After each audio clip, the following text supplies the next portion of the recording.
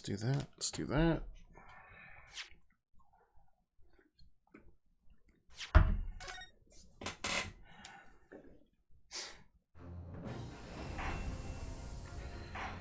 Should just be perfect. Primo stuff. Hey, welcome back, everybody, to the Hound of the Baskervilles.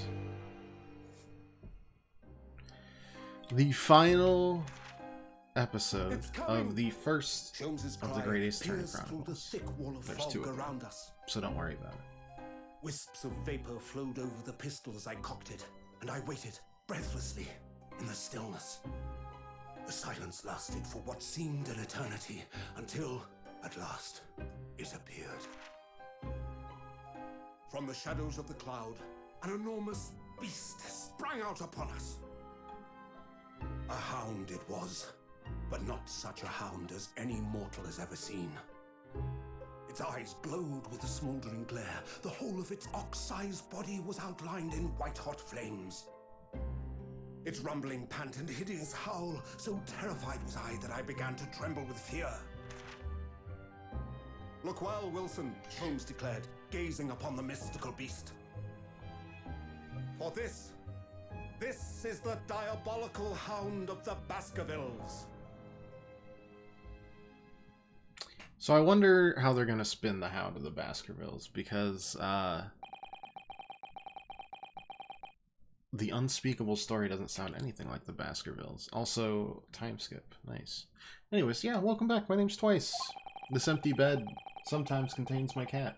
Sometimes it just contains the empty hopes and dreams of my life. Two guesses as to which one it is today. So he sounds terrible. Deal. Okay, so we've spent 2 months in Holmes's flat.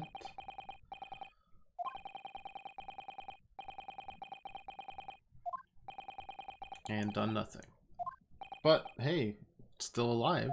Not bums on the streets of London. A fateful telegram shattered one day.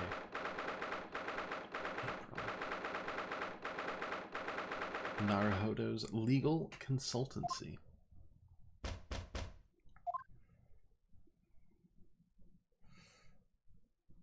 Make sure, as always, to promote your fashion. My accessories today, neon Joy-Cons. Truly exciting. I can punch, kick, and defend while still playing a video game. It's really the best of both worlds for one such as I.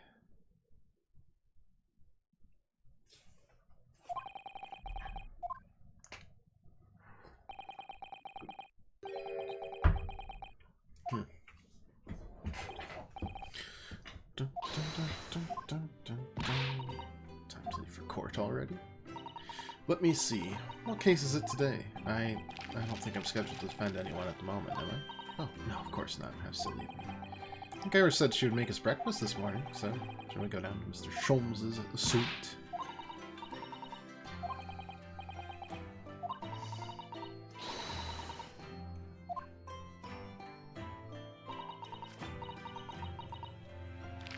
So she's out of it. Something from home, perhaps?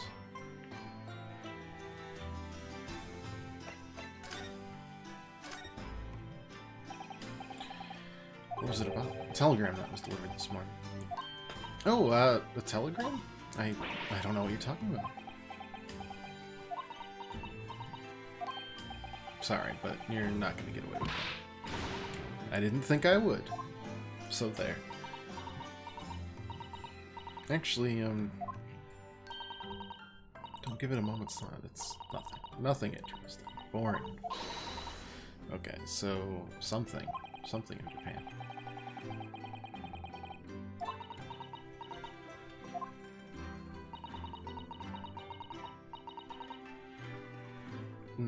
The old at some point. I hate that. It's the worst. Hopefully everyone's weekend's going well. No one's told them to wait until some point for a revelation.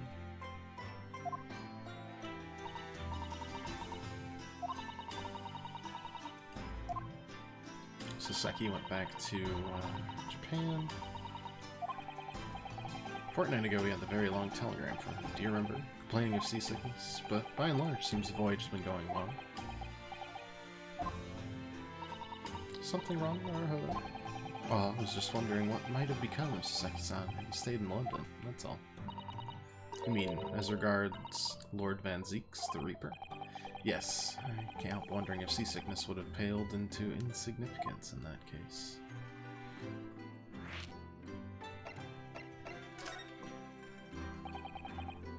Was it they say? That no one who stands in the dock can be saved from the Reaper, right? The way that nightmarish trial ended on the very first day we arrived in London. That was striking. 2 months on, the cause of that dreadful fire is still a mystery. Saseki-san is safely out of the country now. Presumably that means the curse of the Reaper can only take effect within the confines of the city of London, perhaps. Oh, excuse me. As you can tell, I had a good weekend. Friday day. But I am still very sleepy. I felt like I was losing sleep all week. I don't know. If it's a bed thing, it's a me thing. I'm not sleeping correctly for my body. Who knows? It's... Sleep continues to astound, confuse, and elude me. Kind of in equal amounts, depending on the time. I'll even sound.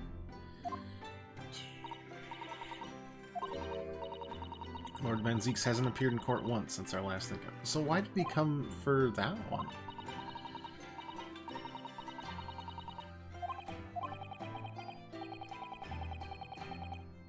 Why?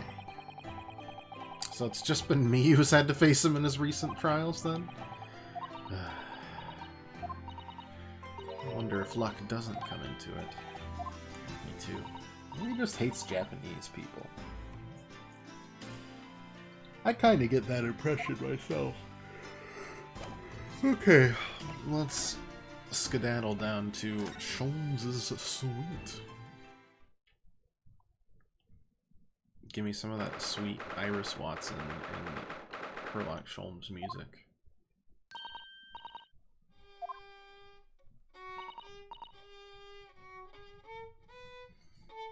Yeah, this is what I was hoping for. Mm-hmm. This is good. Mm-hmm. Sounds like a cat being strangled. Ah, yes. You noticed that, did you? Hurley is in his best form this morning, it seems.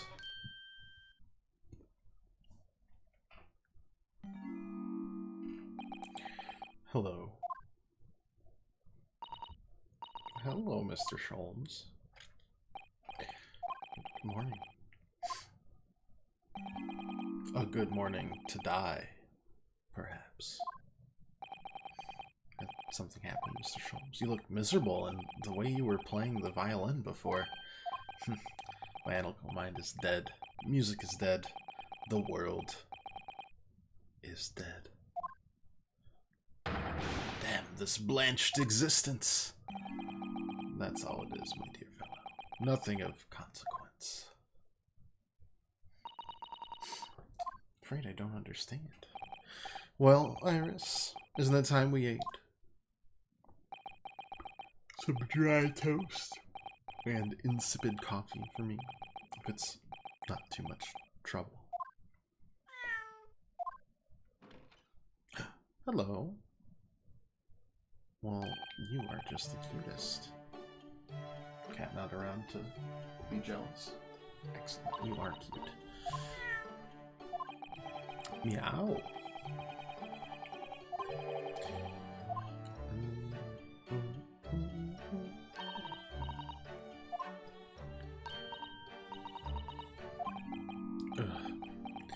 It would indeed be a fine day to die.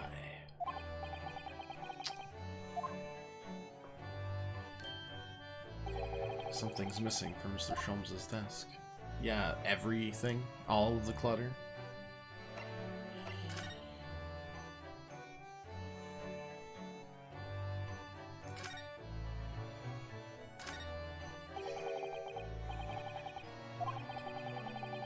Is that enormous machine usually on it? Well, we can never hope to understand what goes on in the Great Detective's mind, Mr. Naruto. Why, next time we're invited, we may find he's vacated the entire suite.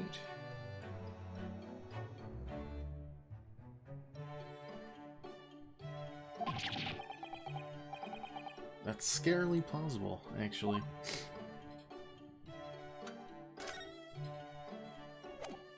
Okay, well, let me just talk. Wanting to die. Let's talk about it. Let's have a dialogue. What happened? It used to be the case that in my hands, this violin sung like the dawn calls. Its melosonant tones would make flowers bloom. It would. But now, the muses are unamused with me. The goddesses of music have thrown me over. Whatever you mean, Mr. Sholmes. For hours I have bowed, for days even. Through the night I have endeavored to no avail. What sound, my tone, is lost. I will yawn all day, oh my lord. A brilliant, clear, unwavering tone. Gone forever. No more recitals of unbridled emotion. Well, you haven't been practicing much lately, have you, Harlan? Don't worry, I'm sure I'll come back to you in time. Heed my words, Mr. Naruto. The goddesses of the arts are fickle. One day they bestow genius on a man, the next they unmercifully withdraw it. Oh dear. Why is this happening to me?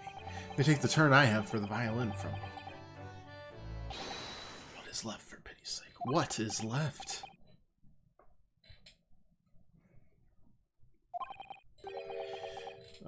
Deduction, perhaps? Isn't that what you're known for?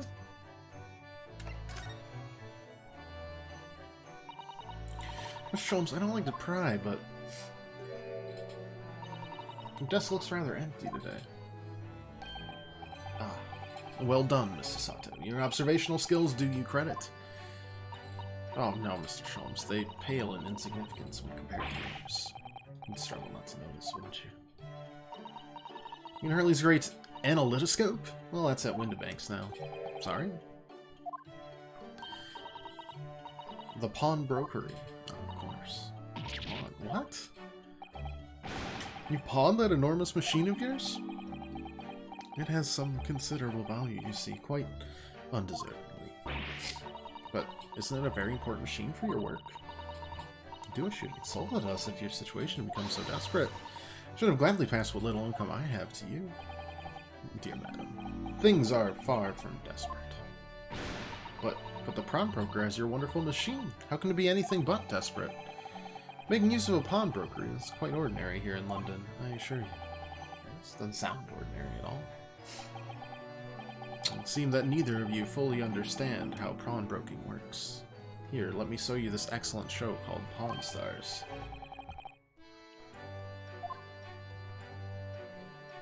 It'll lay it out all on the line for you.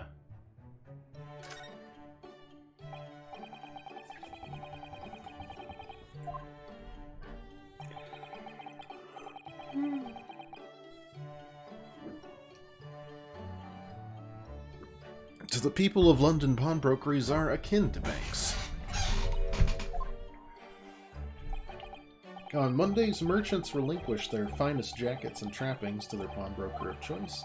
With the money they receive in return, they are able to trade happily through the week. Then on Saturdays, they go to recover their things using the money they've earned. I have no idea. It's been a fascinating lesson for us. Everyone does it, you see, especially people in inner London. And should they have money to spare, they would purchase another fine jacket. Not to wear, obviously, but to pawn, should the need arise. How ingenious. So, whenever we have something that's getting away, we leave it at Windibanks, you see. Pawnbroker can be thought of as an extremely secure vault. That seems like a little too much foreshadowing for my taste. Even I can smell that coming a mile away. course, you have to watch Hurley with it. Sometimes he pawns things he really shouldn't. Don't you, Hurley? What does it matter? The world is dead to me now. Good talk, good talk, good talk. Yep.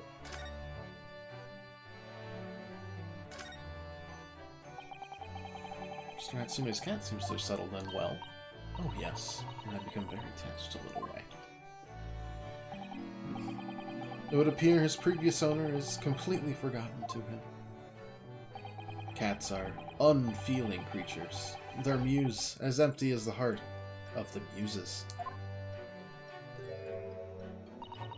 Mr. Natsume had no intention of taking Waggy back to Japan. I wonder why he kept him in the first place.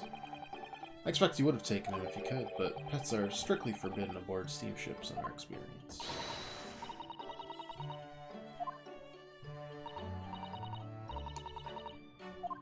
What a cutie. What a symmetrically cute cat.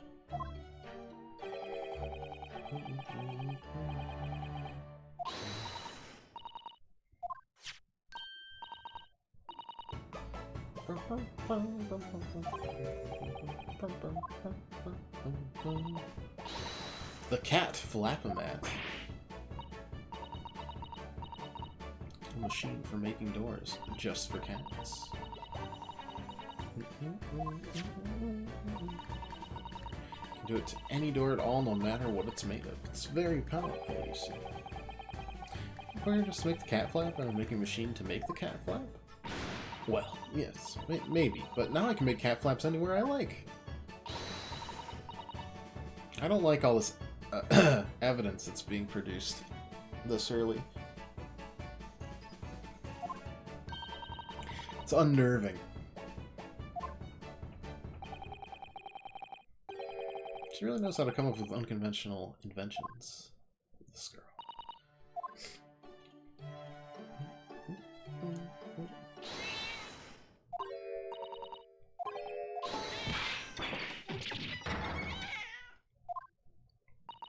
The cat died. Ripped cat. Oh no, she's tangled up in your violin. He thinks it's a toy. No! What's he doing to it? Oh dear. Mr. Sholmes pressed his violin.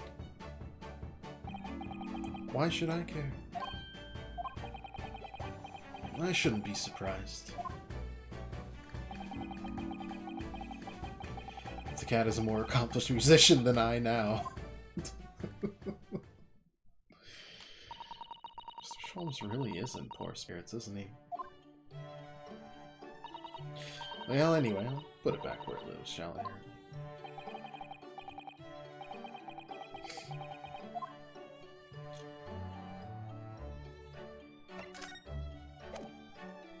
I guess we're examining things. Not really sure what we're supposed to examine. Actually, I haven't seen Iris doing much writing recently, but paper already set up in the typewriter. Look, she's about to start. When I mentioned that Iris in the process of writing a full-fledged novel, Mr. Natsume was most impressed. That's what I'll be doing too once I'm back in Japan, he said through tightly clenched fishes fished, and teeth. Breakfast?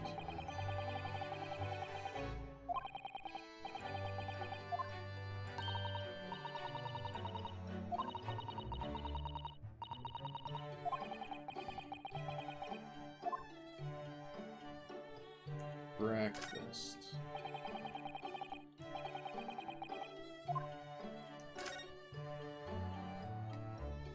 Already checked that out. Check the violin, perhaps. This is the violin, is it? It's Stradivarius. Are you kidding me? I've seen people find those and just suddenly become a millionaire. It's nuts. Not often, but it still happens. I happened upon it covered in dust, languishing in a pawn shop down a nondescript back alley. The broker had no idea of its value, so I was able to purchase it for a mere 55 shillings. How honorable of you, and until today has been my faithful companion in every great Paganini-inspired performance I have made. I ask you, is there a reason to live in a world devoid of music? To tolerate this blanched existence? No! There is none.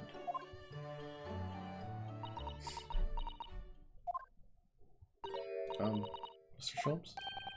What, dear madam, what? My thoughts are preoccupied with fancies of release from this dull routine.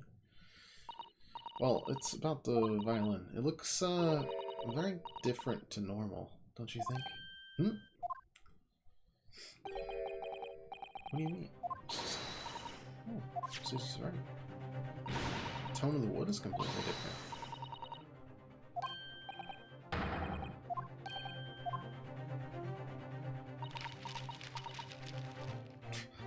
Very intense. No music for this. Let's see. Terribly sorry to have to tell you this, Mr. Sholmes, but that instrument isn't a violin at all.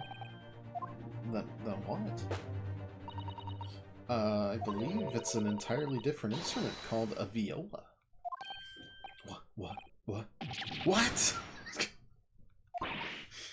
Like I just robbed him of all of his worth. You're right. You are quite right. This isn't my faithful Stradivarius. So what, pray, is this piece of stringed flotsam? I see what must have happened. This is just a simple mix-up.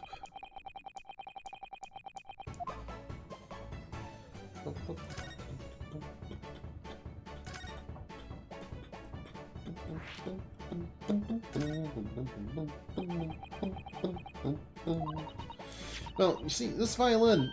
sorry, it's viola, I mean... was at Windibanks until last week.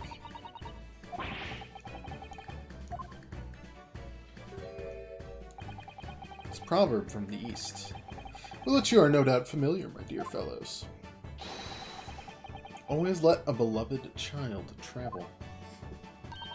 Yes, indeed. So you sent your beloved violin to the pawnbrokers in hopes of experience personal growth. What a wonderful idea.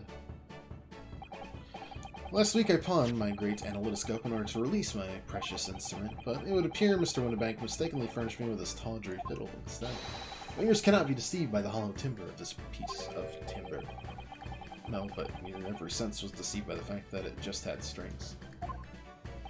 Pshaw! A fine state of affairs this is. Why I always say, Mr. Naruhodo, never trust a pawnbroker. Try to fiddle you every time. That's probably true. That's their job. Earlier you told us that you could think of a pawnbroker as an extremely secure vault. Flashbacks to it. Ah yes, I said that about 10 minutes ago. Crunching your toast with that vacant aspect, freshing your coffee so obtusely. Are you not a little embarrassed by your own conduct, considering the urgency with which we are faced? To the brokery at once. Precisely, Mr. Sato, without a moment's delay. But I haven't finished my bacon and eggs. Oh, my dear fellow, surely you do not still intend to crunch your bacon with an increasingly vacant aspect, to fresh your eggs even more obtusely? Alright, let's go.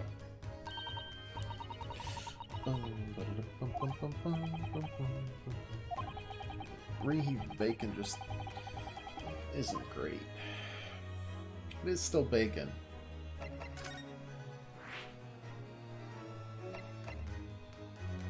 Well, I'm going to the pawnbroker. Why do we have to go? I don't care about bacon, just going to the pawnbroker. I'm getting worried. I think the crime's gonna happen around here. Oh no, there's so many things to look at in here. Oh, don't do this to me, game. So this is a British pawnbroker.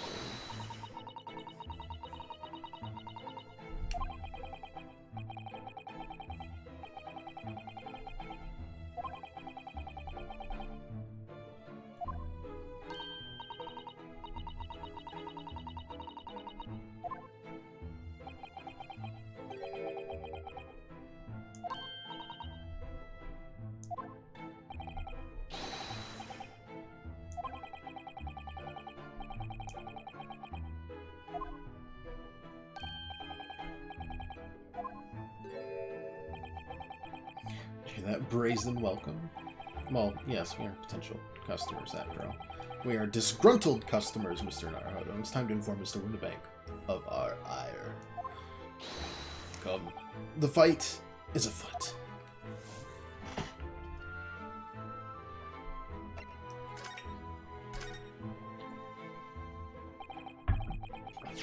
Naturally, you'll call this, which I retrieved from you some days ago.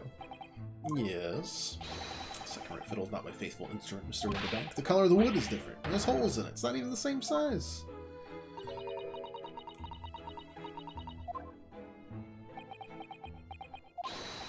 Oh, I'm so very sorry, sir. How utterly unforgivable of me. An excusable mistake for a pawnbroker. It's only one way to make amends.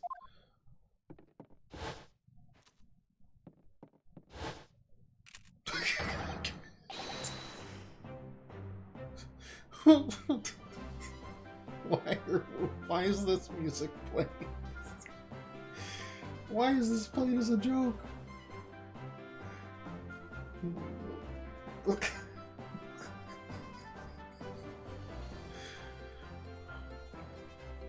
Well, we were right about the crime scene. There's going to be a murder here. I don't think that'll be necessary, do you? If I may just say one thing before I pop off. Yes? It was you, sir, Mr. Schultz, who took it upon himself to remove the item the other day, I believe. Sorry? As I recall, I entered the storeroom to fetch your violin when I heard, here it is. You did. When I turned to controvert you, you had taken the viola and left, sir. However, there can be no doubt that the blame lies firmly at my own door for allowing you to leave, so I shall not grumble or grouse any longer. May this guilt die with me! No, stop!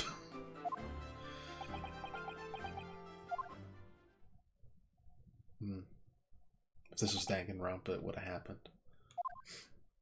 But then, somehow, it would have been someone else's fault still. It would appear the fight is over. I do humbly apologize, Mr. Winterbank. Evidently, my questionable disposition precipitated this tragedy. Well, you wouldn't be Mr. Herlock Sholmes without that questionable disposition now, would you?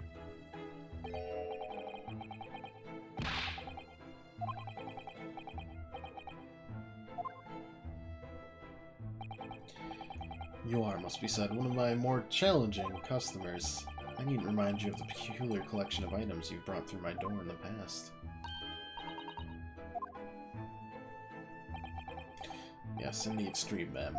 For example, the unpublished manuscript of an eponymous work. The novels of Herlock Sholmes, or some such.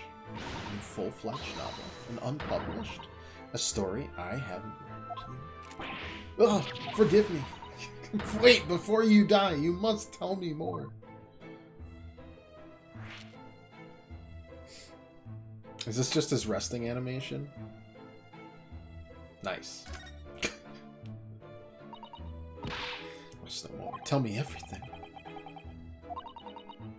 Is there really an unpublished story under this very roof? Well, one day the gentleman here brought in an old metal chest, you see.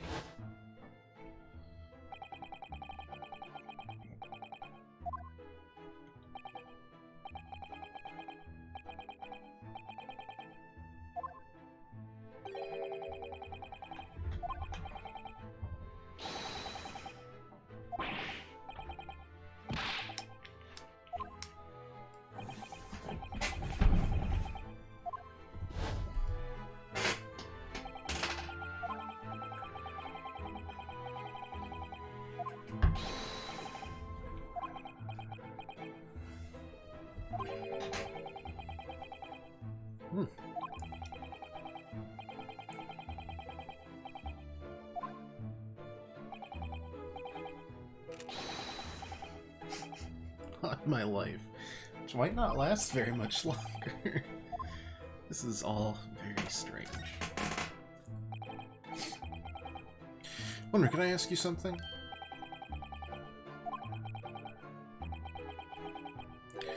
I could offer you you 6 pence for that suit. Without wishing to offend, the tone is somewhat dull. So, but for your splendid attire, ma'am, 5 guineas, no less. Colors are exquisite, the design exotic. Mr. Darcy at its finest, may I say. Interesting. I feel as though I've suffered some sort of a defeat here. Well, actually, I was hoping to ask you about your business. I've heard it said that pawnbrokeries are used rather like banks here in London. Yes, sir, indeed. Many of our customers utilize the establishments as you described, praise their items, and offer them a proportionate loan in 2 months of secure storage. If in that time they repay the original sum to me, plus the agreed interest, their items are happily returned. What happens if they don't pay you the money? Well, then the items are offered for sale in my shop, and you see on the shelves behind me. So, you never sell items before the 2 months has passed, then? That's right, ma'am, that's right. I mean, some considerable responsibility rests on my shoulders, should a customer's precious belongings be lost. The only recompense is for me to end it all.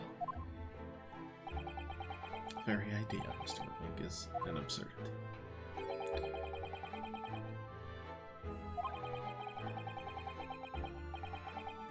Says the man who was telling us it was a good day to die only this morning. And let us not forget that I've already helped you take measures to ensure such a tragedy never occurs. Engineered a simple device which Mr. Windibank has installed here in his shop. I call it the Red-Handed Recorder. Is that not so? Oh god, there is going to be a crime here. There's too much stuff here to make it anything else.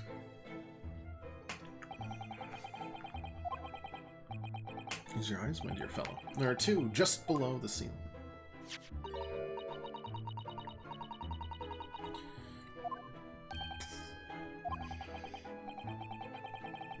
Camera with 100 pieces of celluloid film. Every 30 minutes precisely, the camera automatically records the appearance of the shop.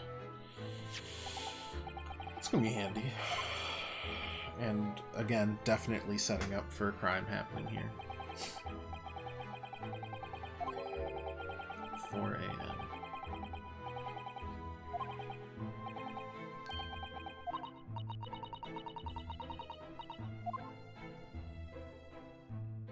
Was that a happy dog? Oh, it looks like a golden retriever back there in the picture frame.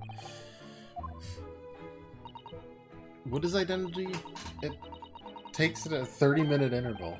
So unless he's caught which of course they will be caught directly on camera because that's how this game works. One could only say that would be a cruel twist of fate.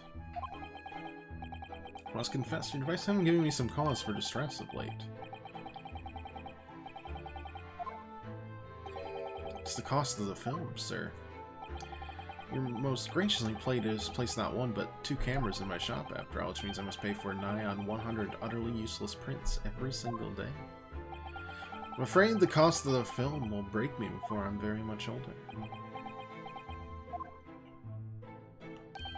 Nevertheless, a small price to pay to ensure the safety of my preferred pawnbroker. No. Dear fellows, we verge on an age where safety and security come at a price. Wellness. Now then, Mr. Sholmes, allow me to return your precious violin. It does look a lot better. Thank you, Mr. Windibank. Perhaps this might mark the end of the peculiar items you try to pop? As if anything were to happen to one of them, this would be the only answer. I really think you ought to stop waving that gun around. Someone could get hurt. Fear not. I've only loaded a single bullet, so no one but myself could possibly be harmed. It's not really what I meant. Well, good day to you then, Mr. Windibank. It's been a pleasure as always, Mr. Sholmes. See you never. Now we can explore at last.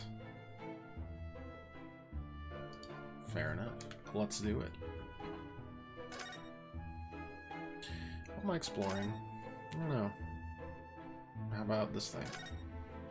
What do you suppose this rather enormous machine does? Seems to have 2 little windows for looking through. Allow me to. I'm gonna shake these off one of these times I do the look back.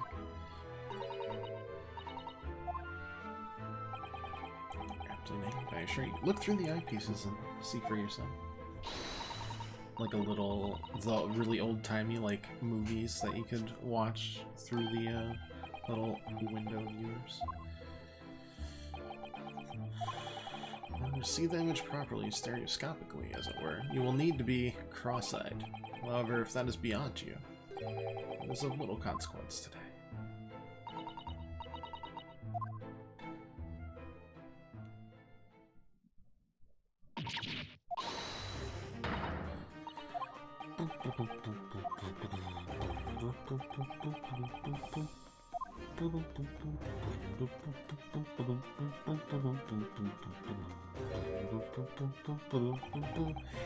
Hey guys, did you know that this game originally came out on the 3DS? And they really like pushing 3D scenes for no reason? 'Cause, you'll know when it got ported.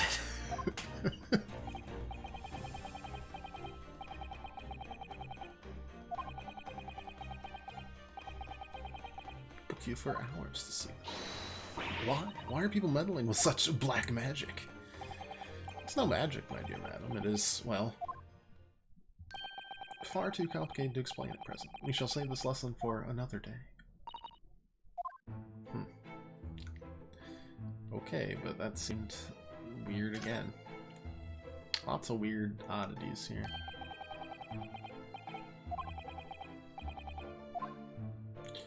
Yes, that is a calendar. It's not for sale, I must point out. It's Eastern-style page-a-day calendar. Every night at midnight, I tear off the front page to reveal the following day's date. Why are you up at midnight, my dude? You got a shop to run.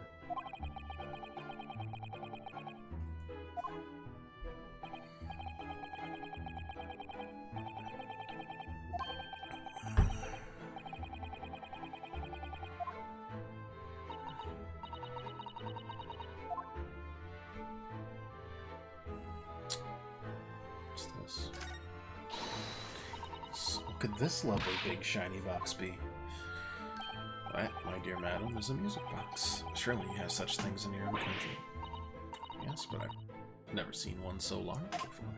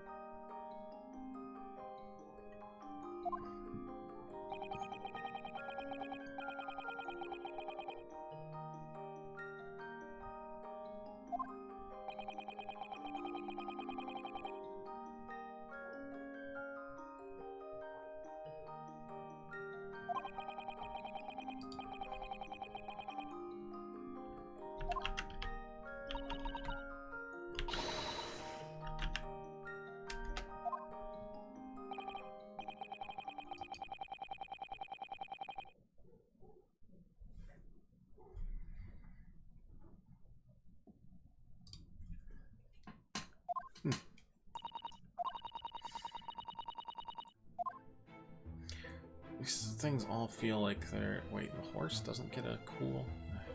What about this? This looks... interesting. Is this another thing? Looks like you look through it again.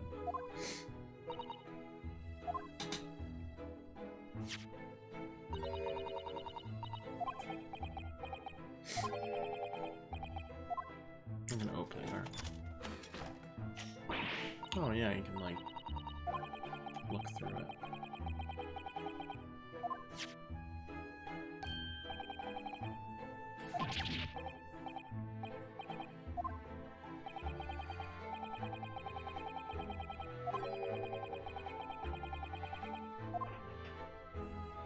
Okay. Good to know, good to keep up. I don't know if there's anything really else.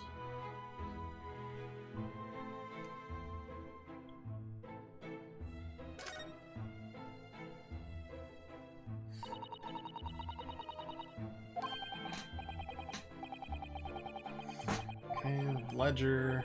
I don't like the focus on the gun anymore. It was really funny, and now I'm realizing that that might be used to kill someone. But with less jokes, more sad. The game has to play it straight. Like a straight line between utter absurdity and also serious murder times.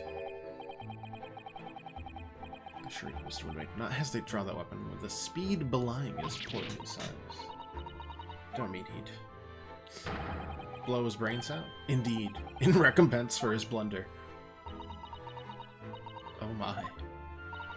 Well, in any case, of course, we would never do such a thing. How could you even suggest it?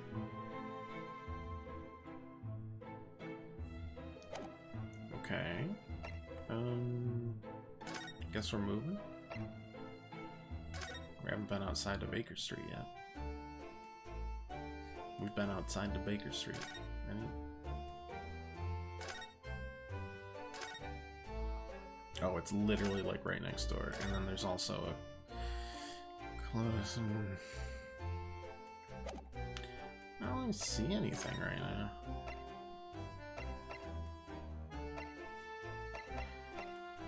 Vast. Oh, do we need to talk to Window Bank more? We can do that.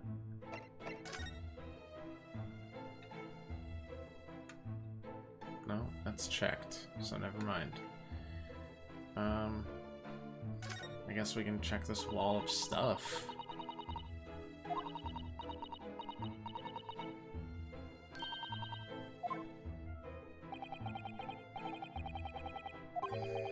Occasionally, since it's a visual novel, there's like progress checkpoints that you need to pass, and it chokes up on them a little bit sometimes.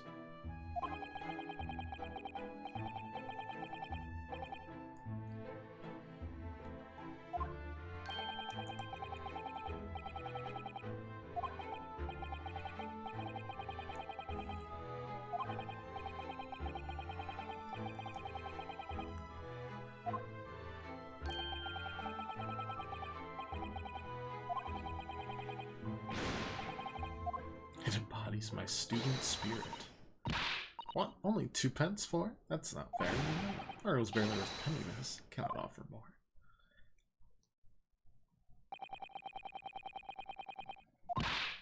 Come on, that can't be right. You even had a proper butcher's at it. So you don't need to see, young girl. Ah, Lestrade. I'm enjoying Ace Attorney's proclivity to just turn all of the characters from Sherlock Holmes into small teenage girls.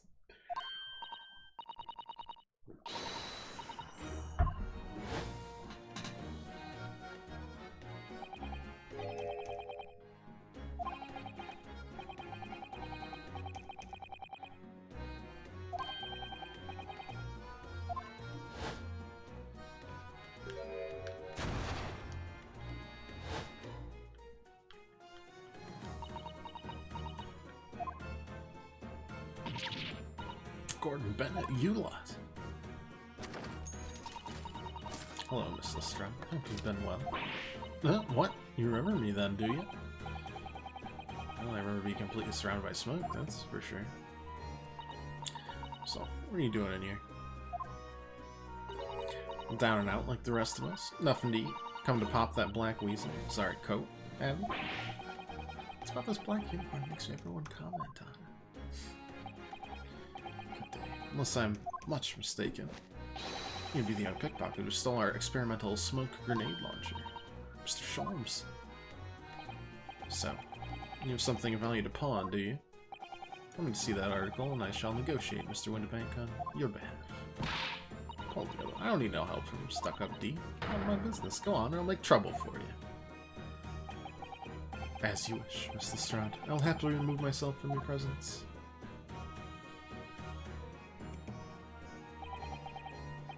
He's really done it. He's gone.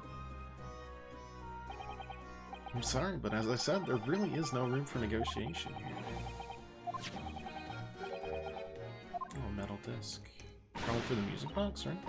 You, go on. Leave me alone. Just pretend we aren't here. We shan't be offended in the slightest. stand her ground when she wants to. Whatever. Hey, afternoon, pirate. How you doing? How goes the early weekend for you?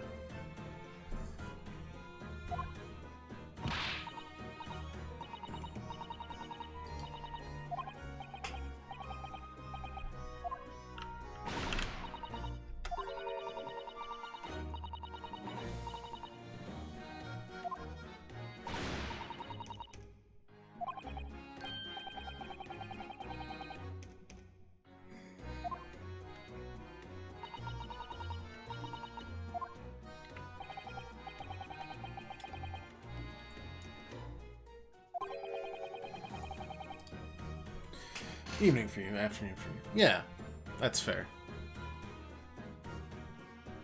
Early weekend, more like just because it's not even Sunday yet. It's nuts with fireworks outside 'cause it's Guy Fawkes night. Alright.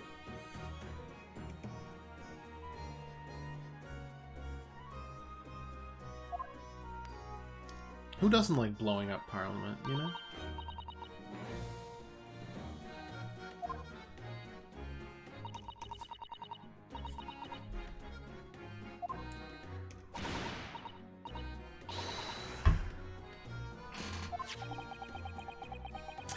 Disc that Mr. Windabank is holding. It's music. It's a music box disc. It's got the little pinpricks on it. Is it technically celebrating that he did not? It is. Oh yeah, no, 100%. But I think it's far more funny if we celebrate him trying to blow up Parliament. Personal tastes and all that.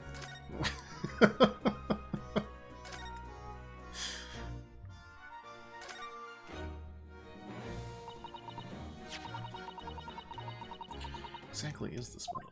It's music box stuff. Yeah, because it like plinks every little key as it rolls around. I used to have a really small like cylinder music box that did that. Played like Auld Lang Syne or some other, you know, recognizable tune.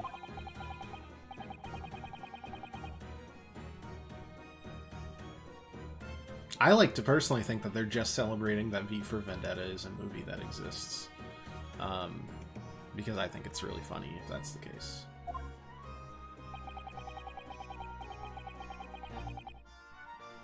Like, it's just a night dedicated to V for Vendetta. The movie. Oh, well, that sounds a lot like July 4th for us. Lots and lots of fireworks / firearms.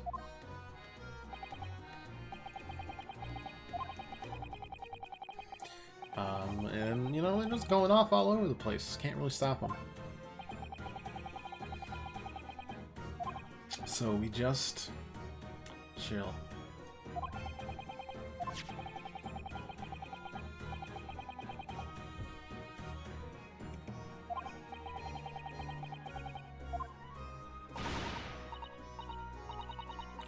That was... Still trying to sell something. She definitely pickpocketed. Sure, sure. It's fair, it's fair.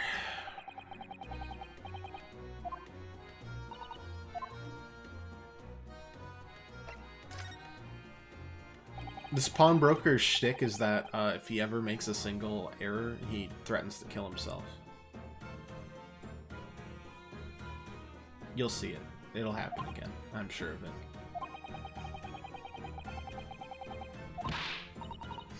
I myself am doing alright. I spent Friday trying to get a doctor's appointment, got the doctor's appointment, tried to drive to the doctor's appointment, battery was dead in my car. So I kicked my car's tires a couple times just to, like, you know, re-establish dominance, but that didn't actually completely charge up the battery like I was hoping it would, so... I guess we'll figure out what's up with me next week. It's just like an annual physical, so it should be fine. They'll tell me the usual stuff. Hey, you're overweight, and I'll be like, lost 15 pounds. And he's like, I don't care. He's like, did you know you're balding? I'll be like, no way. And then you're like, anyways, here's the regular amount of your your anxiety and depression meds. Be like, thanks. Here's the blood work. It shows that you are a perfectly average goober. Thanks. See you next year around the same time. There'll be more jokes, I'm sure. We like shooting the shit with each other. Not that he ever probably recognizes. He sees me once a year. I would have to be quite memorable to have someone recognize you if you see them once a year. Dentists you see twice a year. Hopefully. I'm still very convinced they don't recognize, but the assistants always do, because they've got a memory like a heckin' elephant. Dentist never does. You know, one mouth's just as good as another.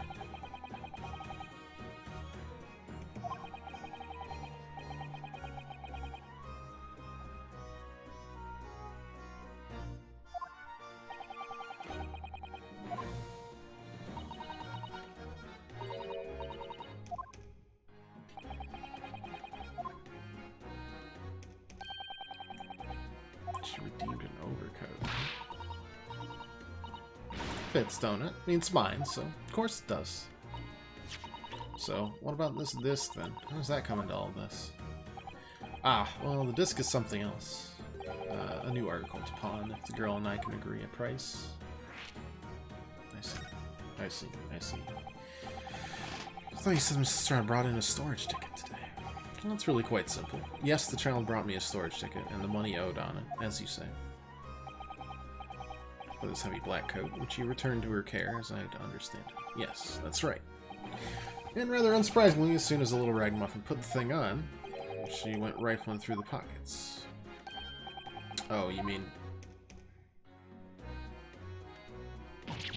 What? It's not rude to stare at a lady. Ah, I see. So it came from the pocket of the overcoat, did it?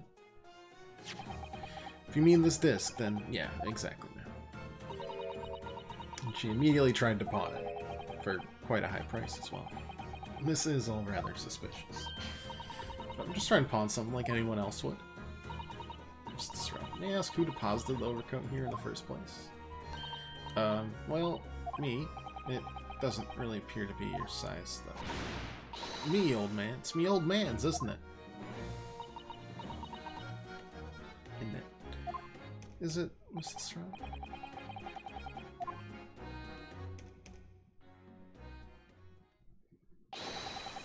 Out of my way, please. Oh, wow. That's a serial killer right there, actually.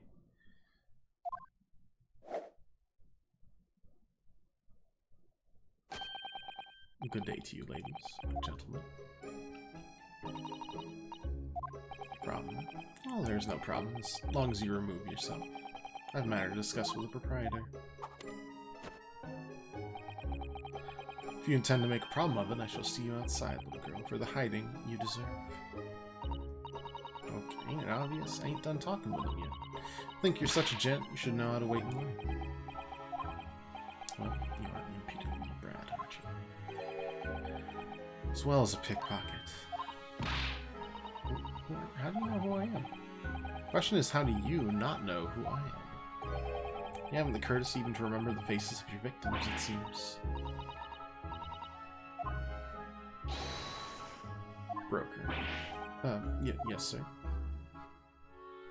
I believe this filthy pocket thief has just redeemed an article from you? No, yes. The article in question belongs to me. I demand for it to be returned at once. Now that's a lie. What are you trying to pull? You can pack my overcoat, you wastrel. Needless to say. Any music box discs, too.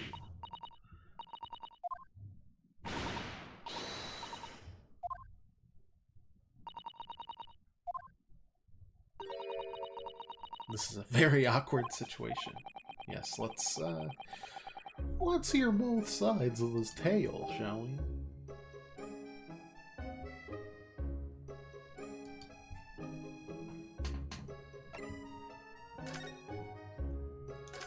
I mean, the man collects hands for a living, I'm sure of it.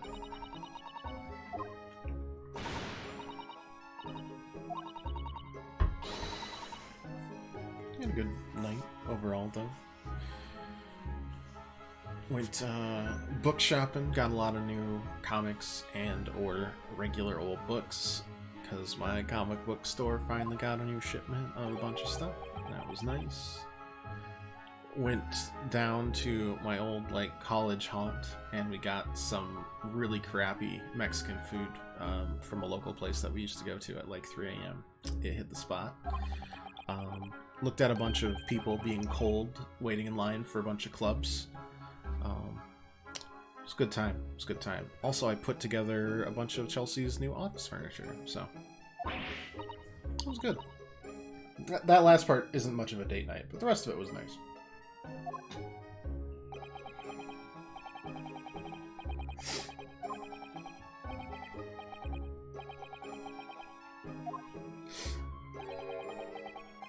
I've been robbed yet again, I thought to myself, those wretched pickpockets. Some man of impeccable style. You look like a pimp, but sure. And the first time I've been targeted by those backslum scoundrels. Now then, relinquish my overcoat. Poses like a JoJo villain. He does collect hands.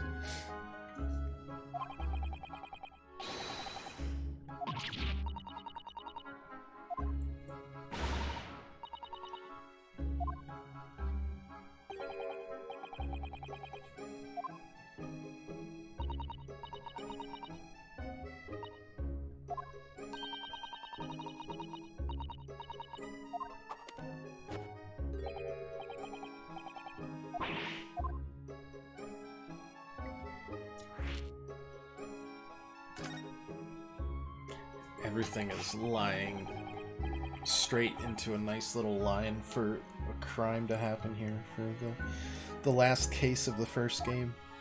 I don't like it. I don't like it one bit.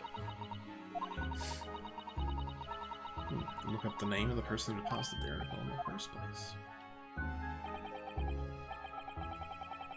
Why won't that be possible? Never ask customers' names. That's a strict policy of mine.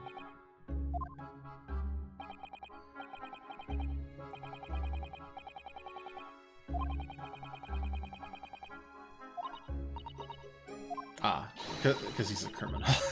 Right, it's pawnbroker. Still very sketchy.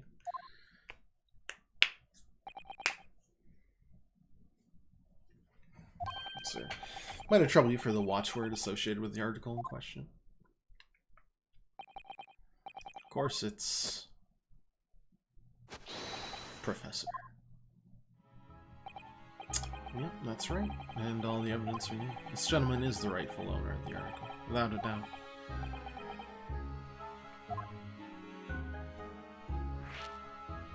So you give him a password and that's your evidence? Because he doesn't want to expose their identity. Oh my lord. This is going to be a huge pain in the butt because we're going to probably have to look through a ledger and figure out what belongs to who, but we won't know who the who is. Sound like an owl. Oh. There are many reasons why certain customers would like to keep their activities secret.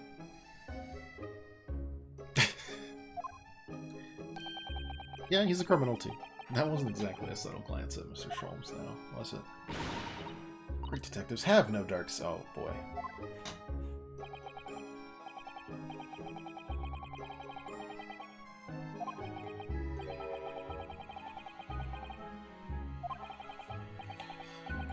Data deposit, a description, and a watchword uniquely identify each item. And of course, then I give the store ticket to the customer.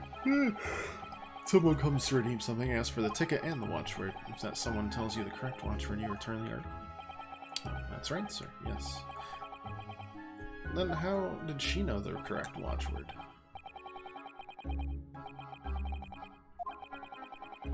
Question is an overcoat deposited 2 months ago on the 15th of February with the watchword of Professor.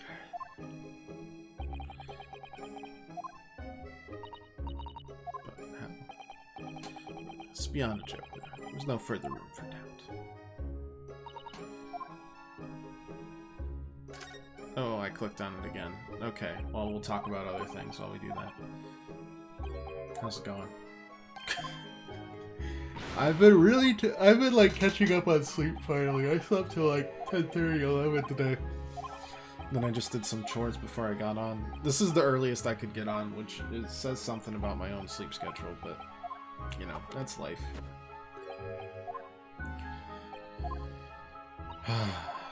Still good to be here. Still good to relax. Posted a big thing about like upcoming schedule for people.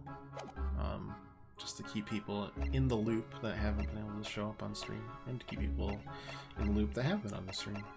Works both ways. One day I'll get that Discord bumping, but for now it still works as a nice little group. And then it's active when it needs to be, basically. What do we examine and then talk to you, Mr. Serial Killer?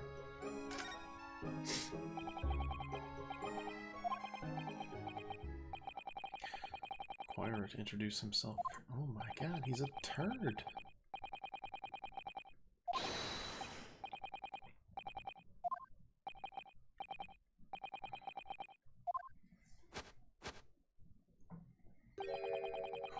Who is this person?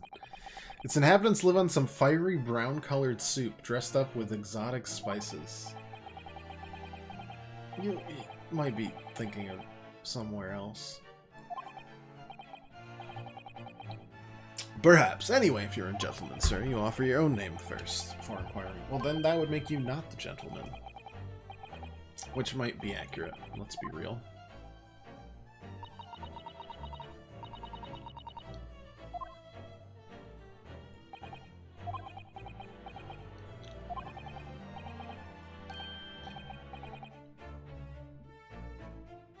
Eggert Benedict? Are you shitting me, game? No more. Stop with the puns. Unshalt.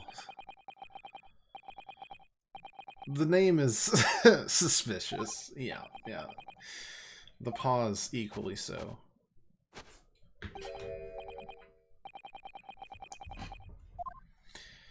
Theatrical. I've been trying to think of ways to connect the regal clown that we met in episode 4 that was just there for a second, didn't have anything to do with the case. This guy might be the way to connect the two of them. You look a lot more normal now. Thank you for your custom, Mr. Eggert Benedict, sir.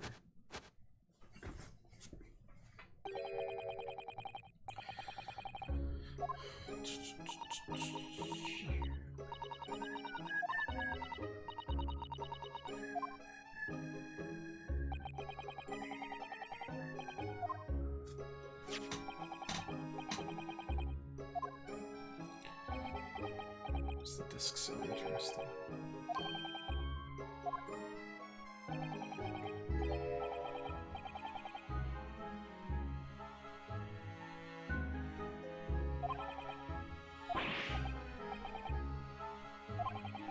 Expecting somebody this isn't his overcoat.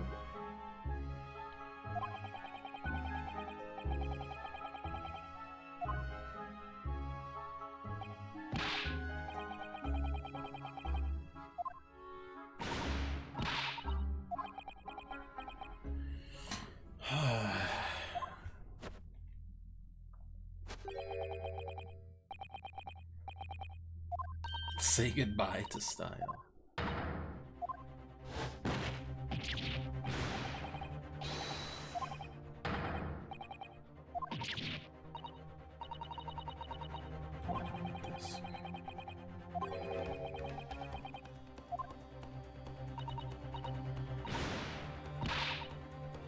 Okay, so I don't think either of these people actually own this coat. Hang on to it. They'll have it off me. You can keep hold of it. Why? What? I don't even... Why is it so important?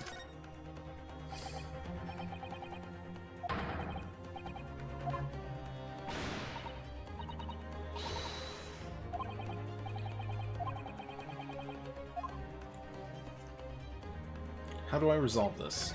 By leaving. We've done it. We've solved it. Okay, let's go back. Fine.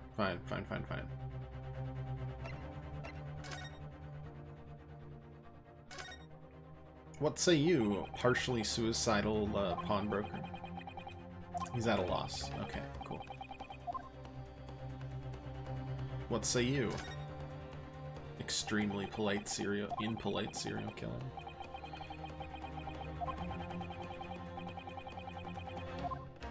Let's play it on the music box.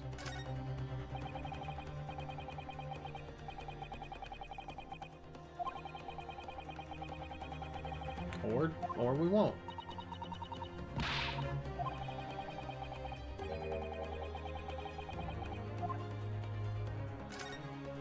Oh, a little help for Sherlock. Sherlock, please.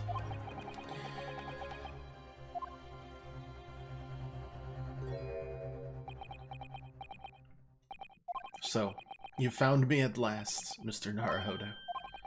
After that young pickpocket sent me on my way, I was forced to lurk in the shadows, cruelly ostracized as the rest of you partook in the jovial atmosphere of fellowship.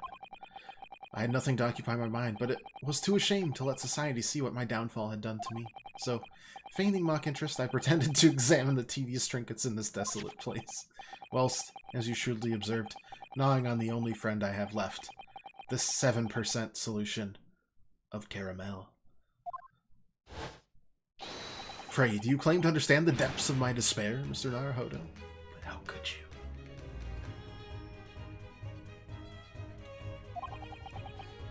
I'm so lonely. So desperately lonely. Why on earth didn't you join the conversation? Things have gone from bad to worse here, you know. Yes, I overheard much of your conversation. Or, rather, in my craving for human contact, my ears devoured every word that was uttered. You really were sad, weren't you? Poor Mr. Schultz. I feel simply awful for you.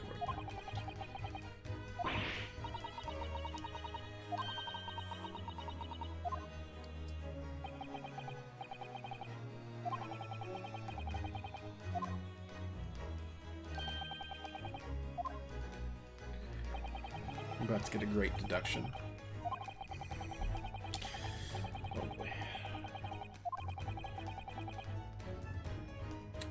Let's listen to it. Hear him out. Why not? Crime hasn't even happened yet. I'm on edge.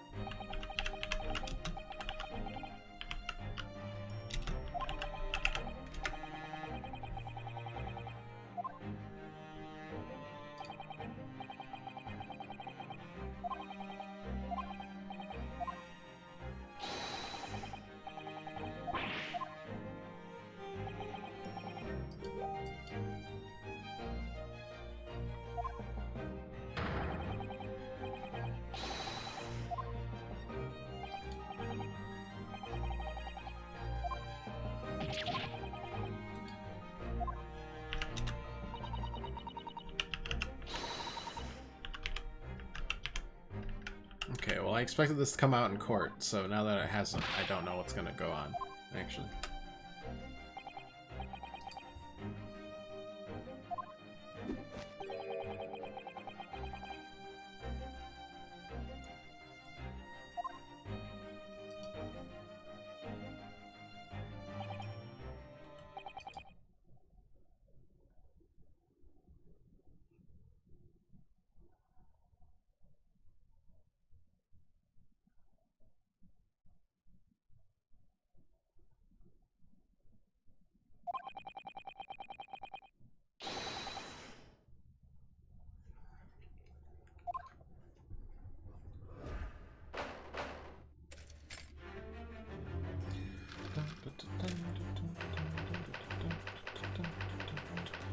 Mystery Man's aim.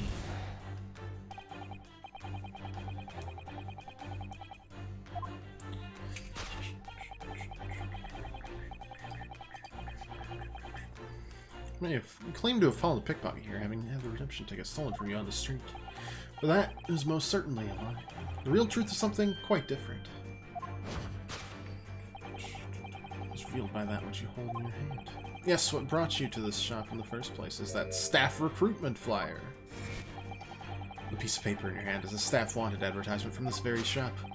Yet even the most unobservant would soon realize that a man of your appearance has no need for such employ. In other words, there's some ulterior motive for your actions. That cane which you unwittingly clutched to your person exhibits an incontrovertible contradiction. Ah, yes, the cane that has an A and a G embroidered upon it. Emblazoned. Okay. It even starts on it, and he looks at it, dismisses it. He's like, gotta protect the wooden tip of your walking cane. What are you doing?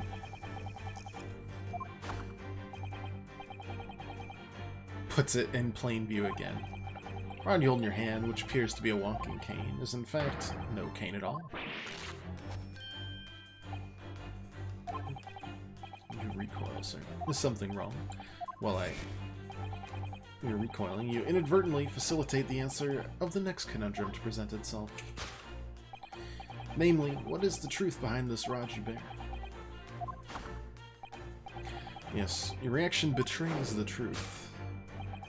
The handle, which you evidently would like to conceal, is the key to understanding this riddle, you see. The moment I saw it, my suspicions were aroused. What walking cane demands such a stout handle?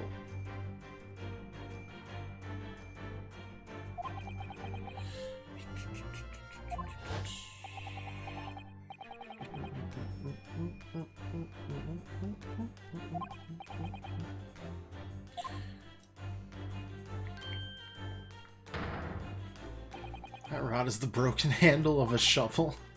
What? Are you insane? And now, having determined this undeniable truth, the conclusion is clear. Your true motive for coming here was to take employment at this establishment in order to excavate the ground beneath the premises. What a calculated crime you have conceived, sir. A wickedly calculated crime. The aim is to tunnel underneath the pawnbrokery. Why?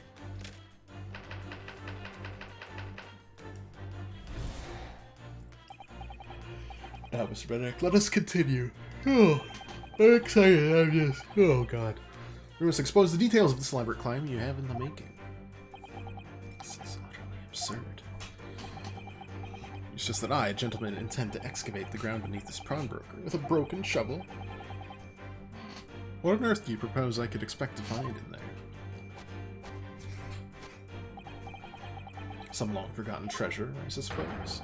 Save for such a fanciful theory, what possible reason could I do, as you say? Well, there's ample reason. As you're only too well aware, Mr. Benedict. Ah, your furtive glance is more telling than I could have hoped. Let's consider what would motivate a man to infiltrate a shop such as this and covertly dig beneath its floor. The answer is revealed by the council notice on the counter to which your eyes were inadvertently drawn. This letter gives notice of public works to be carried out in the local area. And according to this enclosed plan of the upcoming sewage works, beneath this shop runs a sewer that adjoins another, one that runs under the bank on the opposite side of the road. It's entering the sewers now, hasn't it? By excavating the ground beneath our feet, you would gain access to the waterway. It flows in very close proximity to the Great Vault of the financial institution opposite. What are you? In summary, sir, you devised a master plan of robbery to pull off an elaborate bank heist by dint of the underground tunnels. Master plan? I can't spin around that much, I'll tangle myself up. Bring us to the last of the final chapter of this lurid saga. With what plunder did the thief hope to make off from the underground vault of the bank? You're quite serious. Having consulted with Scotland Yard some days ago, I happen to know the answer. But naturally, the answer is no secret to you, is it, Mr. Benedict?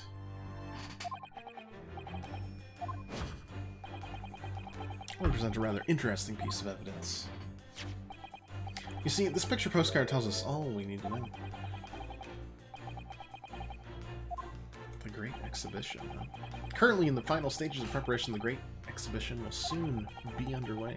The government has provided extra funds to complete its centerpiece, the Crystal Tower.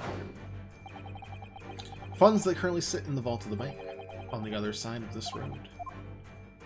I think we've accidentally given this man a great plan. Yes, the considerable kind we've been contemplating is the theft of that which sits in the vault of that bank. The special reverses blah, blah, blah, blah, blah, the blah, blah, blah.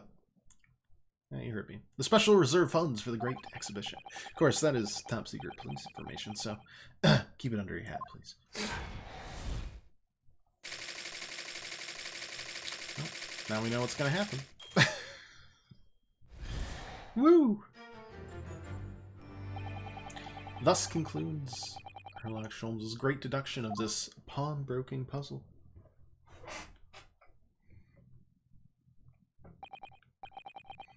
I still have no idea how they're going to tie in the Hound of the Baskervilles into this case right now.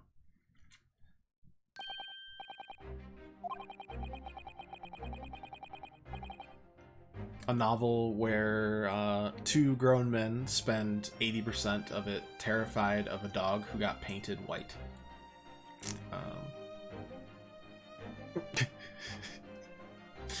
That's my one sentence summary of the Hound of the Baskervilles for you, in case you wonder.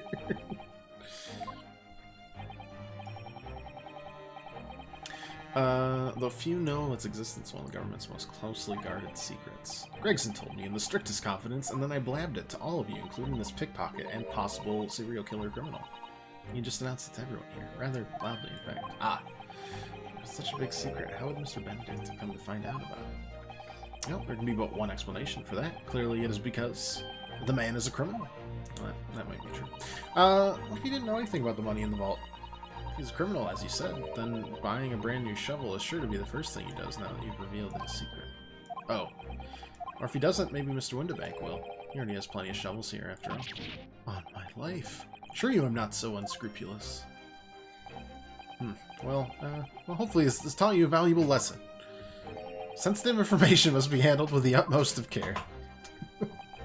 One can never be sure that someone privy to secrets won't disclose them, and once the word is out, it's out. Perhaps I'll think twice before confiding in you next time, Mr. Sholmes. An excellent idea, Mr. Narhoder. An excellent idea. Well, you know what to do, I'm sure. Let's fix this.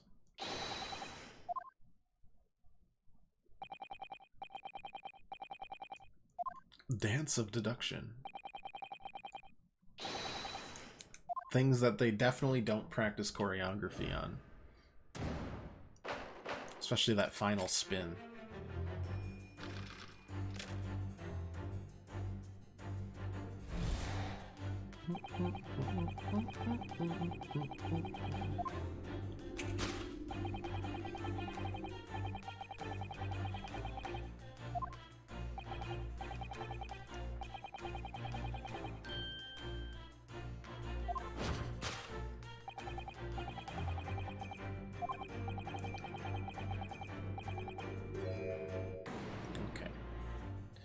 So, I mean, it's gotta be on the back of it, right? A classic.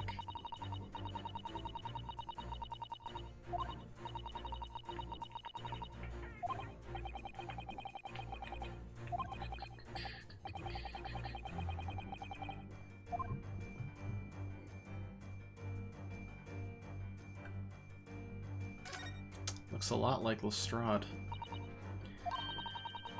Scroll notes on the back of the flyer.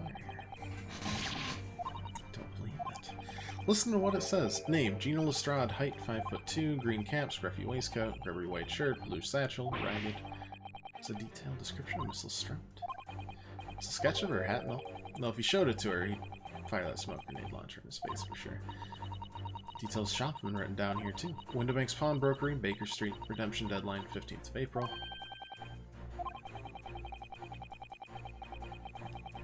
Okay. Things have been, things are different.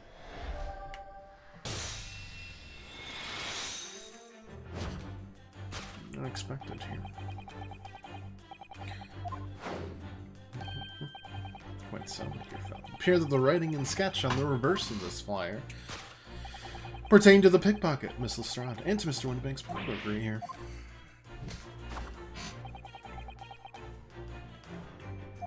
You originally told us they had merely given chase after Miss Lestrade stole the redemption ticket.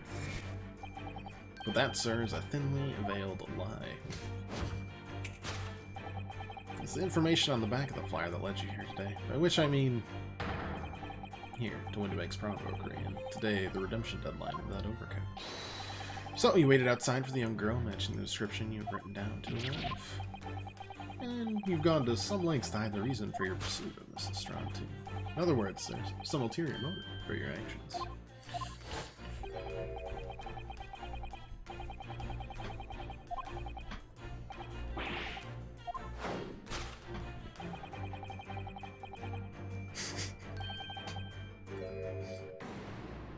Yeah, I'm a little confused on that one, too. A metal cap commonly found on the end of a cane. Ah, the bit that makes a nice clacking sound on the pavement? Yes, exactly.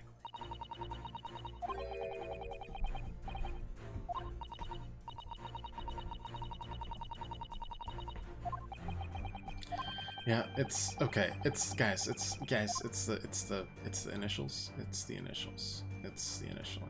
Take that! Get past the real obvious stuff. Thank you, thank you. Contrary much speaking, of course, the initial. A most astute observation, wouldn't you say, Mr.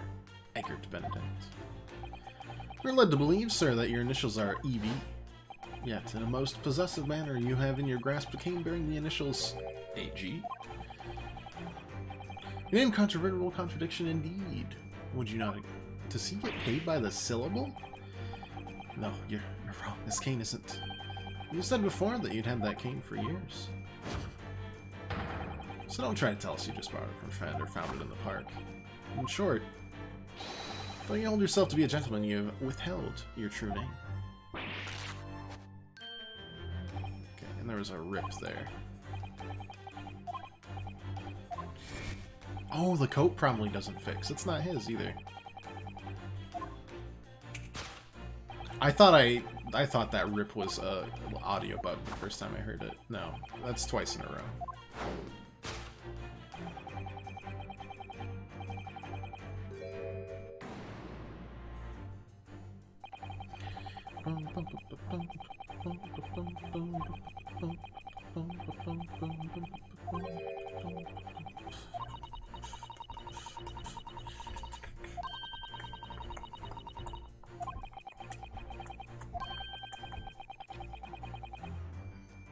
Oh, except the Final Fantasy expansion got delayed by 2 weeks, which kind of bums me out. But now it doesn't come out on the day that Pokemon comes out, so...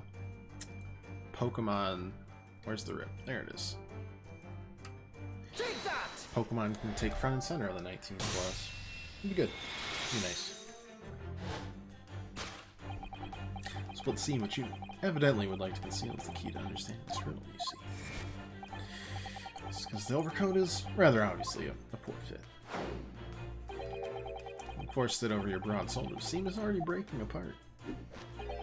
Suspicions were aroused from the outset. When you so baldly lied about your name and so boldly waylaid this paper. This catalog of untruths has all been for one very specific purpose. To steal the article that the young girl redeemed from Mr. Windibank.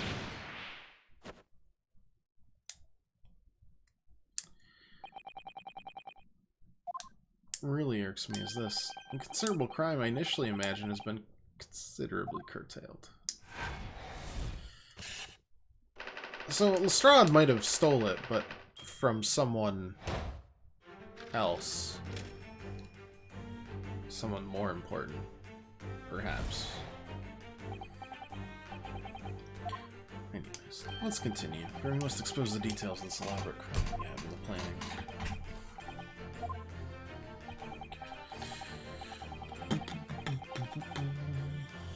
Maybe it is the clown? I can't remember what the clown looked like.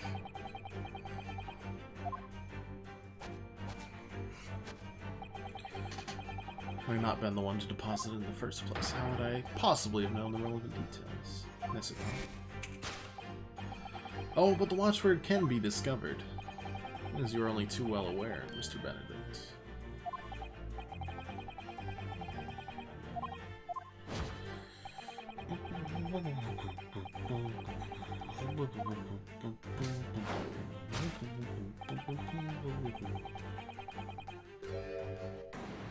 Oh, just look at the ledger. You probably just snuck a peek at it.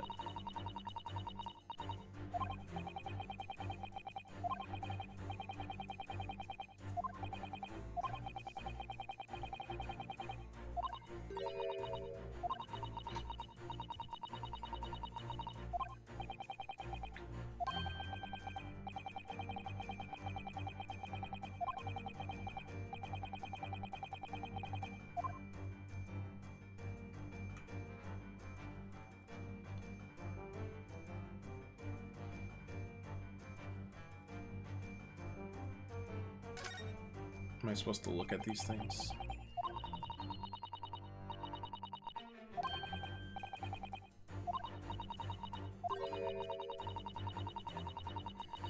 We can press A on everything without presenting it.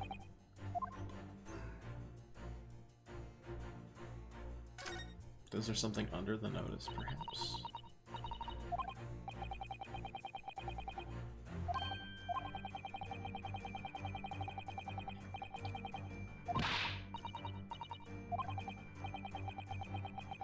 Curse my overly expressive face.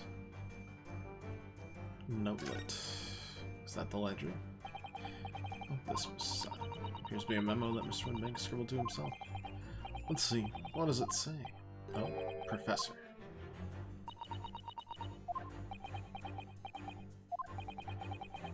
Mr. Winbank must make a note of what the watchword's customers give him right before their eyes. In an alarmingly clear script as well. Oh dear. I don't know where to look. Who knows what other secrets I might see. Okay, well, I guess we got that taken care of.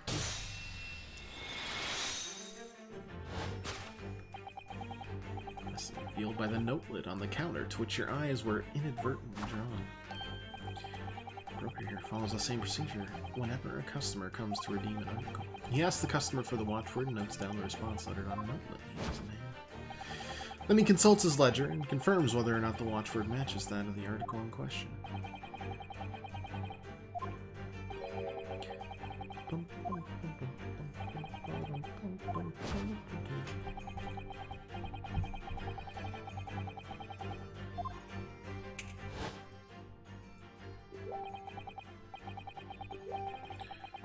All like men who followed her silent and observed her talking to Mr. Winbank.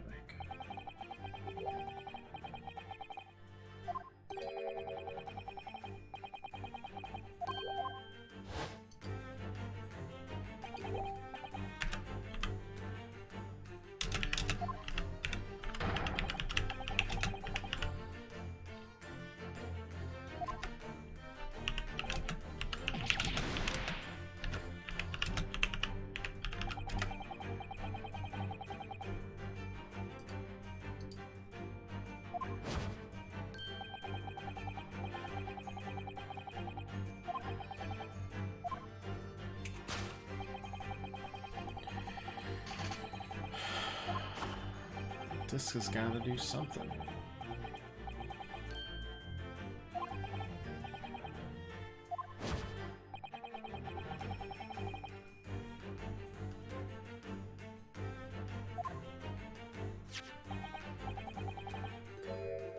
It's not the picture postcard. Unless the picture postcard has something. No. If it's not worth a penny, what the heck would it be?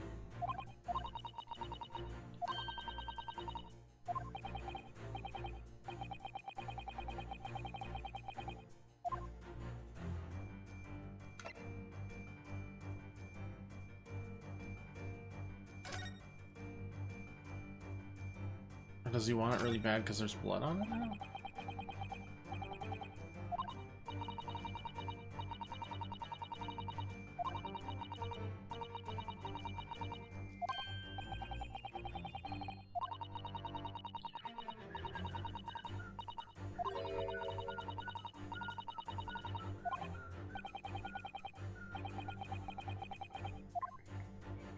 Unless it's... For McGilded?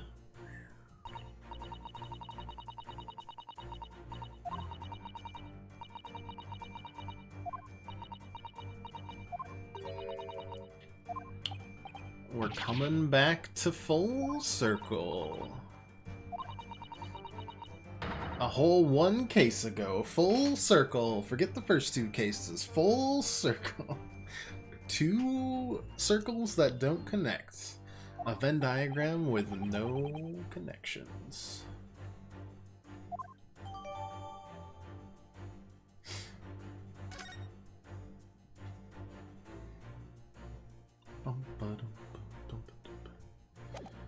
Okay. Take that! So the Gilded is still doing stuff. He's dead though. It's been 2 months since he's died.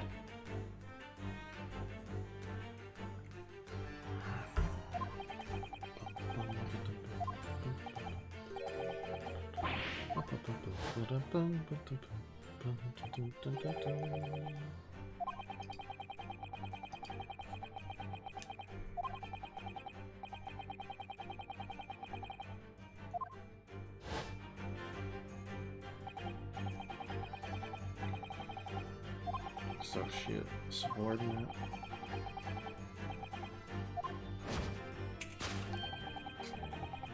And that coat. It's my Gildeds. Okay, okay. And there's so many mysteries that I can't tell if they're gonna leave them all, or if they're gonna leave some of them for this and then some for the next, or they're gonna try to wrap everything. There's the mysterious lady who killed someone and killed the professors in chapter 1. He was a doctor, right? He was a doctor. Professor, doctor, whatever, PhD. They practice the spin, like, nightly.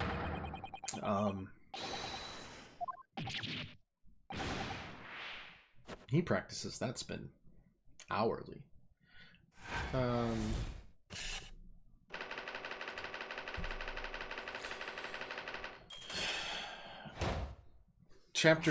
Case 2 had our best friend talking about something that he had to complete, a dream or a goal or some such.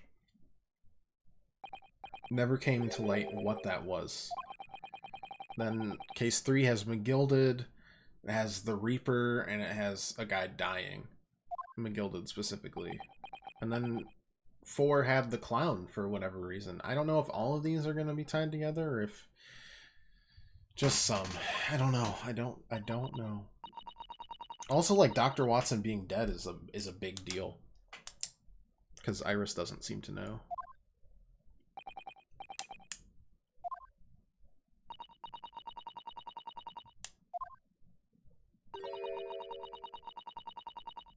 Today was the final day on which Coat could have been redeemed. Okay, but you can tell if McGilded is the one. 2 months ago today. 15th February. 10:30 p.m. Okay, but was he dead at that point?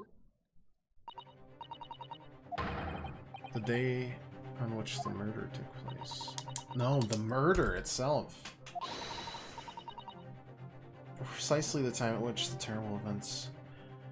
He gave Lestrade the coat to pawn. But he died, so he could never collect it.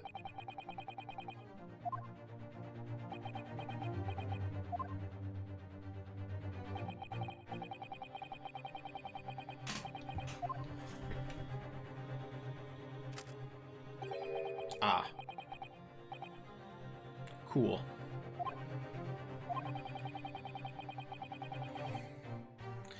I don't like the gun part of this. I mean, I don't want to die, so yeah, I guess.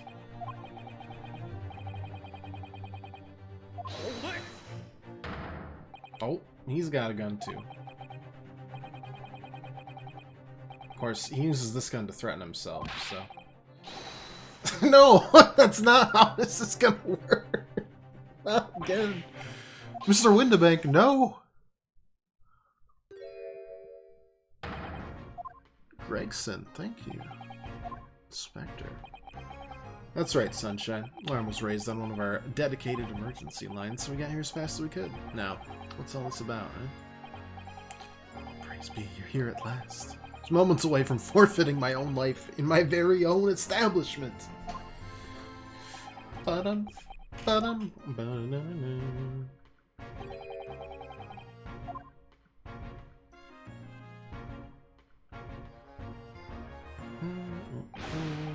Right, you all got some explaining to do. I don't appreciate being bothered with some petty argy-bargy. Mr. Windibank almost killed himself, and also we almost got killed. Yeah, by his own gun, as far as I can tell. And the whole of Britain could meet with its ends if I don't get to the bottom of the case I'm supposed to be working on.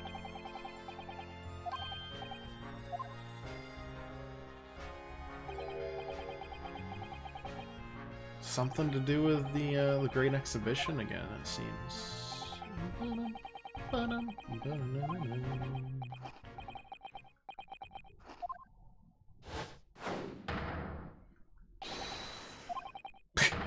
His spins, they're too powerful. We're getting blown away like a hurricane. That's not helpful, guys. Well, there was a spate of theft at pawn shops around here recently, so we fitted emergency buttons underneath the counters for brokers to let us know when there's trouble.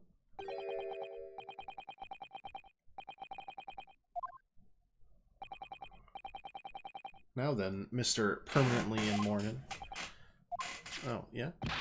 Taking that whatever it is of McGilded's down to the yard. Thank you very much. So, hand it over. Oh, yeah, of course.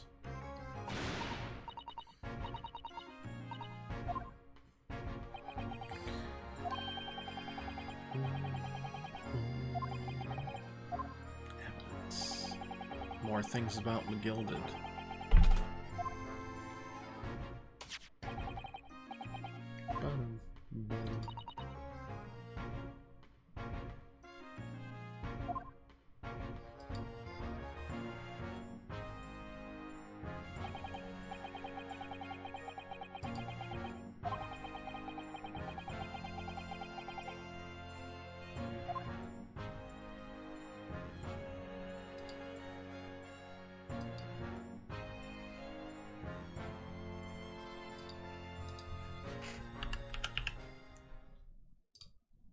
Okay, well that's part one of God knows how many into this investigation.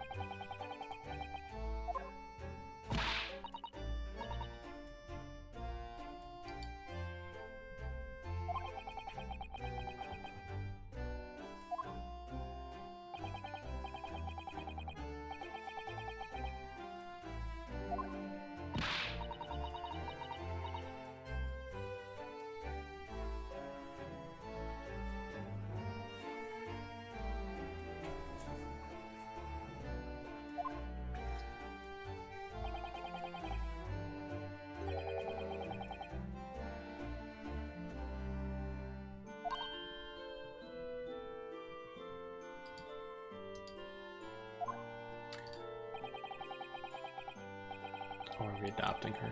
Are we just adopting anyone? Baker Street Irregulars begins.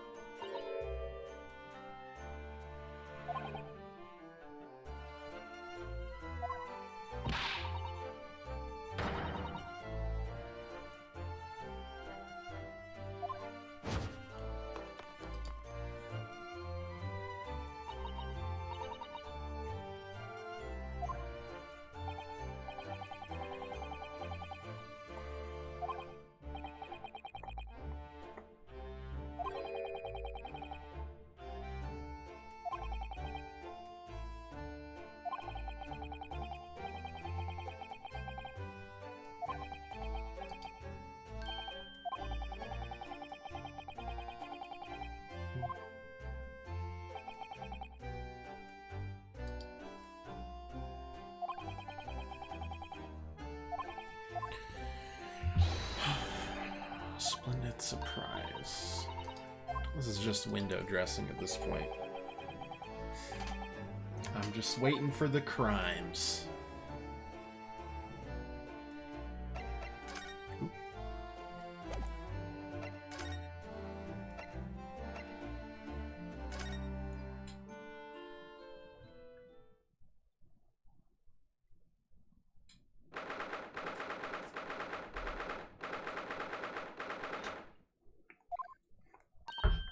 Whoa, it is almost 3:46 here. That's a little disturbing. 2 minutes off.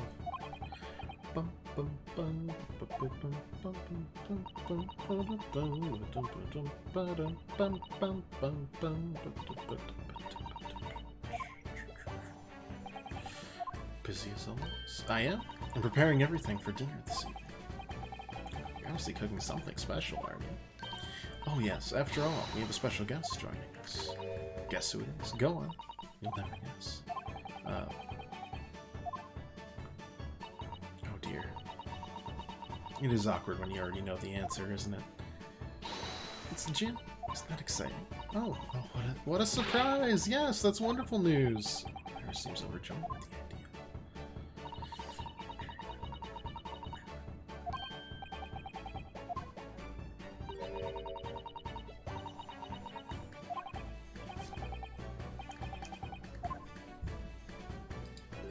He's just staring at the wall.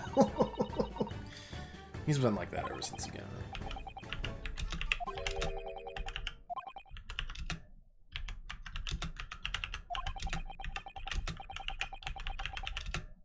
I don't know who you are, but kindly take your leave. As you can see, I'm not here. I don't know how to respond to that. I do apologize when it's like that. He's completely oblivious to everything. Yes, I see. Really, he behaves just like a child sometimes, really does.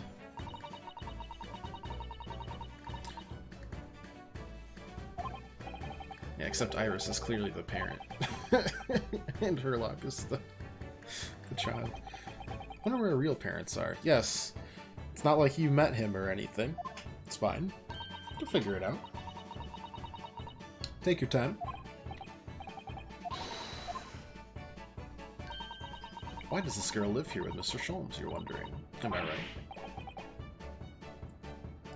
How did you...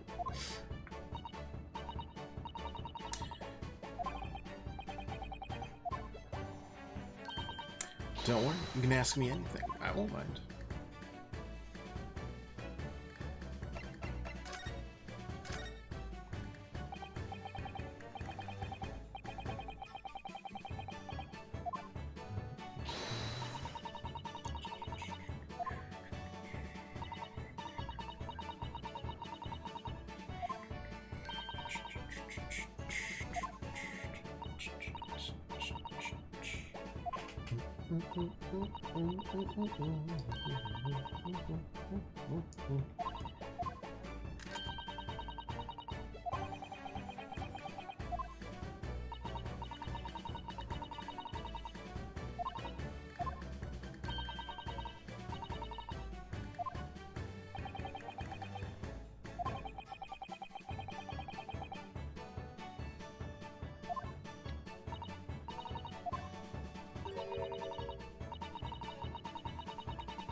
Hurley always reacts the same way when I shoot him with it now.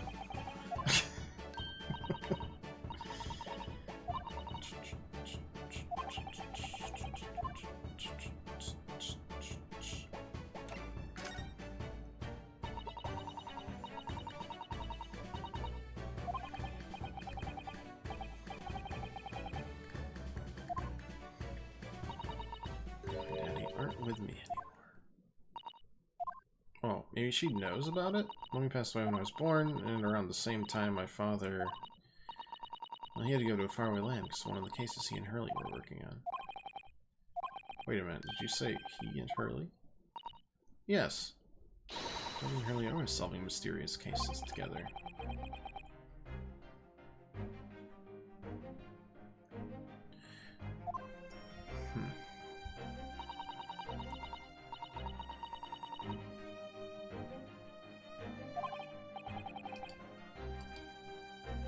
Very steampunk. Oh, incredibly so, yeah. It's impossible to be any more steampunk than her.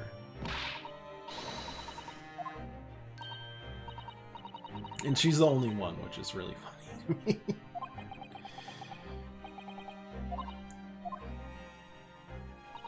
It told me I wasn't allowed to look in the chest, but that only made me want to look even more, so I opened it up and found your father's memoirs.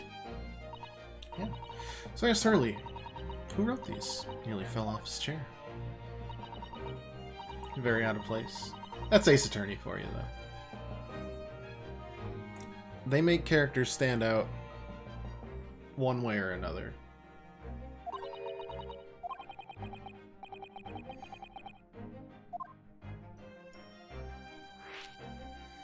Okay, how long are we gonna wait till we figure out that we saw Iris's father shot to death about 3 months ago?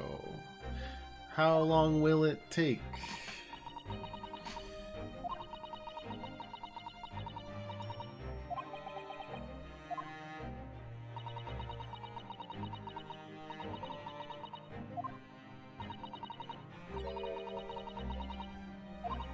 Wouldn't have been able to hide it from him. Hurley all these years. Might say his ways have rubbed off on me. There are some things I can just see. Especially lies. I almost know when people are lying before they open their mouths sometimes.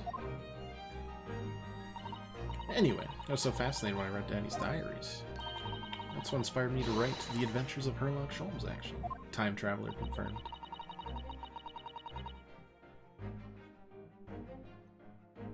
Hey, if Professor Layton can have time travel,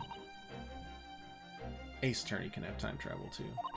I mean, Ace Attorney has like spiritual like seances and psychologues and Magatama and possession and channeling. It's got all that stuff. It wouldn't even be out of place.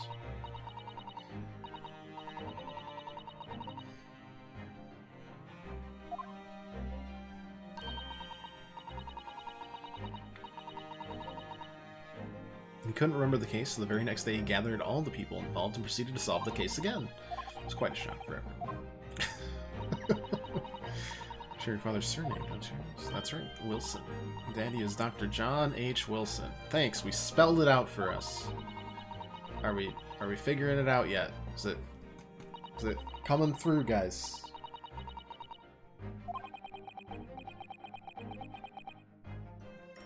Hello. Hello. Let's do it. Come on, Renosuke. You can do it. There you go. You put it all together. Hey, I was accused of your father's murder. I was innocent, though. He is dead, but I got off, so...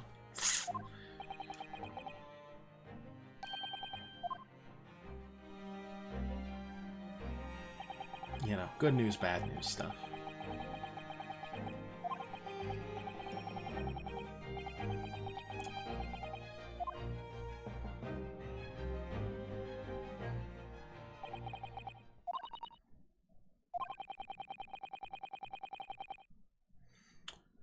Alright, we're just gonna not pursue this conversation.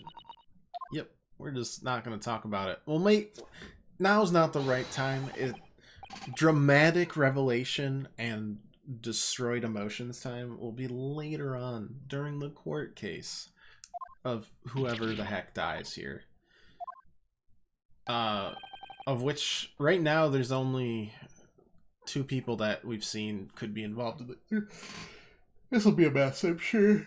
I mean, I guess Herlock could die? That doesn't make a lot of sense. And none of these 3 people can die. You kill off your companions in the first episode or 2. That's Ace's turn. You don't kill them off at the end.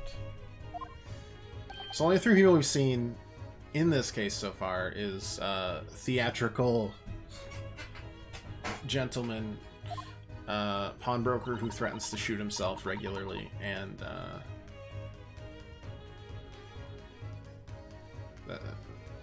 Lestrade, I guess. I don't see them ever killing a kid, though. I think that's a step too far for their rating.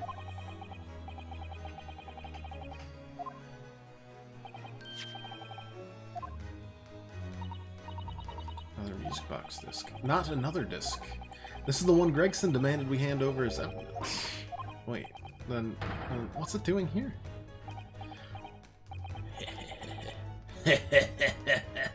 You know, at times, I think, though, I have an undeniable turn for detection. Maybe I'll even be more adept at larceny. That would be wonderfully exciting. I'll be your pickpocketing assistant, and Bruno could be our go-to lawyer if we ever got caught. Right. Plus, Susie has such beautiful handwriting. She could write all our menacing crime notifications. Yes, I'd be delighted. I'm just gonna pretend this conversation never happened, I think.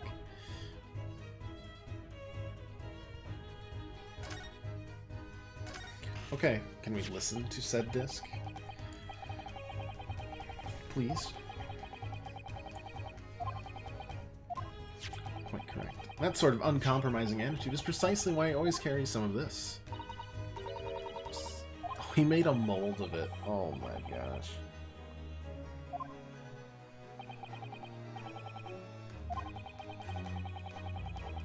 I still can't tell if this guy's a genius or an idiot. He vacillates wildly. It's incredible.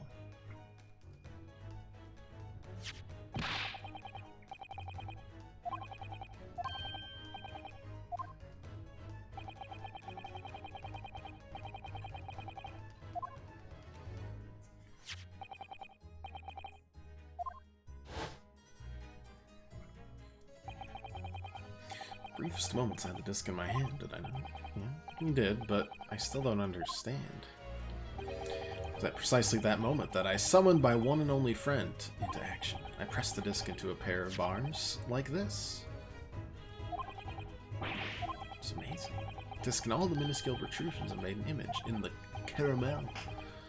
It's quite exceptional. I developed it myself. Suitably soft for making impressions, but resistant to melting. The result of a precisely controlled solution.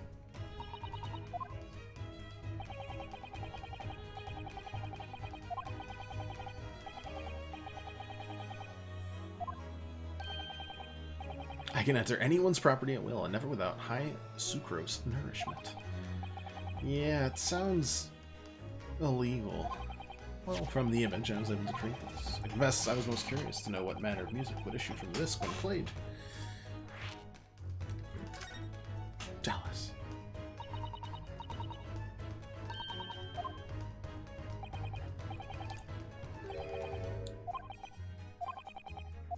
I have no idea. Remember the workings of a music box, my dear fellas? I mean, you put it in, and it goes...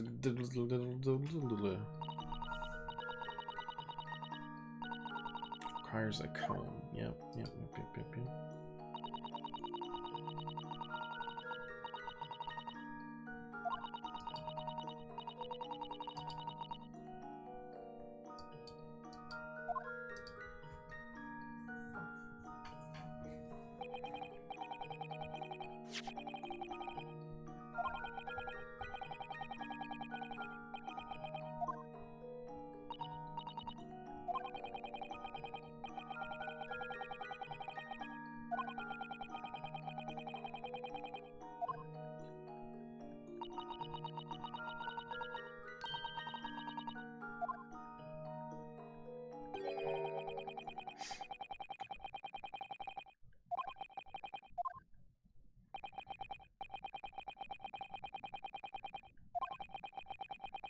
Oh, we don't know which music box this disc was designed to be played. Proprietary BS strikes again.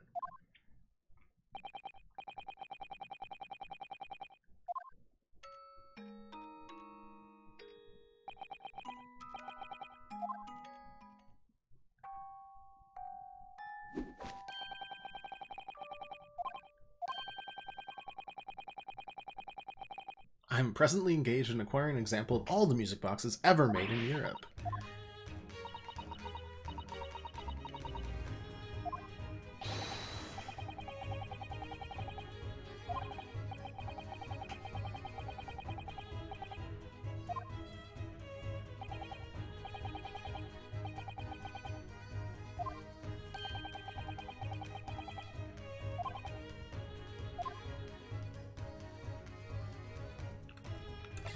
Okay, but what's the scouts to do with McGilded again?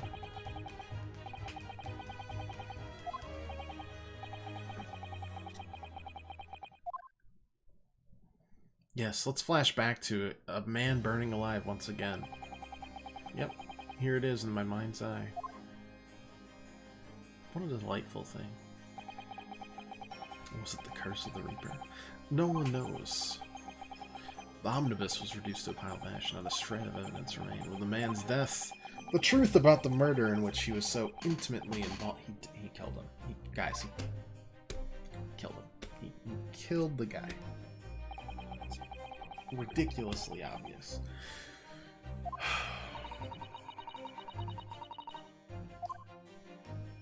We proved his innocence through falsified information.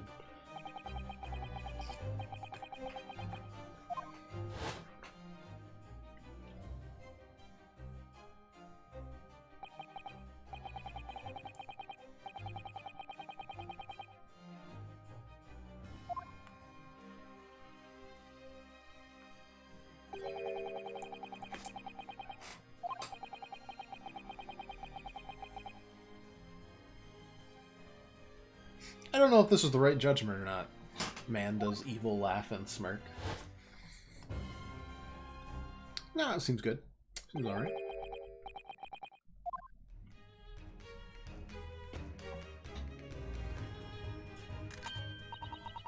It's time to start getting things ready for dinner, I think. Ginny will be here before long.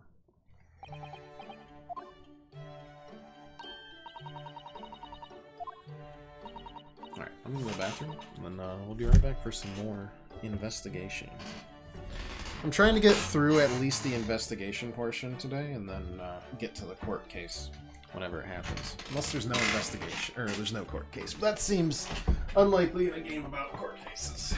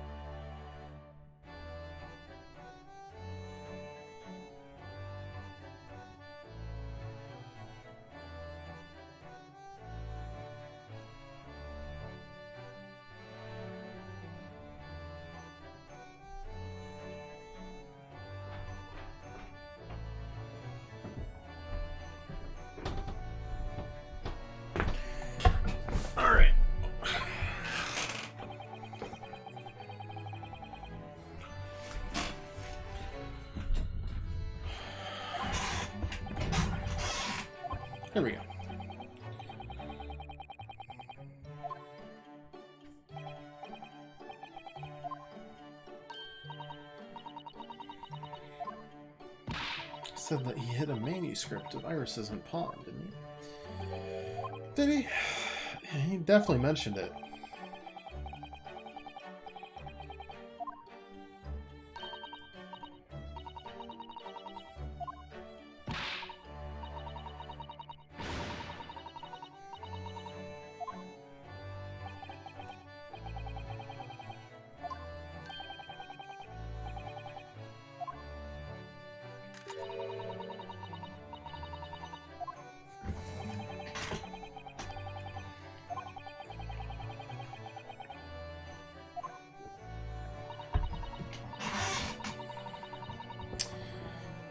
The Hound of the Baskervilles story is the one that is not being released. Okay, so it's not going to be like an adaptation. Which is fair, because again...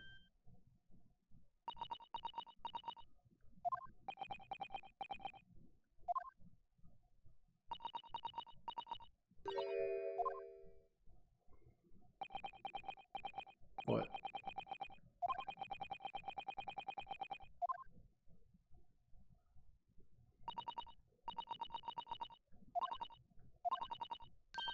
The Hound of the Baskervilles? But how'd you know the full title?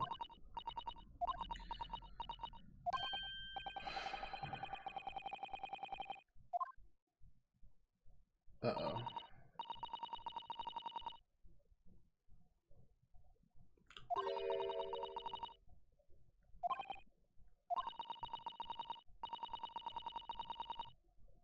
She knows it from, Dr. Wilson probably talked about it at, in Japan.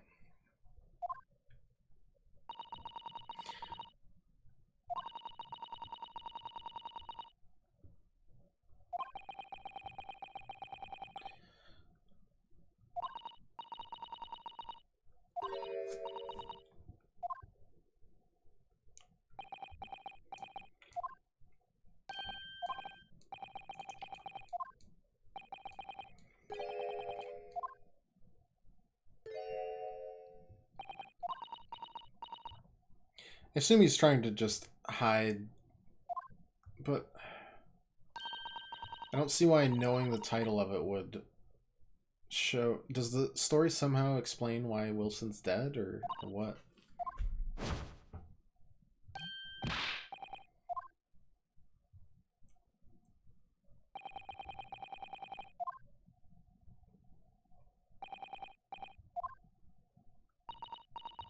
Everyone's so very happy right now.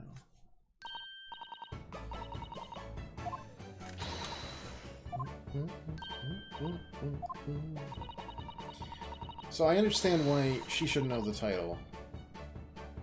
Because that means that she knows her dad, but why are you hiding the story?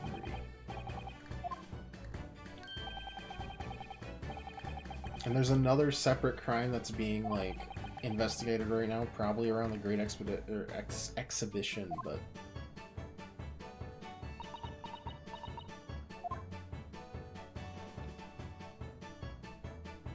Hello, kitty cat. Meow.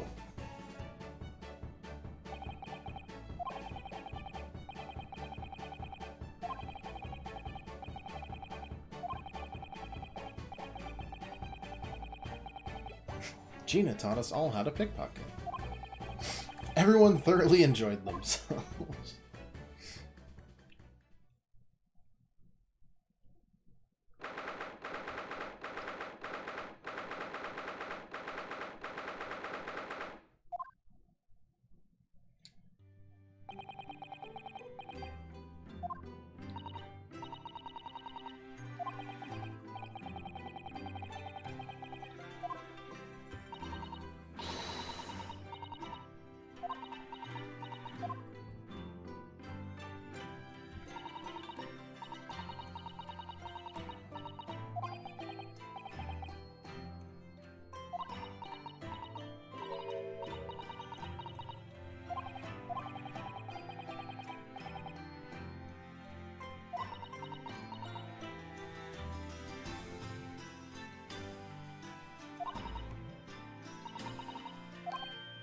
Summoned?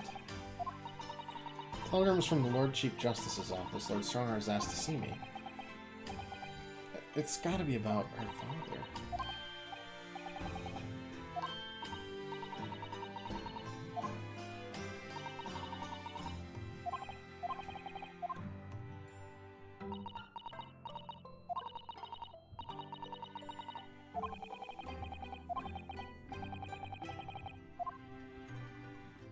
Just adds to a long list of uncomfortable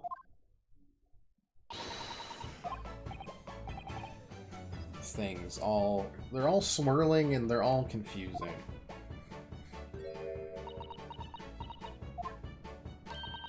Gina too. Yes, Gina's gonna stay with us tonight. She's gonna sleep in with me. Isn't that right, Gina? Well, yeah. How long? Let me make a pot of tea.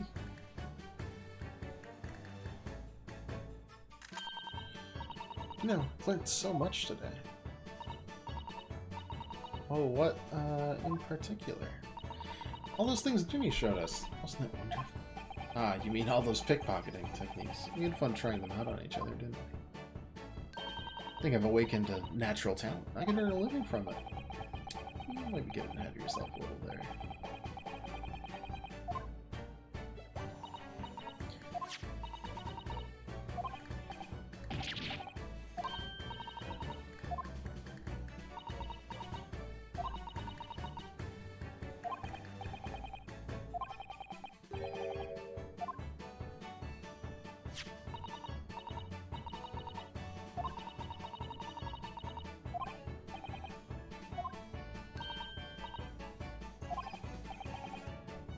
It's like his attorney's badge. In the Ace Attorney games, it's kind of a inside joke where you can present your attorney badge to people, and everyone's just like, why are you doing this? I don't know how it got to be an inside joke, but it always is like your first thing is evidence, and you never use it, except I think one time you had to present it as like a, why should I believe you? And then it was like a, you present the badge like, because I'm a defense attorney. Cheesy.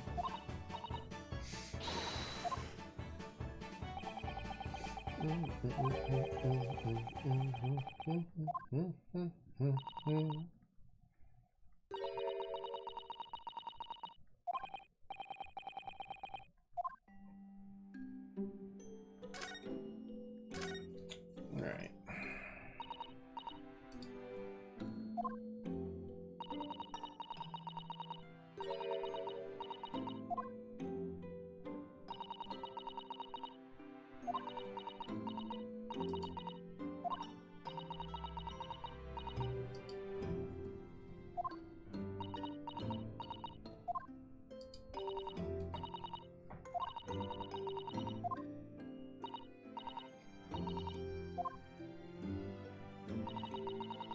I don't know what this is really about, but story you made up, isn't it? This mantle script or whatever you call it.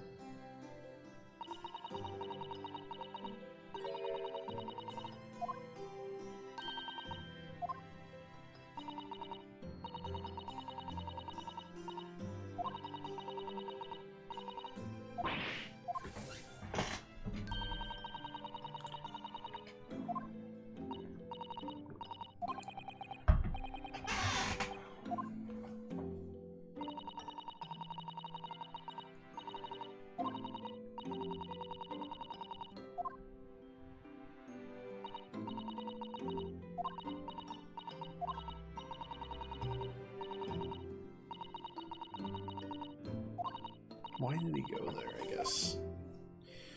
I don't know if he was away on, business or what. I don't know anything about Gina's parents. I mean, probably. No, don't ask the orphan about her parents.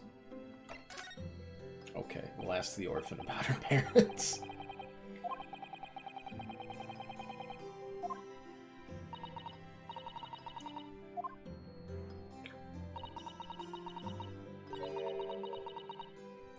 Different from the other cases. Don't really know, but it must be special in some way, because after I'd written it and I showed the manuscript to Hurley.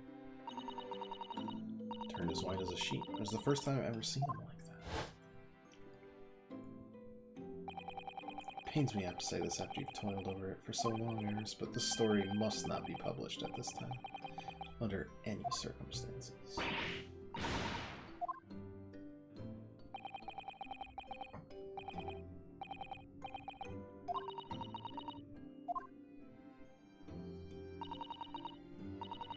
I assume it's just gotta tie to something, but...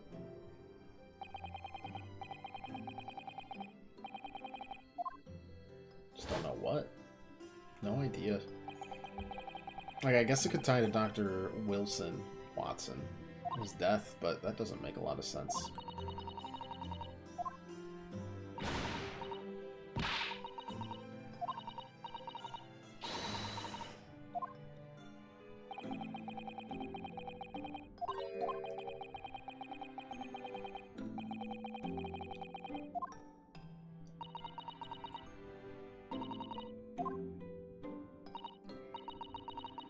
So it's got to be something else. Maybe the memoir reveals that he didn't solve the case correctly, or...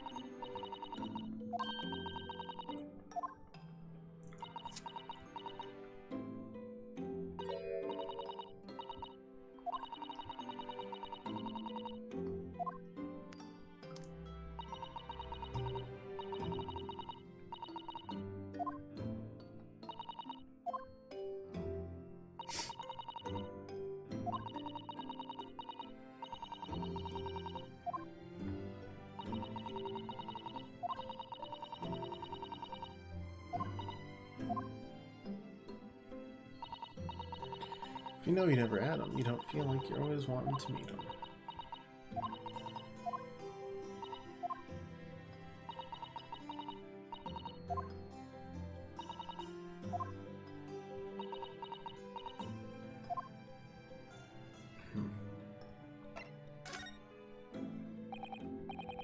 Gotta tie to something deeper.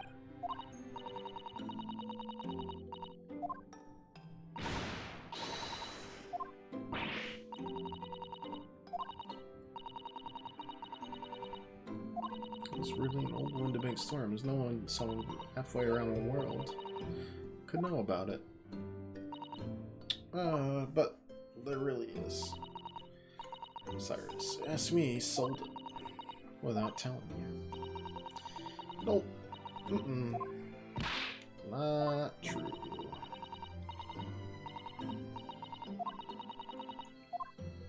But she doesn't want to give up the goat because she's worried she'll give away that her dad died.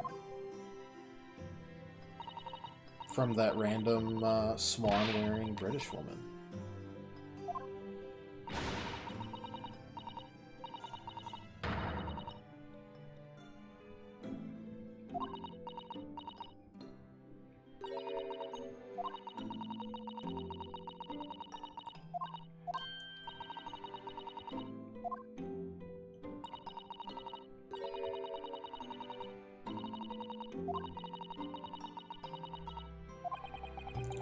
Might not have put the manuscript in Windibanks, but instead just hides it on his person or something, or his room or whatever.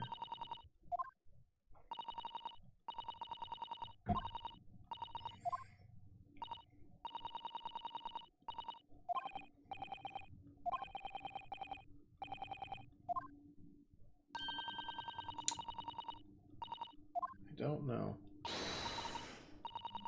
I do not know, but it's getting to about that time in a case where things will start popping off, and considering we've got stuff to actually explore, no, oh boy, excuse me. Take your bets. Who's gonna die out of the people we've seen so far? I'll even take a bet for nobody we've seen so far in this case. That's happened too.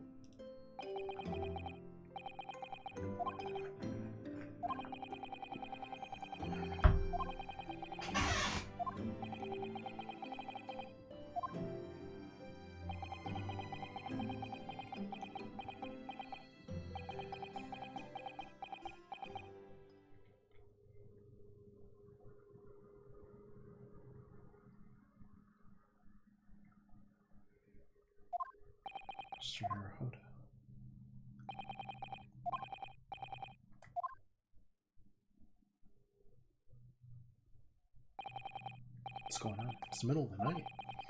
It's Miss Lestrade. She's gone. She was supposed to be sleeping in Iris's room, but her bed's empty. Well, she's an independent young woman. She probably decided to go home, no? I think not. From speaking to her before she retired, I received the distinct impression that she was looking forward to breakfasting with Mrs. Santo. No, I don't believe the girl has gone home, but I've been waiting for over an hour now. You'll indulge me. Look out of the window, my dear fellow.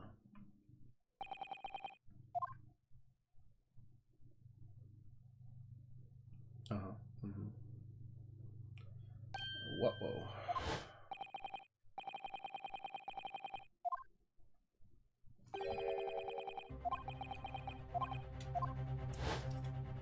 She's going to check out the manuscript.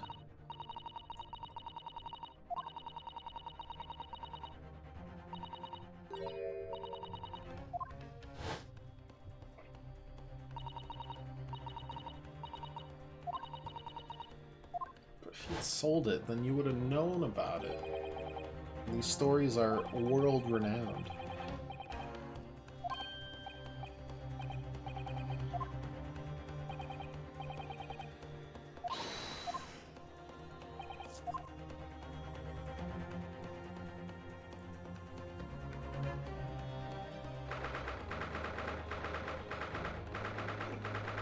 One 14 a.m.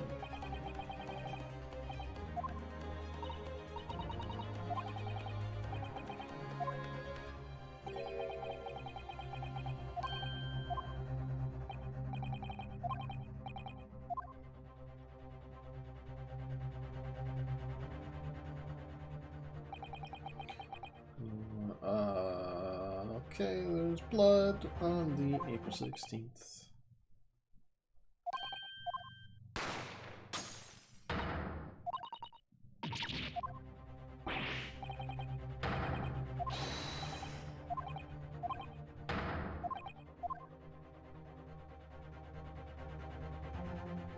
Was that the clown and the clown that, or the guy the clown was arguing with?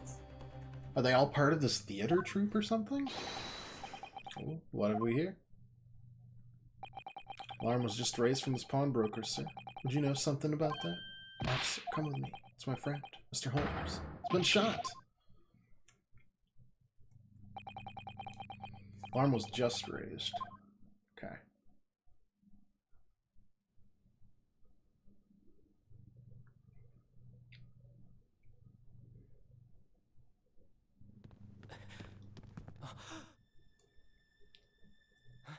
Mr. Sholmes! Mr. Narado! That's how you pronounce it? How bad is it? Never mind me, but there's much at stake. Behind that door. It's an English dub, so I don't believe it. In the storeroom. I've heard some real bad pronunciations.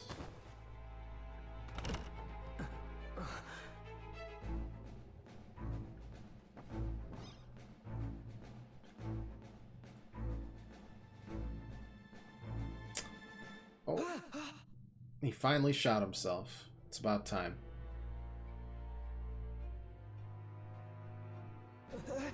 It's Gina!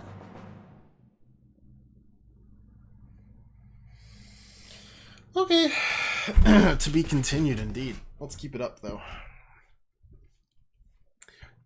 There's definitely gonna be a court case. I don't think there's any doubt about that.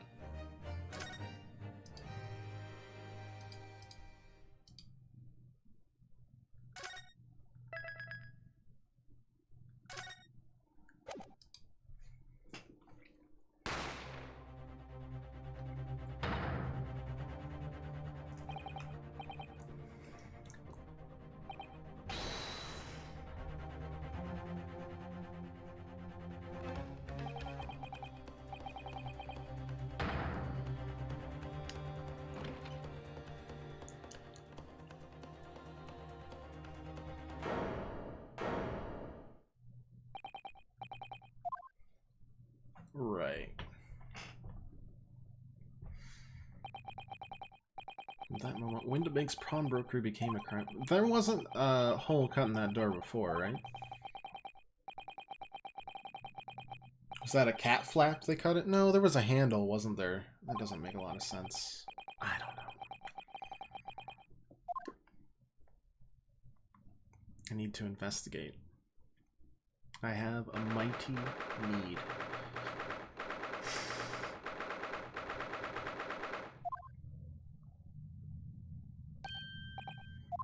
Iris. Telegram came, but all it said was, wait at home. Oh, yes, we asked one of the policemen to have it sent. It was simply impossible to come back. I woke up, I was all alone. Harley and Ginny were gone. Everyone was gone. What happened to her? She's obviously trying very hard not to let herself get too worried. I'll explain everything that I know. Yeah, it's pretty bad. It's not great. not particularly great. I'm sorry I have to tell you this, but Mr. Windibank is dead. He was shot. We discovered it in the early hours of the morning. Oh. Yeah, I had a feeling. I saw all those police carriages pulling up outside his shop, so I knew something must have happened there. When we entered Windibank's in the small hours, we disturbed a gang of 2 thugs. Is that really a gang? Seems like a couple. There's one tall, one short, just like the clown.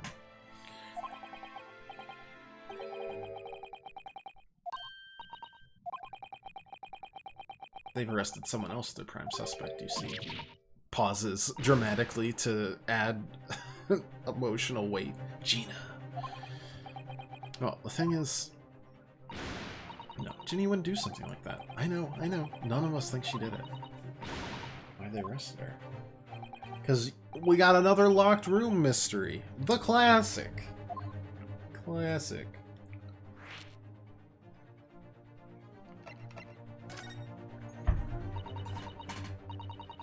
Still there investigating the scene? Yeah, he's investigating the floor mostly. He's just kind of looking around there.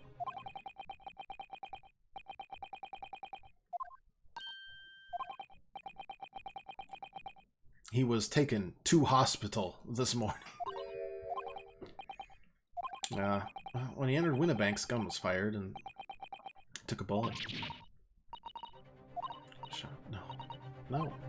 It's alright, His life isn't in danger. You sure? Where is he? Which hospital? He's at St. Sinner's. We're tending to him there. Is that a fake name? Couldn't they have made a new one, like St. Cecilia or something?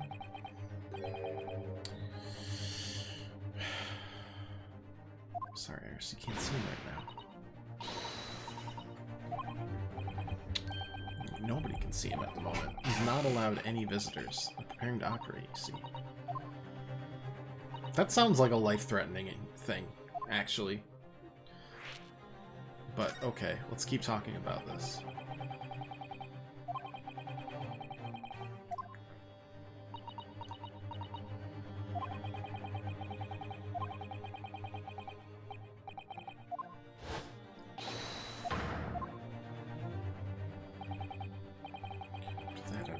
The street, but, well, they were long gone. Shouldn't have hesitated. I'm so sorry. It's my fault. I let them get away. I think that's a very good thing. We'll see which way they went and chased after them. He might have been shot as well. didn't think about that at all. On top of everything else, I couldn't bear that.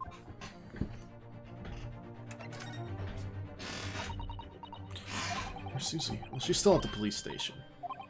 I expect she's being questioned. Police said they wouldn't be finished for a while.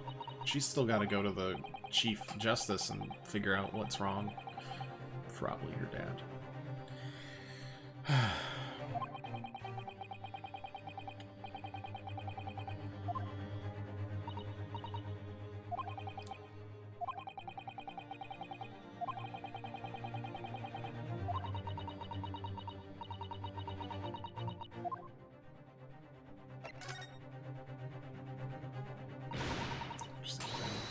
It's not fair. What about the two thugs that were at the scene? Why aren't they the prime suspects? After all, they shot Hurley dead, didn't they?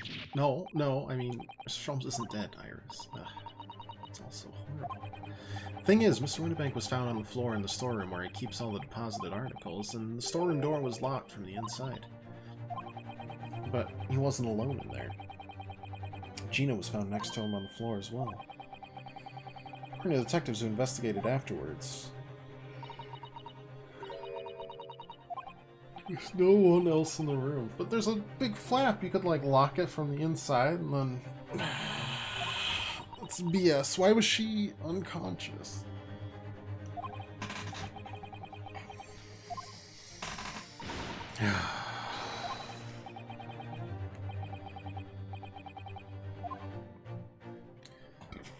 Just give me leave to investigate. That's all I need. Give me some clues.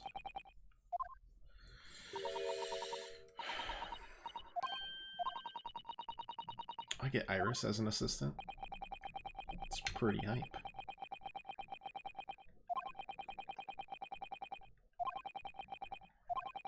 Alright. Steampunk assistant, let's go.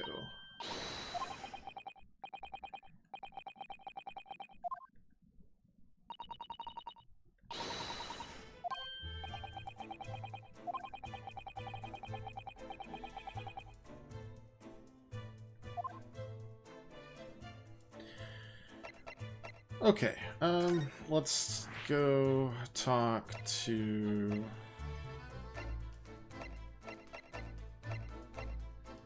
Mr. Sholmes, if possible.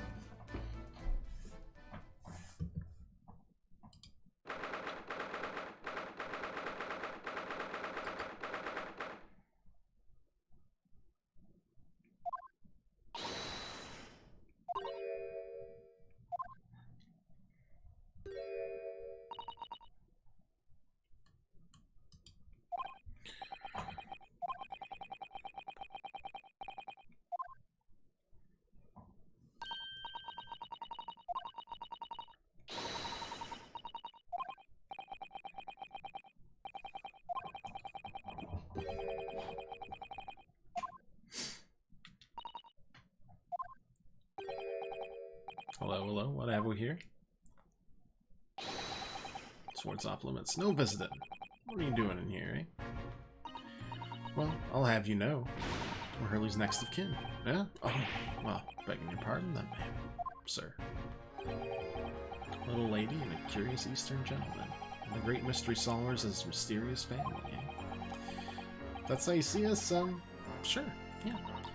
Where's the constable? Where's Hurley? He's currently in an operating theater, man. Undergoing an extensive operation. It's been several hours since we went in. Be alright? Well, it doesn't appear to be working, you see. The anesthetic, that is. Heard a report that the gentleman claims he may have had a little too much to drink last night. Coffee, that is. Anyway, I think it would be fair to assume that he won't be back here for several hours yet. He's just too caffeinated.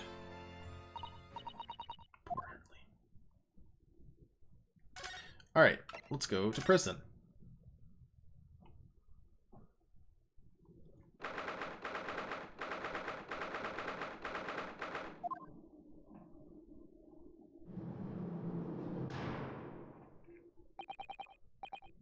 Hello, Gina. How did they let you keep that? Wild. Still have the grenade launcher. Wish you wouldn't point it at me all the time, though. What are you here for? Ginny, I have a feeling it's because of us that you ended up in trouble, so we were thinking that we might be able to help you. Well, you can't. You heard. Get lost. Don't be like that, Ginny. I know you didn't do it. You never shoot someone. I just know you wouldn't. Think you know me? Pull the other one. Got the first idea that likes me. I'm a thief. I pinch people's purses when they're walking down the street. That's how I get by. If I saw me chance, I'd sneak into a pawn shop any day of the week. Just to see what I could lay my hands on. Get it? That's the kind of person I am.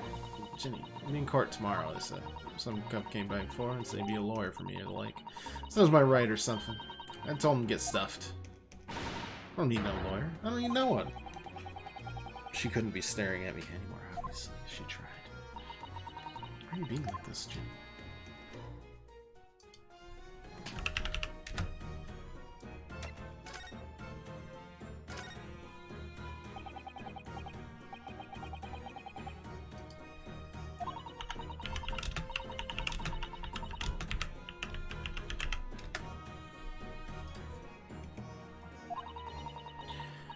All gonna be rigged anyway. We'll trial. They'll pin it on me because I'm a kid. That's what grown-ups always do.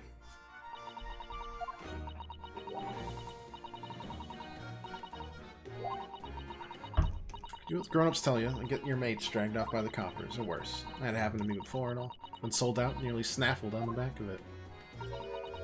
Can't trust no one, that's the point. As soon as you do, you're gone to grass.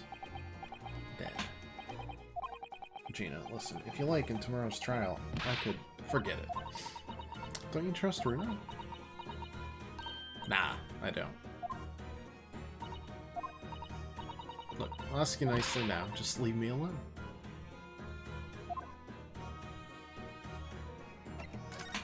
Very helpful. Tell us what happened, Gina. Last night at the pawnbrokers. Nothing to tell. Figured it'd pay me, so I broke into the place and started going through the storeroom. A bloke walked in on me, and, well, you know the rest.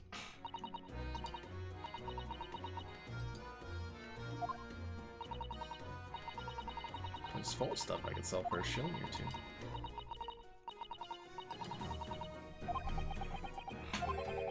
Is that really why you broke into the place, though? What? You sure the true reason wasn't something else? Oh, give it a rest. What'd be the point, anyway? Nothing I could say would make a blind bit of difference. Please tell us, Jimmy. We'll believe you, whatever it is. Believe me. Don't be daft. You can't believe nothing. Everyone lies all the time. And you know what?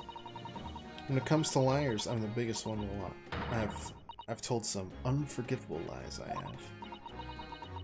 What do you mean by that? Well, unforgivable lies.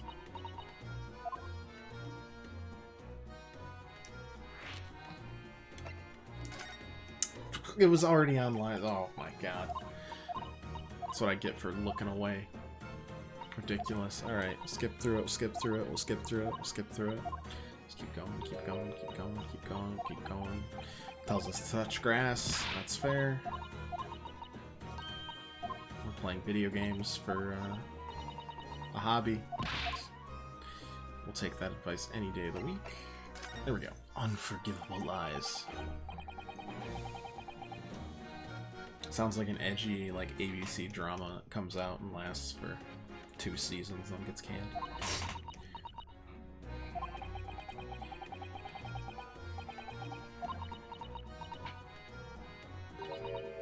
Sorry. We're out of time. You're gonna want to question me now. Ginny, please. Oh, yeah.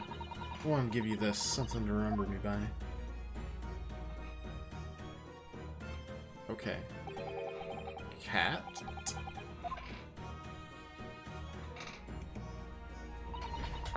Found in one of the pockets of this coat. Ain't no point in me having it.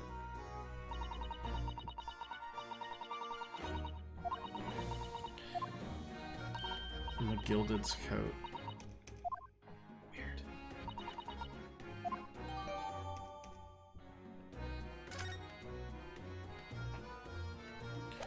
Alright, super unhelpful, thank you so much. Let's go to Baker Street first, just to see if Lestrade's out here. No, not really. Anything that looks new out here? Why does this place even exist? Let's talk to him, I guess.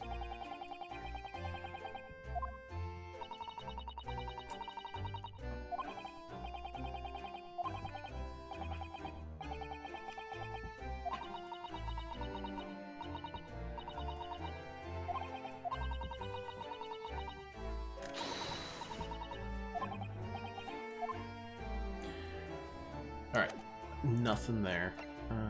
Then it's time to go into the pawnbrokery. Start really investigating.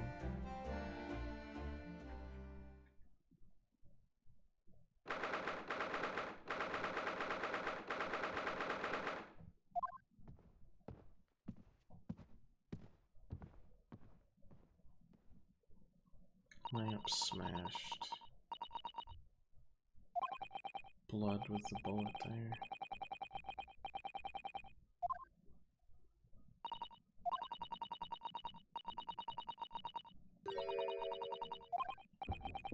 You're right about that. It's because it's all in the other room.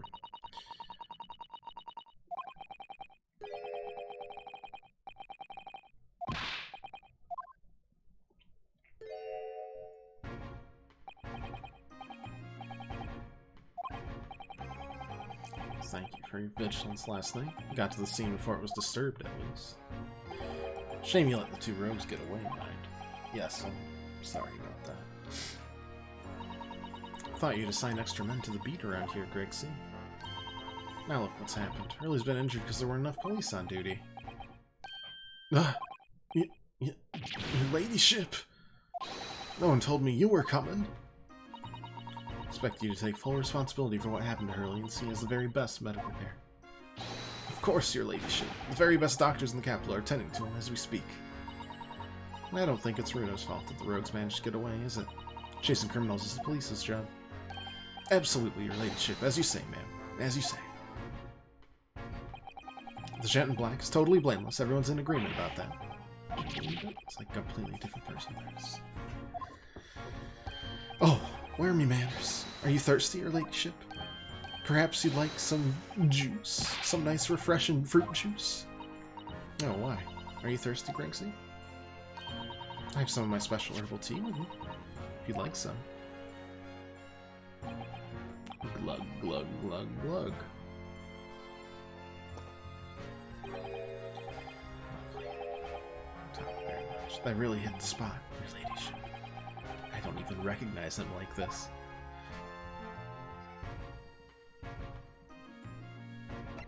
Alright.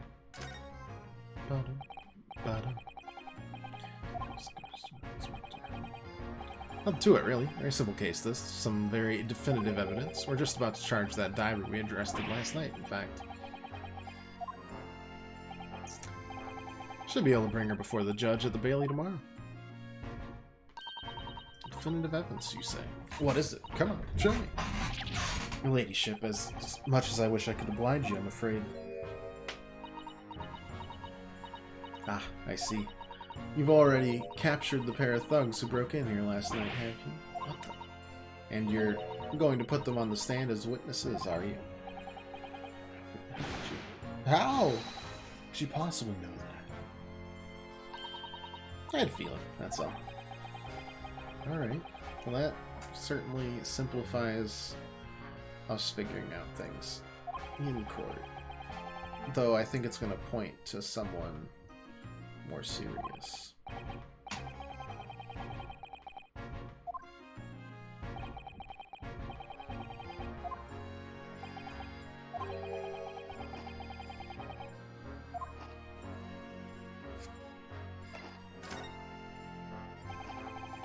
Bottom, bottom, bottom, bottom.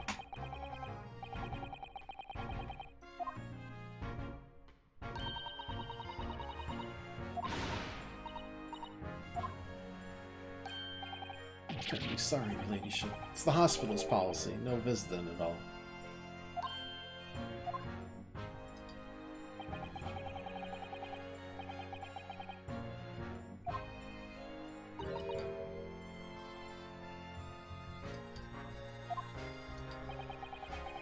Didn't seem too bad in the first hour or so, but a hemorrhage like that is enough to make even the one and only Sean spike down. It's having emergency surgery right now. They gotta stop that bleeding. We'll be alright. You able to make him better? Of course you will. He'll be right as rain before you know it.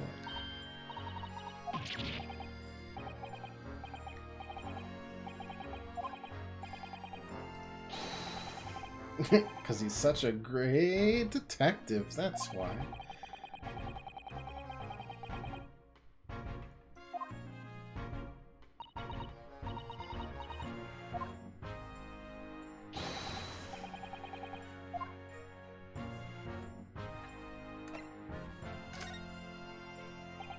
I couldn't help noticing, Inspector. What? Out with it, sunshine. Well, there seems to be a marked difference between the way you talk to me and Iris. Watch the sauce, Sonny. I'm a copper. We don't go in for favoritism. But he's right. You do treat us differently. It's because of those Adventures of Herlock Sholmes stories. That's why. I crop up in them, don't I? Inspector Tobias Gregson. Oh, well, yes, because you're an acquaintance of hers. What'd you write about the Inspector, Iris? I don't remember, really. It was one of the Sholmes lines. Gregson is the smartest of the Scotland Yarders, is how he put it. Did I write that?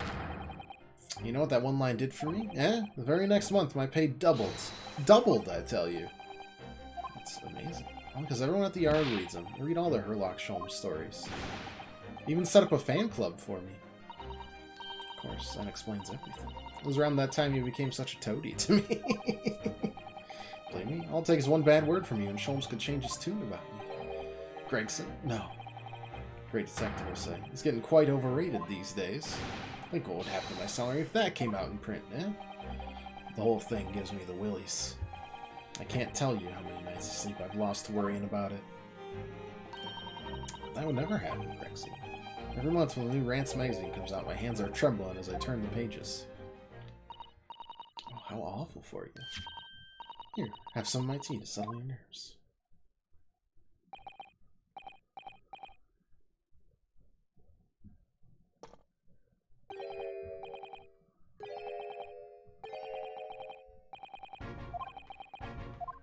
Teetotal. Something I'm supposed to talk to you about, actually, Mr. Naruto. Got an important message for you. Clean forgot about it till now. Let's ponder what the important message is for a second before actually clicking on it. Much better. Oh, not gonna do that twice. You gonna tell me what the message is, then? Yeah, it's about that young lady who's normally by your side. Your assistant. At the station, isn't she? Being questioned, I believe? Nope, not anymore. She had to head off. To the Strongheart's office.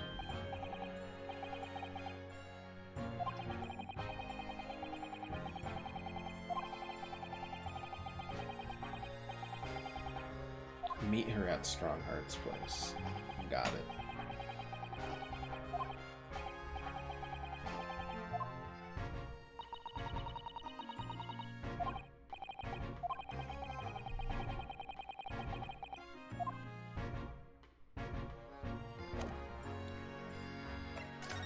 Alright, I guess we'll go there now. Investigate later.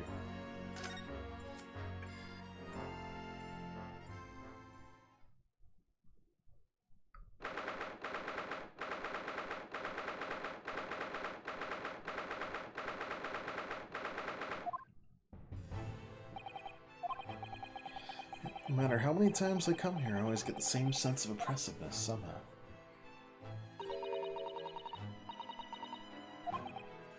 It's normal. I mean, look at that suit of armor over there. You can't take that seriously, can you? Maybe that's the same about you. Everything is clear with regard to tomorrow's arrangements, I trust? Yes. Thank you very much.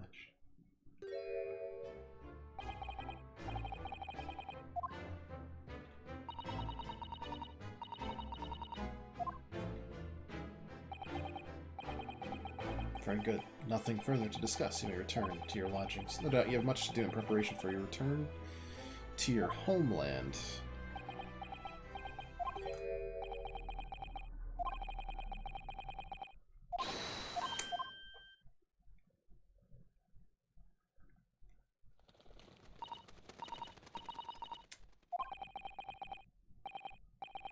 What's that all about? Ah, Mr. Naruto.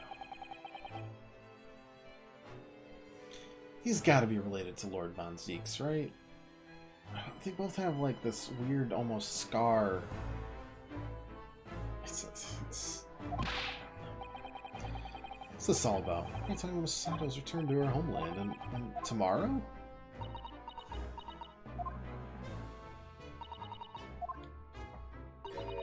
What about Jenny's trial?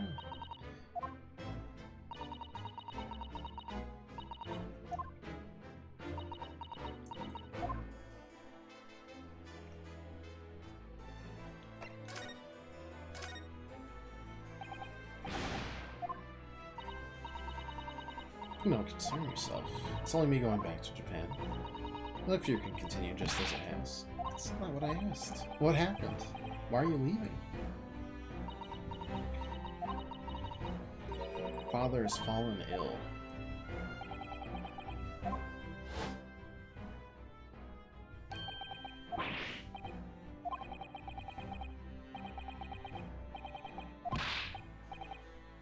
What if he's been poisoned? That British lady was working with poisons. I don't know. But why would she just want to bring back Sasato?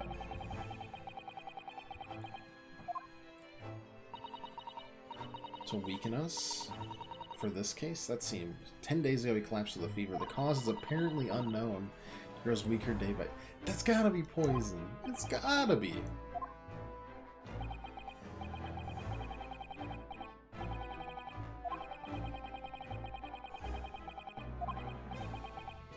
Dog, if the journey takes 50 days, I don't think he's either going to be dead or alive in 50 days. One of the two. Like, you're not going to get there in the middle of the sickness. Get there far post-sickness. So we won't have her expertise for this trial, which seems... That was 10 days ago, unless they've been planning it for this long. I don't know. Strange.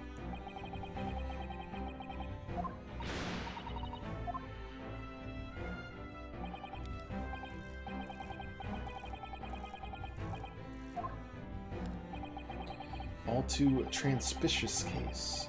Pickpocket was clearly disturbed mid-robbery and shot the man in a panic. No, there are just overstretched as it is without wasting time on these open and shut cases.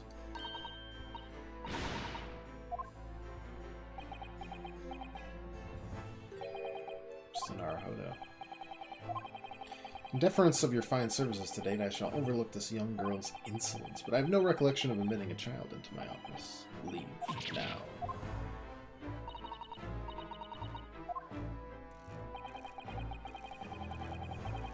Criminals will tell the most palpable lies in order to evade justice. Police can ill afford the time it takes to unravel all their untruths. Meanwhile, more crimes are perpetrated. Far more serious matters in which to contend. It's gotta be with a great exhibition.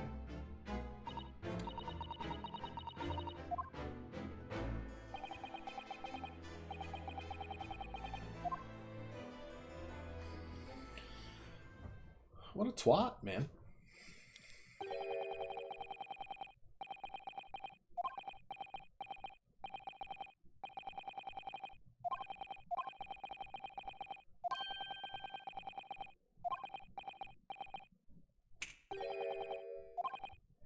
Timely suggestion. Girl currently has no representation. But that's not fair. I mean, pickpocket, she still deserves it. No, because she decided not to take it. We already know this. Did we do these out of order?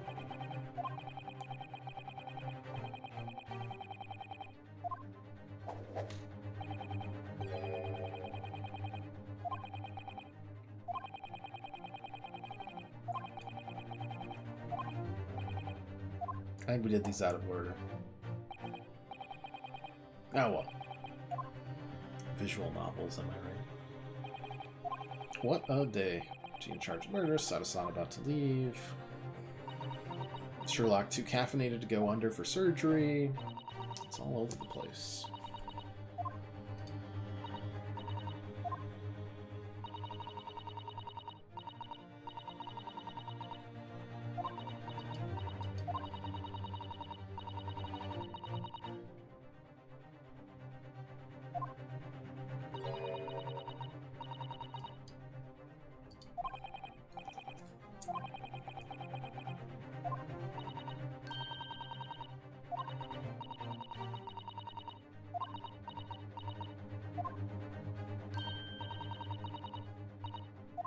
Okay, going back to prison. We're still not investigating. Well, I guess we wouldn't investigate until we actually, like,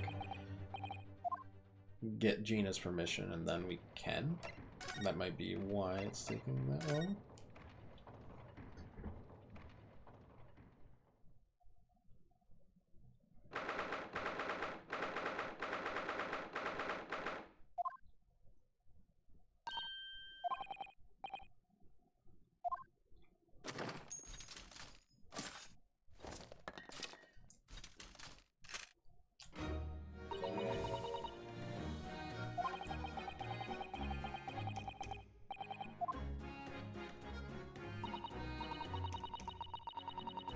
I need to improve the way you load ammunition in that thing, don't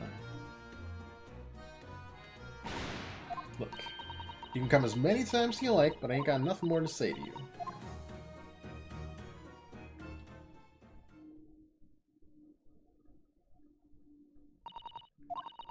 Gina, I wonder if you might hear me out. There's something I'd like to say. Sorry to say that I must reluctantly bid you farewell. Tomorrow I must begin my journey back home to Japan. I fear we may never meet again. Oh, right. I have the pleasure of meeting so many lovely people here in London. I have so many wonderful memories, and yet, as things stand now, it will be a glum parting indeed. Iris is so miserable. Excuse me. Well, that ain't my business. If Iris and Mr. Naruto believe you to be innocent, Gina, they put their faith in you, but somehow you can't find it in your heart to put your faith in them. Yeah, that's right. I can't. What of it? It grieves me greatly to have to say goodbye to my friends, and they're so clearly unhappy. Because of you. It's my fault? Yes. So I have one final request, Gina, before our paths never cross again. Now. Right here and now. Unless Iris is my assistant for number 2. I want you to show both of them that you don't deserve the faith they've invested in you. Only by doing that will you truly be as alone as you claim to be. What are you talking about? What do you expect me to do, huh? You've told us that everyone lies. So prove it by admitting one of your own untruths. What about what you said before, Ginny? You said something about unforgivable lies. You must tell Mr. Naruto and Iris the truth now. It's my last request before I leave. My last request as a judicial assistant. No, I can't. Obviously weighing very heavy on Gina's mind. Could be wrong, but was it something to do with what happened 2 months ago? Something about that trial? The one in which Magnus McGilded was acquitted. Case of the mysterious murder that took place inside the omnibus. You were called as a witness by the prosecution. Is that what this is about? Yeah, you're right. Because in that trial, I lied. I lied like you wouldn't believe. No, I completely believe it, actually. Will you tell us about it now?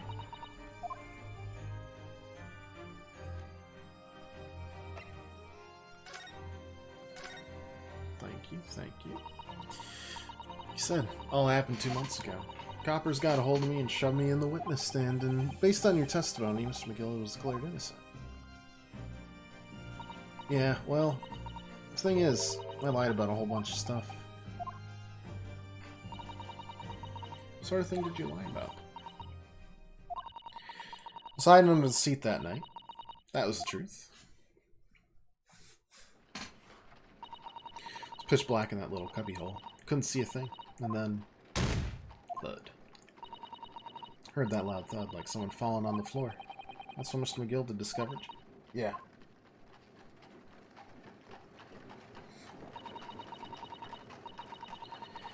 Pulled me out from under the seat and sat me next to the dead man. Not much light to see by when I looked at me hands. I had caused blood all over him. I was so scared I couldn't even speak.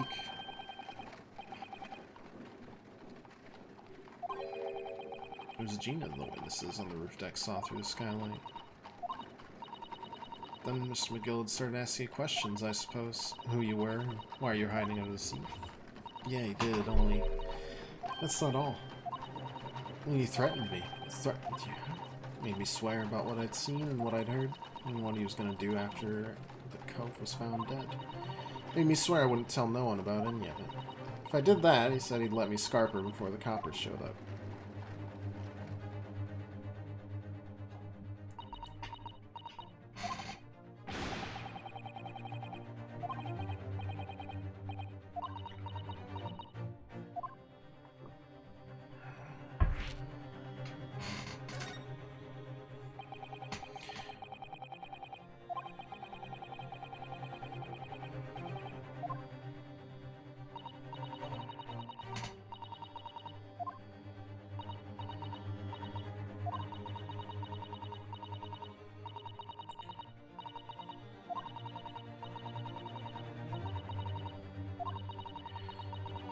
It was on the floor next to the old geezer when he'd been stabbed. The disc all bright and shiny.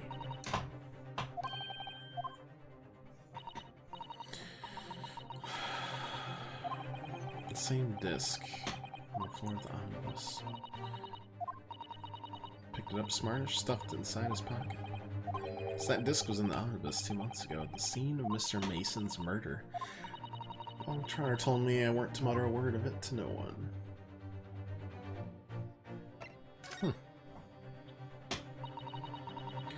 On that seat in the cab, I was straining my ears the whole time. After a while, I heard the door and footsteps inside the cabin. Presumably, that was McGilda getting on board. Nah, not only him. I can definitely make out the footsteps of 2 people. It would seem likely that Mr. McGilda and the victim got on at the same time. Testimony during the trial, McGilda claimed he slept during the carriage ride.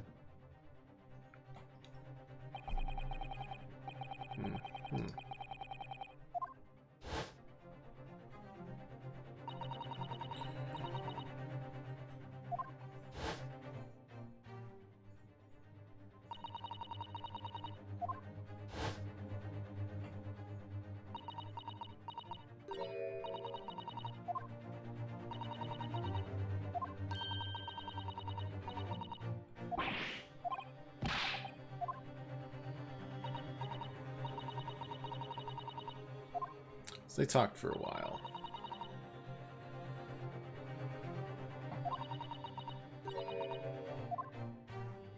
But they knew each other. So McGilda was lying, as I suspected.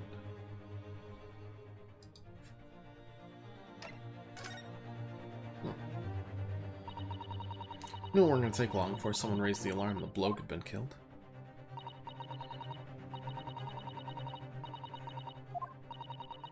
So when the cab came to a stop, McGilda told me to hide back under the seat again. Climbed in and waited. 2 cops from up top ran off to get the coppers.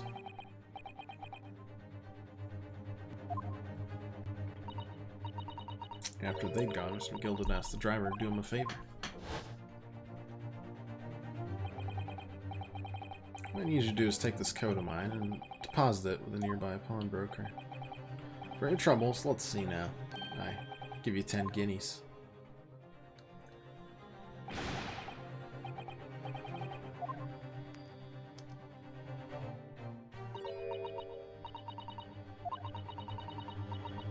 Snapped up the money, ran off to pop his coat as fast as he could. There was no one left in the carriage. McGilda had opened the box under the seat and let me get out of there, but not without conditions.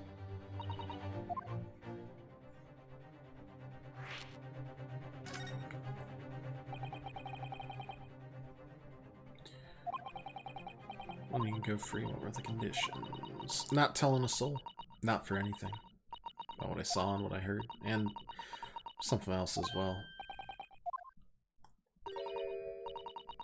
It's the most important thing, he said. After sending the coachman on a little errand for me with some small change in his hand. Now then, you hear what was I asked of him? See anything at all? Guess we'll go pop your weasel, right? Aye. Fiend's taking me overcoat to deposit with a pawnbroker hereabouts, and I want you last to take the redemption ticket for it. You understand? I'll come fetch it from you later. Sometime within the next 2 months. You're gonna hang on to it till then. Is that clear? Whatever you do, don't lose it. And in case I might happen to be delayed at all, you're gonna go to the pawn shop. You're gonna extend the loan after the 2 months is up. Forget, article will be forfeited and any old fiend can come along and buy it.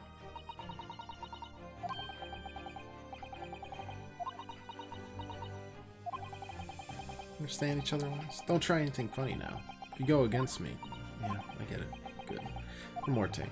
A few days from now, you'll be visited by the police, I've no doubt. They'll come asking you to take the stand in court, testify as a witness. Let's just have a wee chat about that, shall we? What it is that you might say, what it is that you won't.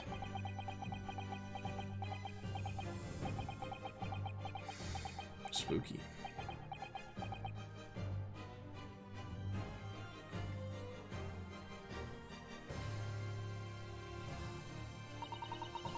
After he'd gone over it all, I piked him, got as far away as there as could. I had the hunt pawnbroker's ticket in some bushes near the scene. Went to fetch it the next day once it got dark.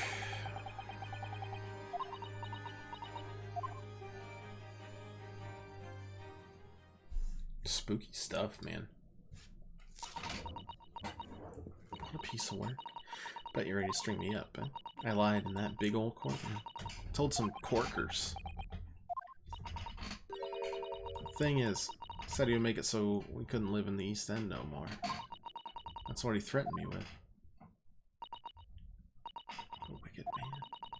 Knew everything what went on in the back slums. Knew we had no one to look after us, and we was all just looking out for each other, getting by together.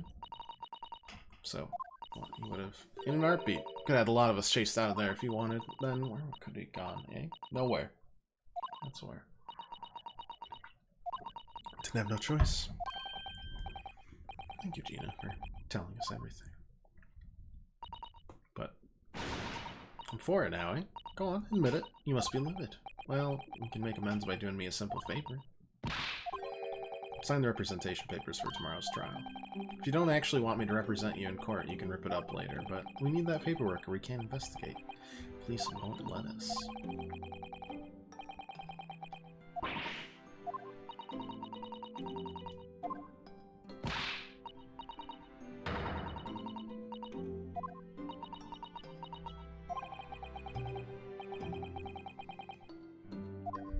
Sato laid on some heavy guilt tripping, I'll tell you what.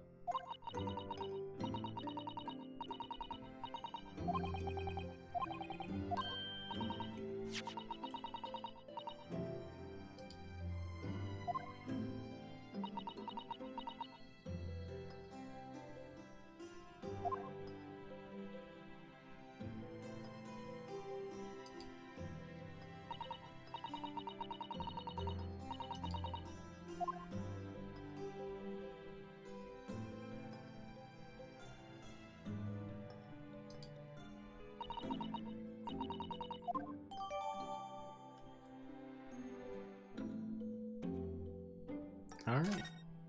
Can actually investigate now.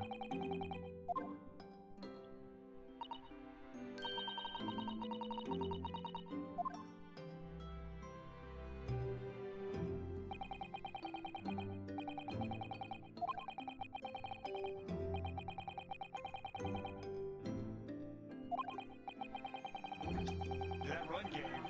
Tough Oh slug my God. against this Michigan State What's front. going on?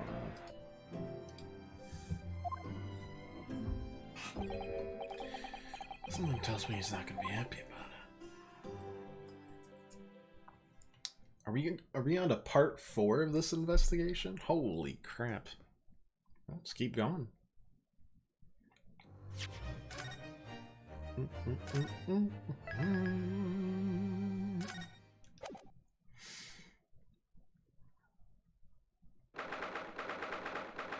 Alright, actual investigation. Ho.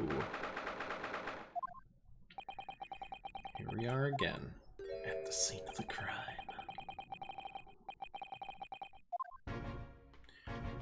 Ba-da-la-la.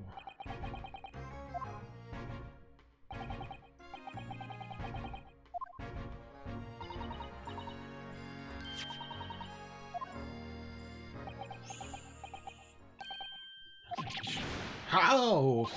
I don't believe it. How the devil did you get that stubborn little ragabash to sign that? I salute you. That was good work, that is. busy here as well.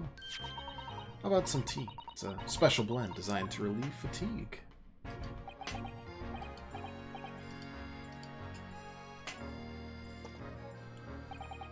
Ah, lovely.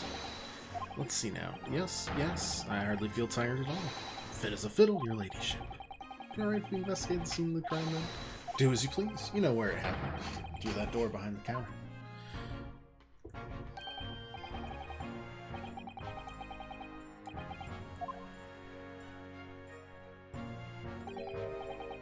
Right, well, we're getting back to business then. Perfectly honest, we need to wrap this up before long. Can't afford to spend too much time on it, but there's so many articles to go through, it's taking forever even with the lads working around the clock. Which is a problem, because there's another case the yard needs to investigate urgently. What I'm saying is, don't get under my feet, sunshine.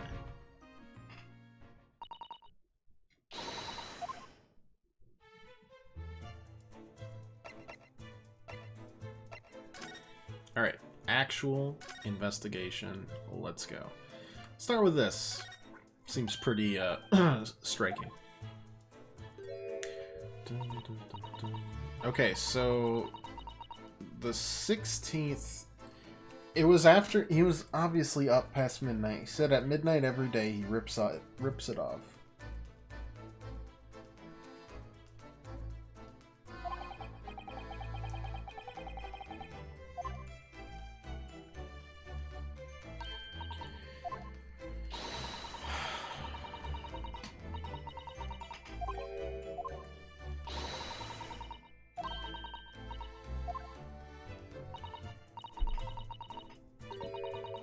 Partly in jest, perhaps. In jest? Well, he doesn't do it often. It's quite a dangerous pastime. He shouldn't even do it once.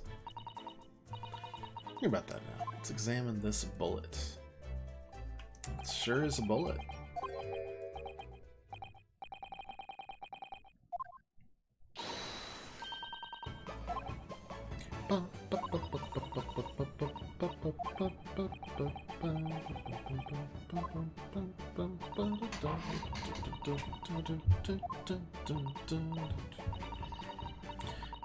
We're all different types. Yes, what a scientific observation. So you need this. Oh, no. What is that scary looking thing? Really, I haven't actually come up with a name for it yet, but as soon as you see it in action, you'll understand what it does. Watch.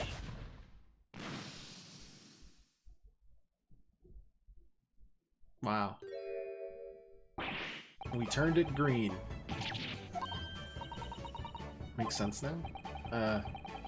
I'm starting to understand. Good. Works on the principle that different people have different types of blood, you see. But what if two people have the same type of blood?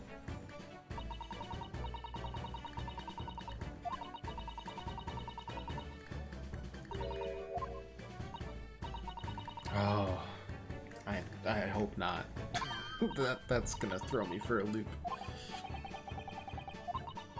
Whose blood are we looking at then? Well, all the chemical does is turn the blood a different color, so just find someone whose blood turns the same color and you'll know who it belongs to in a flash. But there could be multiple people bleeding. Ugh. Or like 2 flashes, really, isn't it? 1 flash or 2, this could very well turn out to be a valuable clue.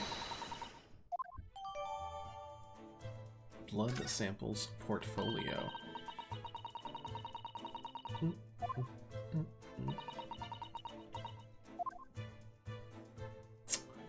Alright, I mean, let's look at everything that, like, shows up yesterday. This contraption was here yesterday. Not confident I can get it closed again. A folding stereoscope. Yeah.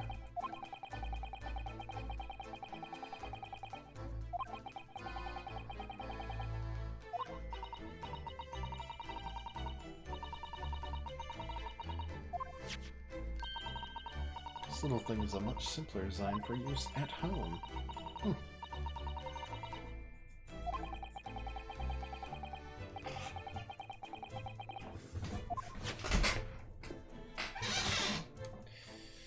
Anything new about this thing?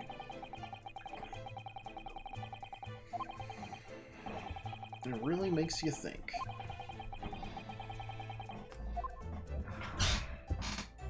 Oh, the music box.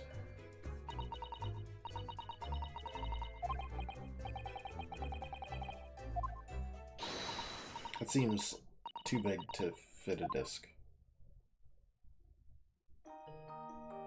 I mean, again, I could be very wrong.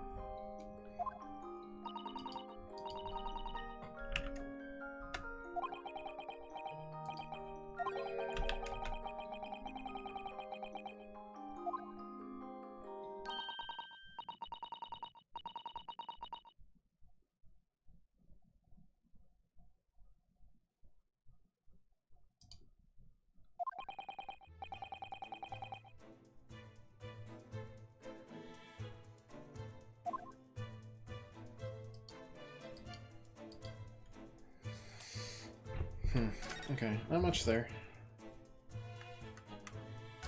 Lamp is smashed with a shot, I assume.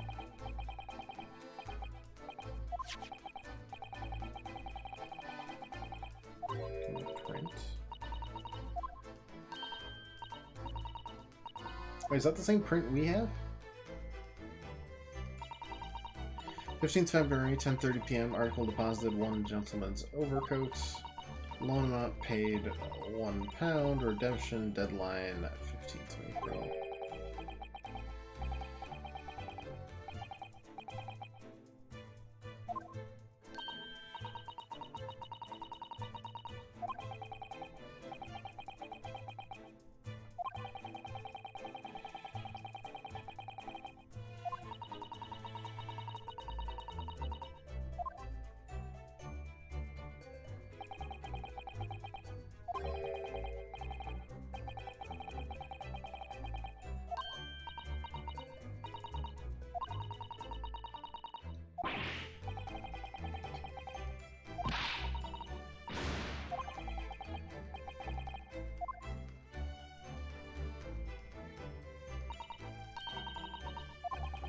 They're subtle. Their cat's looking one way and another.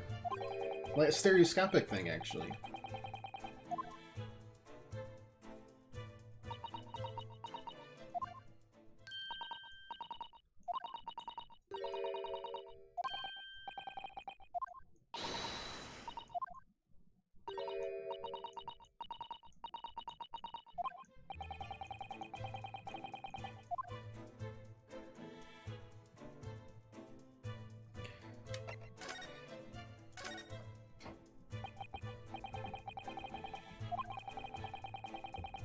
Spit it out. Come on, come on. Stereoscopic, right?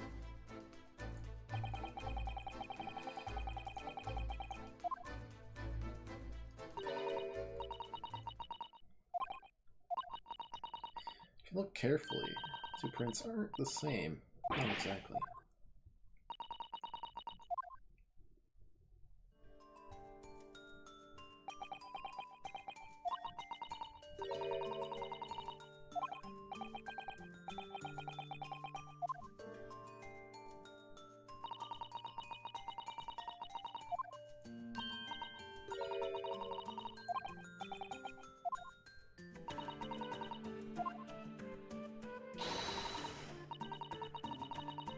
I wonder if using them in the stereoscope will reveal anything.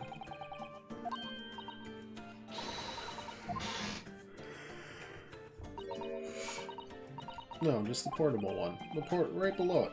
Well, below it if we're thinking in a two-dimensional space. If we're thinking Fez-like.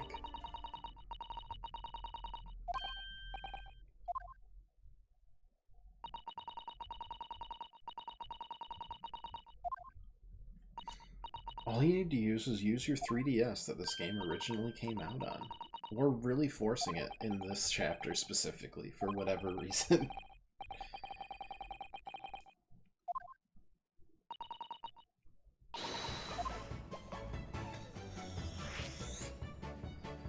Okay, just in case it actually has to do with a case. But I'm not actually going to read it, because this is, I'm pretty sure, just for the 3DS.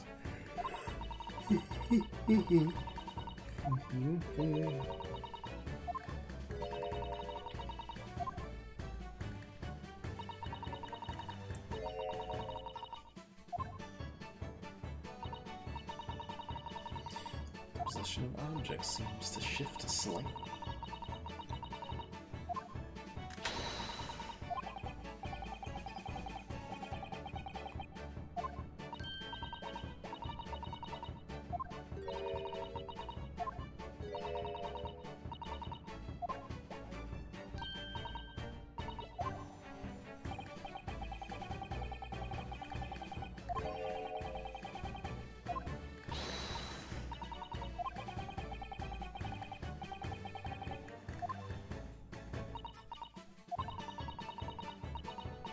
As long as you have 2 images, 2 eyes, and 1 brain, you can actually do it yourself without needing to stereoscope at all.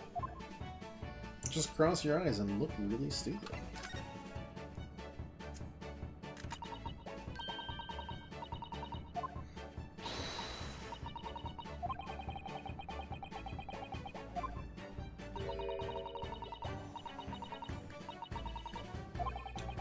I can't cross my eyes. Not regularly. I'm not good at it. I try to focus on my nose and it just makes me look like a crazy person, but not cross-eyed.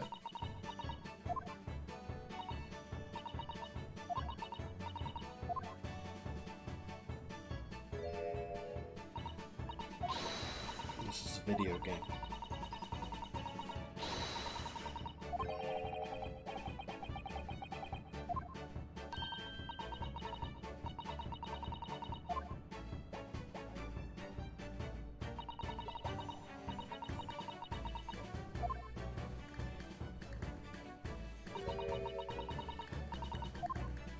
Stop.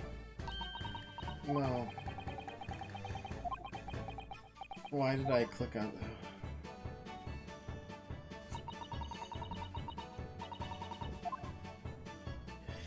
that? I wanted to make sure it didn't have clues in it, and I knew it didn't in my heart of hearts, but I stopped.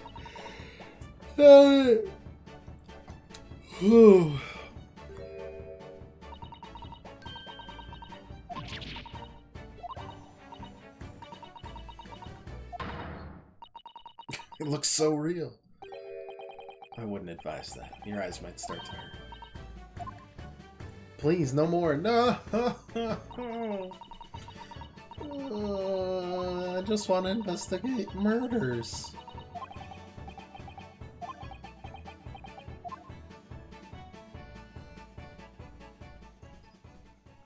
Are we done?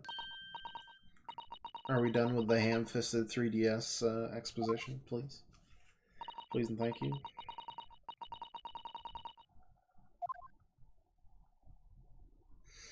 We done. Oh, son of a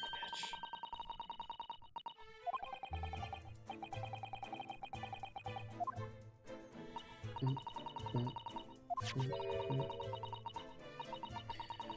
So, does this contraption not actually exist to help me out with the case and just to plug the 3D?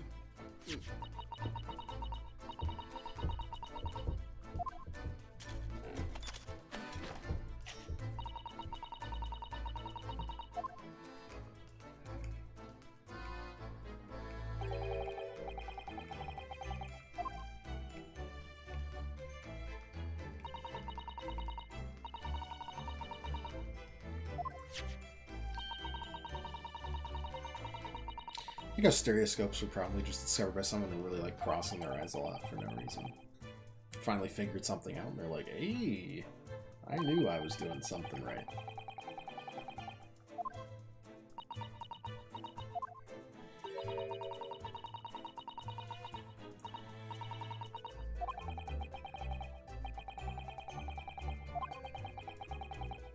Boy, thank goodness we learned a lot about him. Wonder if it's knowledge we'll ever need. All just to get that white cat. Well, wait, that gave me the white cat photograph number 2, so maybe we did need to learn about it.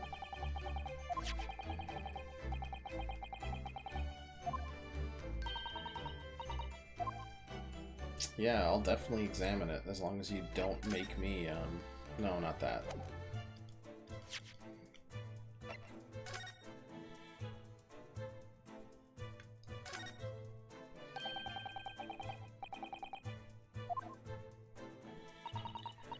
February, 9 p.m.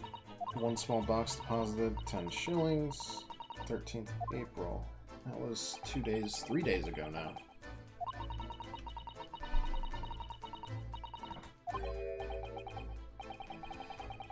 That was with McGilded. Small box. So it should be out here somewhere. Unless they were trying to steal it.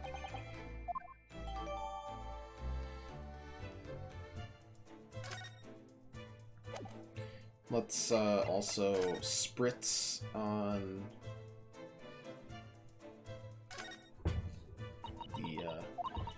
the blood.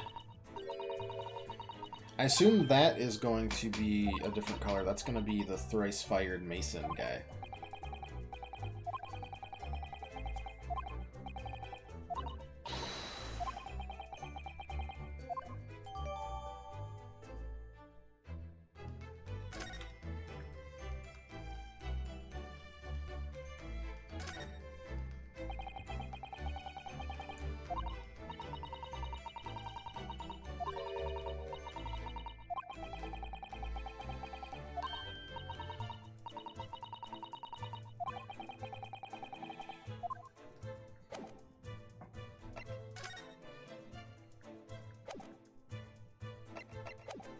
So what, do I gotta present it to her?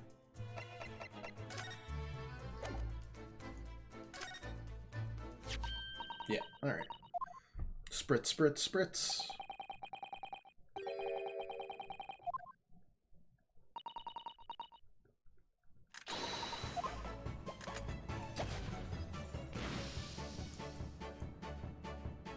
Be shook if it's a different color, or if it's the same color.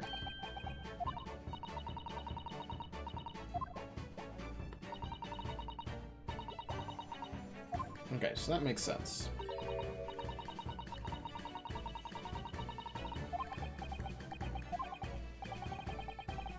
This particular stain of blood should be thrice fired. If it's not, we've got a lot of problems.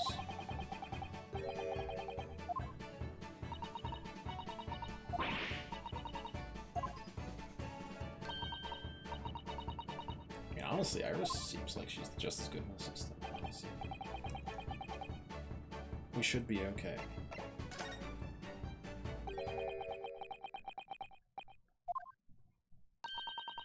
Not so very sure of yourself there. Well, it was 2 months ago now, that case. Of course, I never met the victim, so I'm struggling to remember his name. He was definitely thrice fired, though.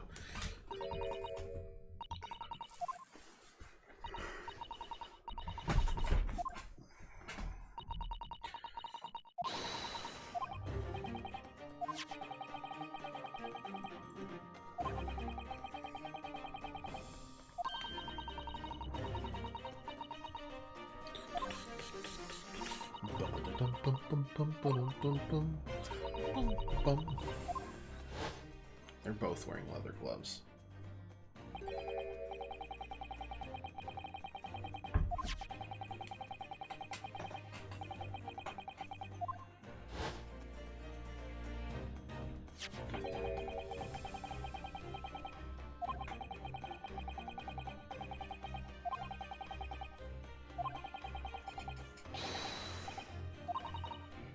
Okay, if we find that blood anywhere else, though, that's gonna be weird.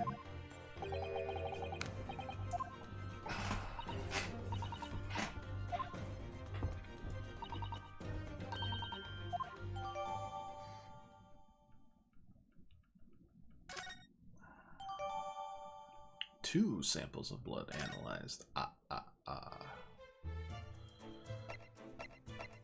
Okay, back to examining.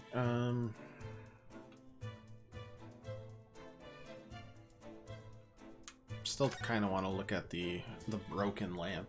Seems important, and the ledger and stuff.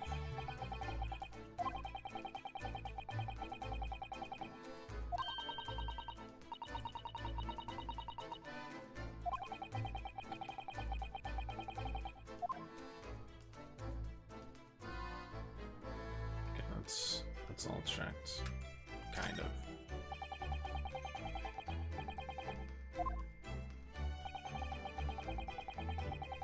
Article, every ledger, and book of accounts. It's a ridiculous amount of work, surely. Hard at it ever since the shop was declared a crime scene in the early hours. We're sifting through it all in shifts at least, but still, we're working through the night, that's for sure. Even then, we'll barely scratch the surface.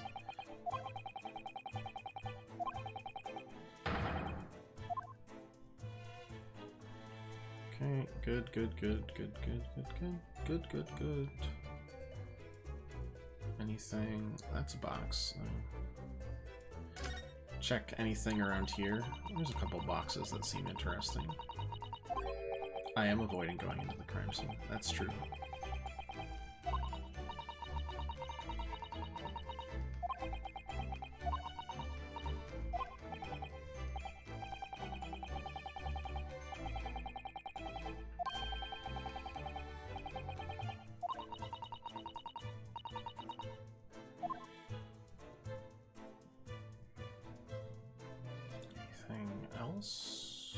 Besides, you know, the actual door, I think we're pretty much all set. This guy has a different thing to say, it looks like. Staring intently at the walls since before we came in here. Shh, keep it down. It's a major clue just here. Really? I'll tell Griggsy at once. As soon as I report it, that'll be it. I'll be stuck here even longer. Stuck here? What do you mean? I haven't been home in 2 days already. I need another constable to relieve me and take over me shift.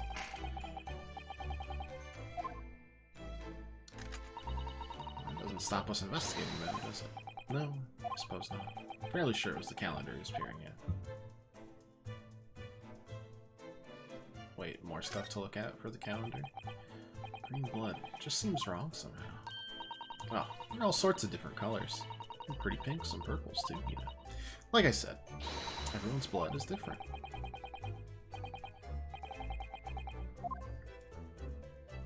Okay, nothing actually there though.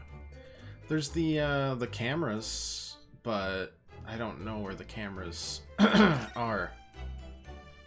I think they were like above or something, but I'm sure they'll pop up during the frickin' case. We know that well. Behind that door is the storeroom, isn't it? That's what Griggsy said.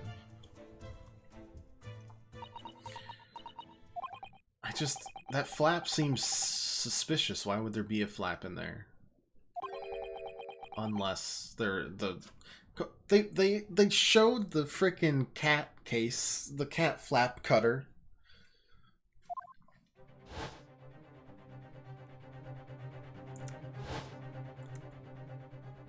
He was shot in the back.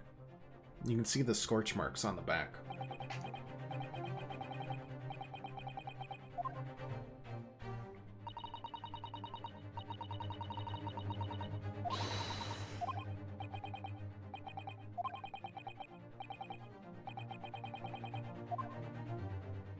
I'm not sure that's the real scene of the crime. Unless the blood that's spattered there is, on the calendar is Herlock's. But I guess we'll find out soon enough.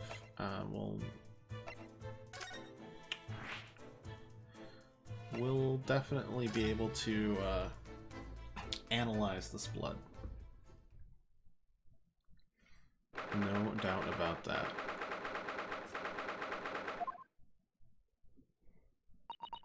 If it's the same blood, then that means he was shot somewhere else, or he was shot here. I don't know.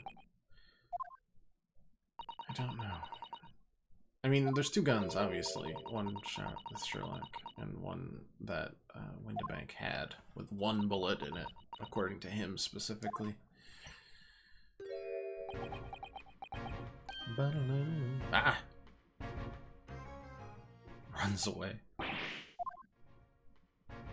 Even the music faded away. Took one look and then tried to run away. Think Scotland Yard Inspector would run away from jumped up little defense lawyer, do ya? Well... Greasiest pocket in the world. Never seen a relationship looking like that before. Didn't know what to say to him. So you weren't running away from me, you were running away from a 10-year-old.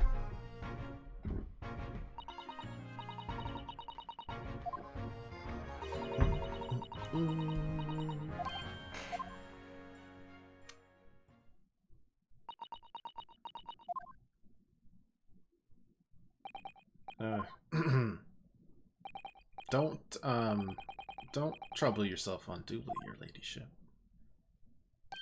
I mean, at least you're not dead, are you?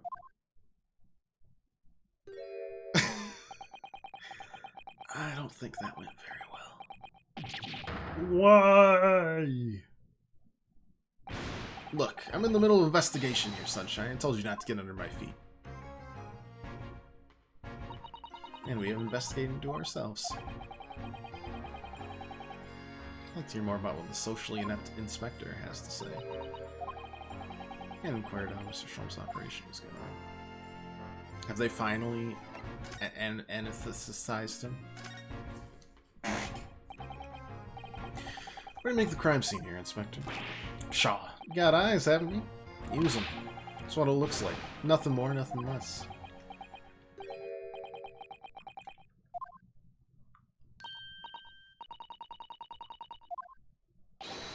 Yes, your ladyship. Do allow me to humbly explain. Last night, at shortly after the hour of 1 o'clock in the morning, Scotland Yard police attended the scene. Wonder who pressed the button. Was it Sasato? The one and only door to the storm was found locked from the inside. And there's no handle on that. That flap wasn't there before. I'm certain of it. Quite right, madam, quite right. We took the liberty of smashing the door in as humbly as possible. As you can see, the victim was discovered prostrate on the floor, thus-wise. And next to the aforementioned body, we discovered the vile gutter child. Tell me about Ginny. She's my friend, you know, Inspector. Miss Lestrade, the hapless girl, was curled up on the floor, dead to the world. Still alive, you know. Yes, and when I saw her, she appeared to be unconscious. I'm afraid to say she had the gun that was used in her hand. Presumably, it's the gun that's still down there on the floor now. In her pocket, we found the key to the door as well. So the storm had been locked from the inside, Inspector. Correct. All of which leaves her ladyship's friend in something of a sticky situation, I'm afraid. Obviously, my personal opinion is that it's all some sort of misunderstanding. Of course it is, Inspector. Of course it is. And how's the operation going?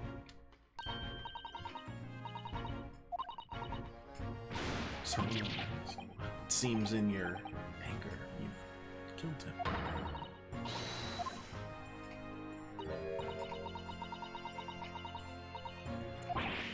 Oh no, operation's done and dusted. Just, well... they use something called a general anesthetic. It's the latest thing. Renders the whole body insensitive. Is that even possible? This operation will be completed while the patient is fast asleep. Goodness. In Empire Japan, we can just manage to provide laughing gas for a tooth extraction.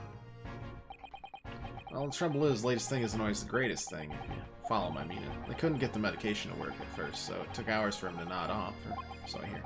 Now the op's finished, they can't get him to wake up, apparently.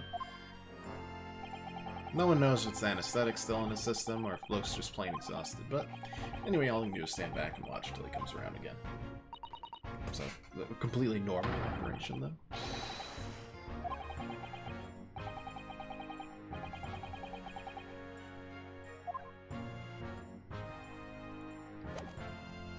Alright, examining time. Well, let's go. Start with the blood. See if it's a different color.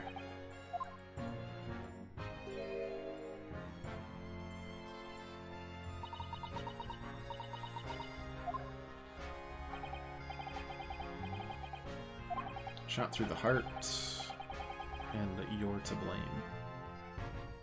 You give pawns a bad name.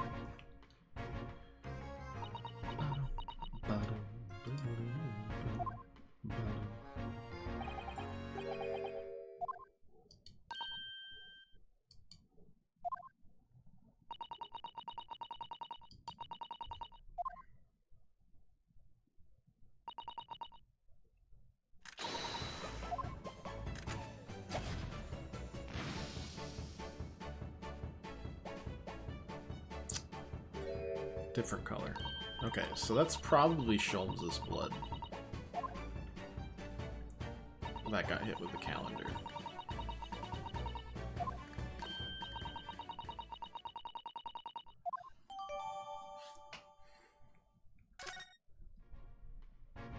But to know for sure, I mean, this is a revolver, a real one.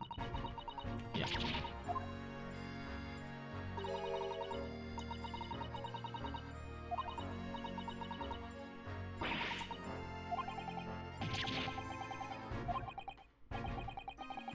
Have we had issues with guns in the past? Ah, right, first case. Take my own life. Ironic. Must be the same gun. And last night, when I looked through the spy hole in the door to the store there, it was in her hand. Yep. But that doesn't really mean anything. Why is she knocked out? Does no one...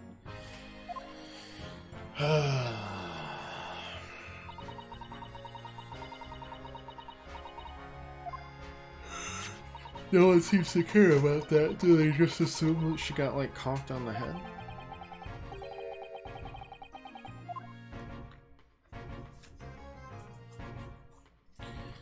Alright,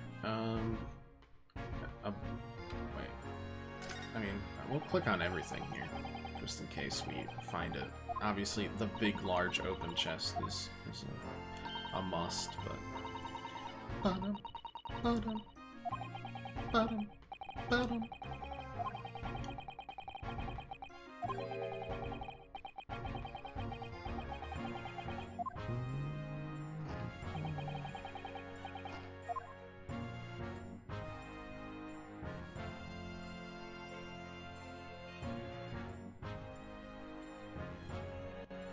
Yeah, just a bunch of stuff. Okay.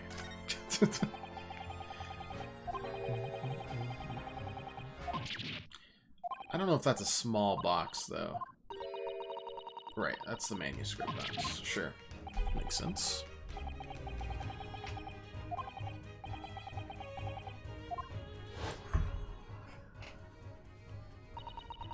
Assume she was trying to get that, but why? Either they took it, or it's a misdirection, and Holmes has had it the whole time, which is my personal theory here.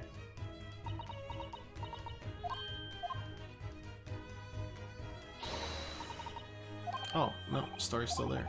Guess I'm an idiot. I've lost my touch.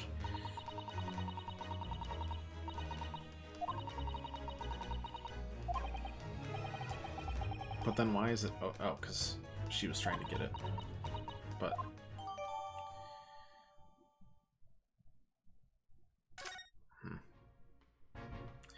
Alright, let's do some more examinations.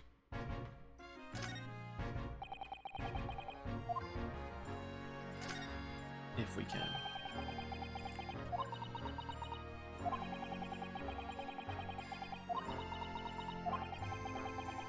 Bottom, bottom. I feel like you could have just told me. Just looking for possible blood. No, nothing. Alright. Huge heckin' thing, though. Okay, anything new here? Anything we've got to present? No, I don't think so.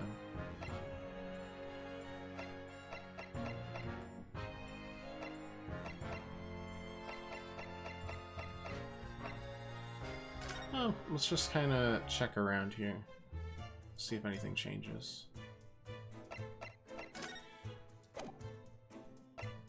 I mean, we could present her with Hound of the Baskervilles.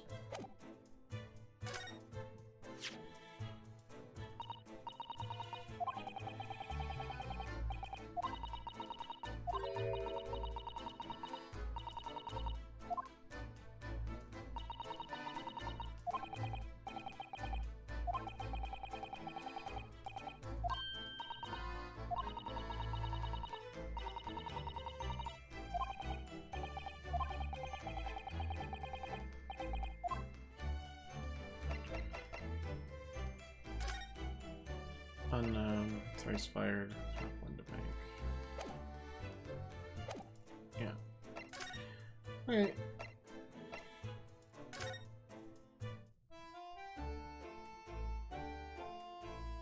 Trying to see if there's like anything. No, just nothing there. That's 221B.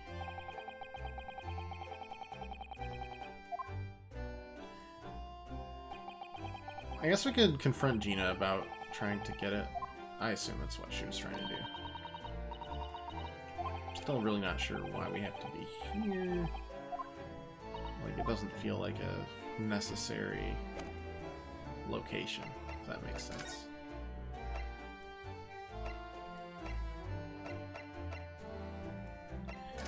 Okay. Gina, you here? F.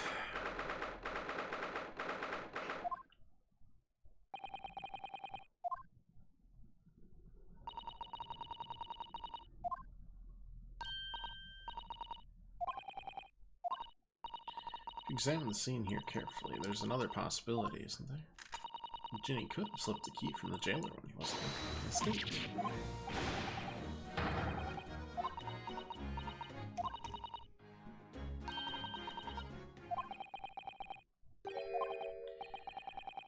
Okay, nothing there. Let's go see if Sholmes is woken up. And if I can just slice him just a tiny little slice of Sholmes meat and check out his blood.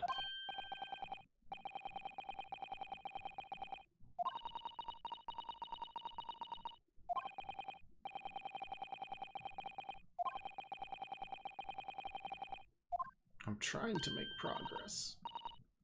I'm trying. Okay, to the hospital. And then if nothing there, then I guess we go back to, are you joking me?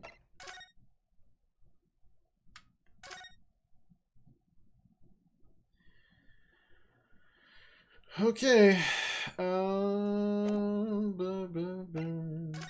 mean, we could double check, like, here and stuff, too.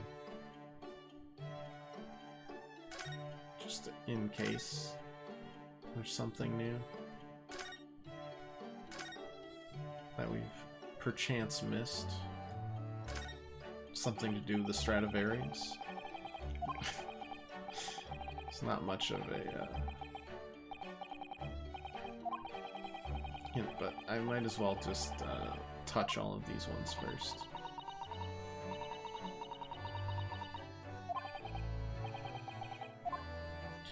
Okay, nothing there. Alright, moving on up.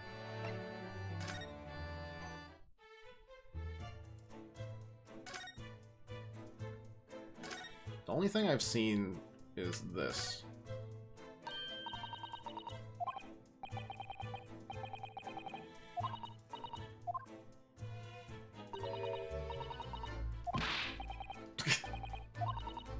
Don't worry, I won't open it. With a special concoction I've developed, I'll be able to see through the envelope without having to open it.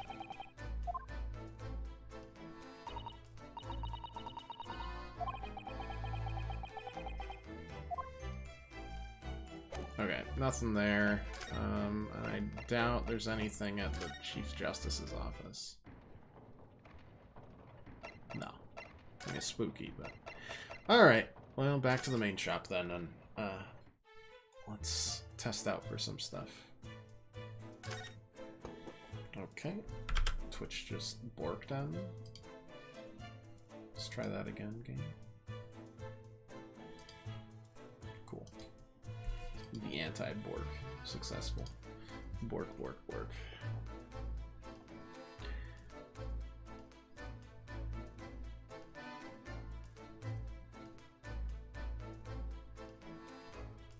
Okay. Nothing new. I mean, it's literally like, go present everything to everyone.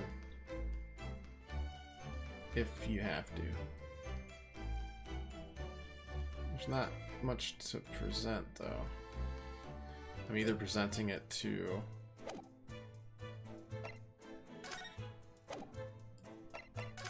her. Other side, or other street. In line, sure.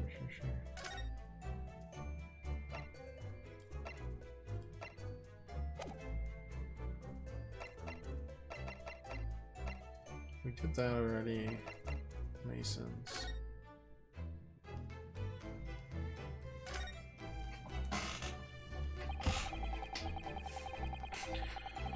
Redemption tickets, very neatly. Still perhaps even. Oh, we could ask, yeah, okay. No, we can present this one to,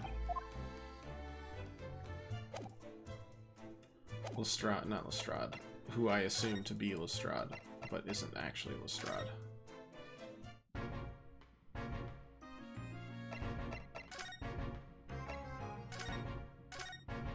Oh my god, I got to whoa.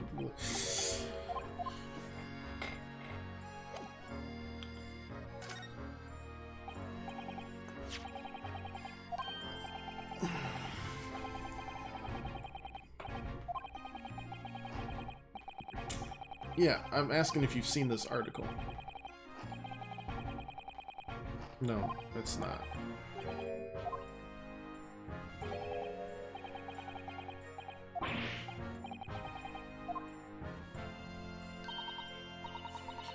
Isn't the same ticket?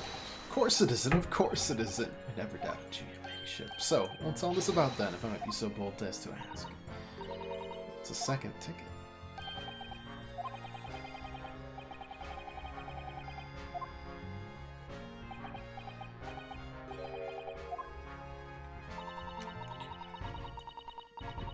Okay, well that unlocked stuff, so that's good.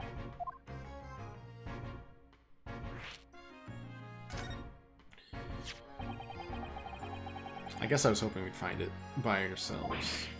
Otherwise they're gonna reveal it in a court, and it's gonna screw us over for a while. It'll be great. Narrative drama. And I assume that's... maybe that was the second disc that the creepo guy was expecting.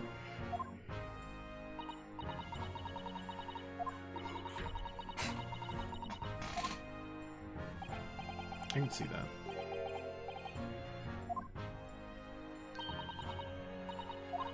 But who drew the sketch of her? How'd they know? I don't know.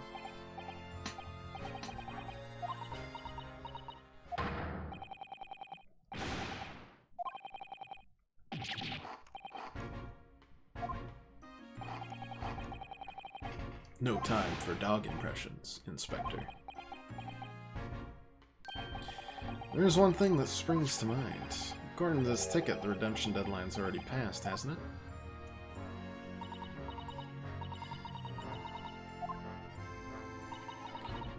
Small box will no longer be in here, then. That's right. It's been forfeited. Which means it could be on the shelves. Or it's been bought. Which would be annoying.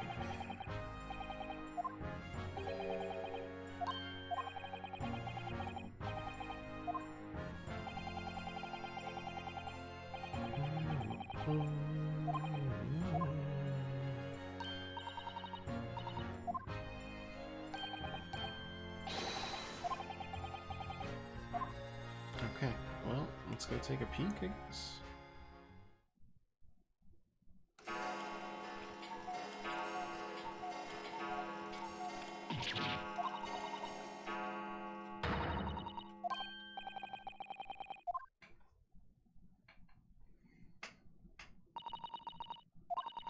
I think perhaps we should pay Gina another visit soon. Her trial's tomorrow. Must establish whether or not you'll be defending her.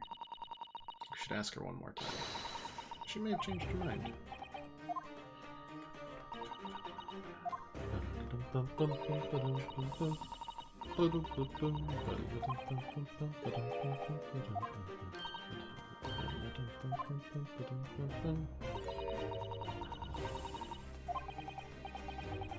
Alright, back to the prison.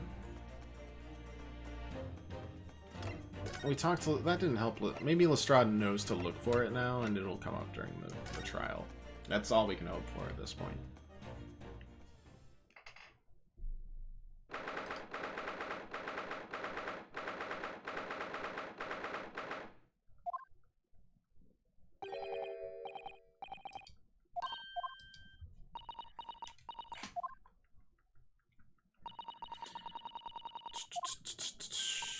Defense. I need it. What papers you signed before? Well, we were able to investigate at Windibanks. Oh, right. Don't you want to know how we got on? We've been ever so busy. What's the point in asking? We'll change what everyone's saying, that I did it. That's not... Gina, we came to ask for your final decision. Okay? What decision? What about tomorrow's trial? Will you let me defend you or not? I must submit the paperwork now if you'd like Mr. Naruto to represent you. Right, I see.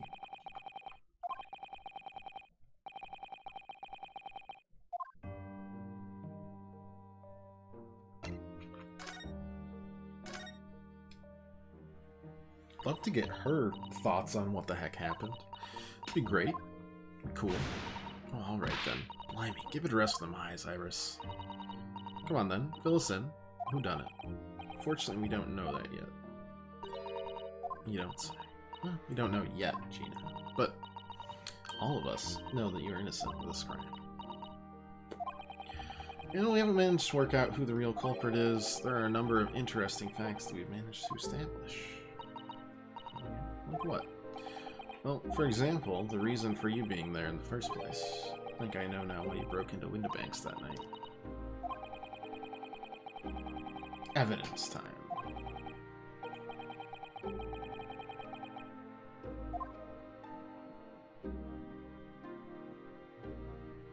Oh, yeah, we won't talk about... Alright, I have to go to the present option. We won't talk about representation in court until we really stick it to her. Alright, well, that's good then. Curiously, the storeroom in Windibanks showed no sign of being ransacked for items of value or the like, with one exception, of course. The box file housed this manuscript. It was you, wasn't it, Gina, who broke open the box containing this manuscript last night? You were determined to find out whether or not the Hound of the Baskervilles was really there. That's the real reason you broke into the storeroom last night, isn't it?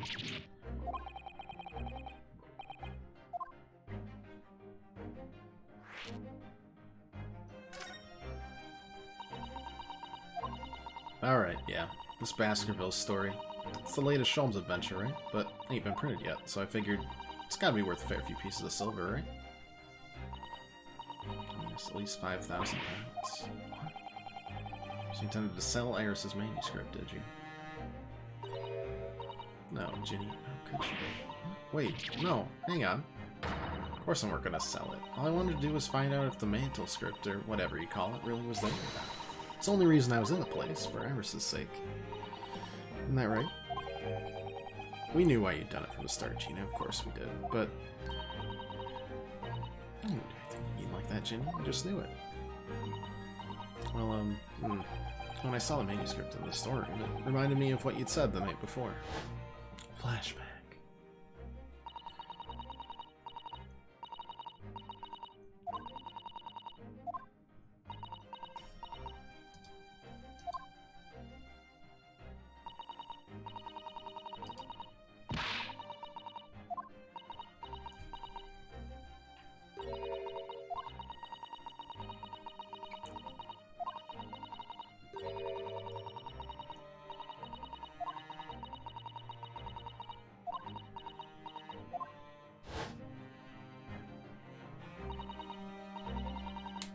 So sweet of you, Ginny.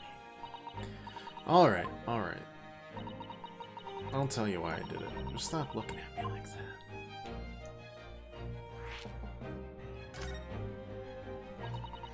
Weren't because of Iris, it's not why I did it.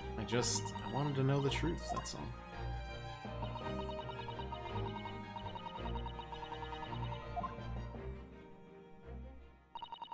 It's like I told you the night before.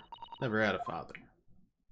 But Iris's lot ain't like mine. She got her dad, only she can't see him, because he's dead. I reckon that's gotta be why she writes her stories. They're about her dad, really. That's what it sounded like to me, anyway, last night when I was listening to what you were saying.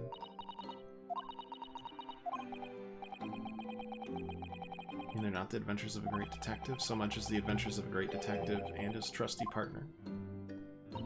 Well, That's how I see it, yeah. So thoughtful and kind.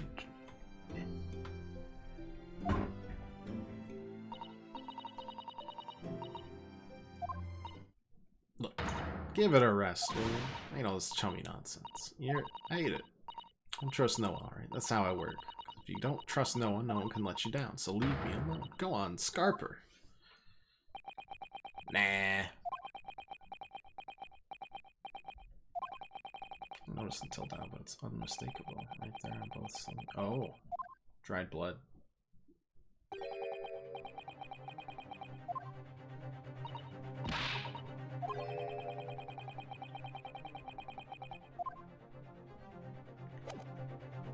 I would love to spritz, do a little spritzing.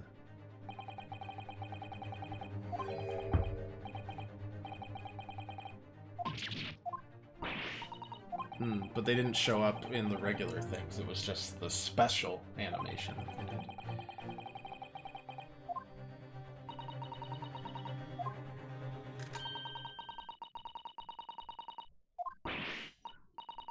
Take it easy, Harris. Don't move. I'm gonna shoot.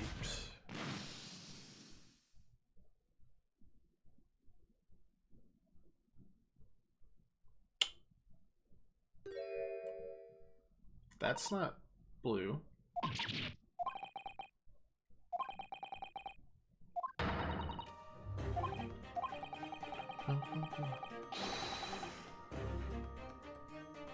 Because this was McGilded's jacket.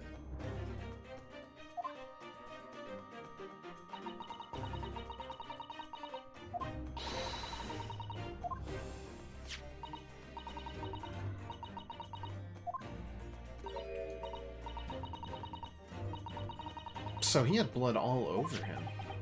It wasn't just like a little coat.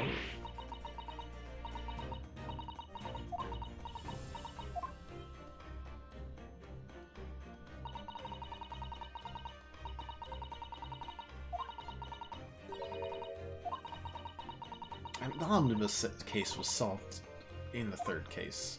Things that weren't there when we inspected were there after.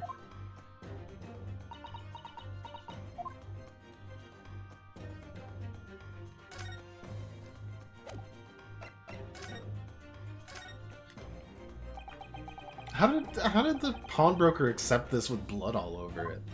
He's just like, yeah, it's a pound. Pretty good. Ridiculous.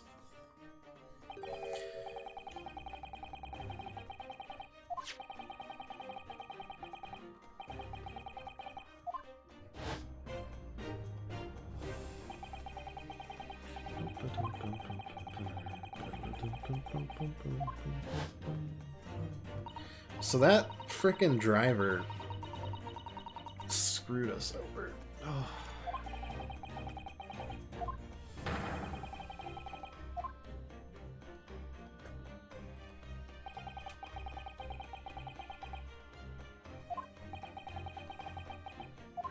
Well, now Reynosuke might have a crisis of faith because he definitely let a guy go free. Though that guy died right away. So maybe it's not that much of a crisis of faith, you know? It's like, well, could have been worse.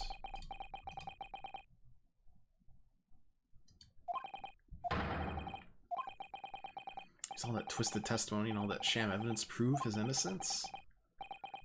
How could I have let that happen?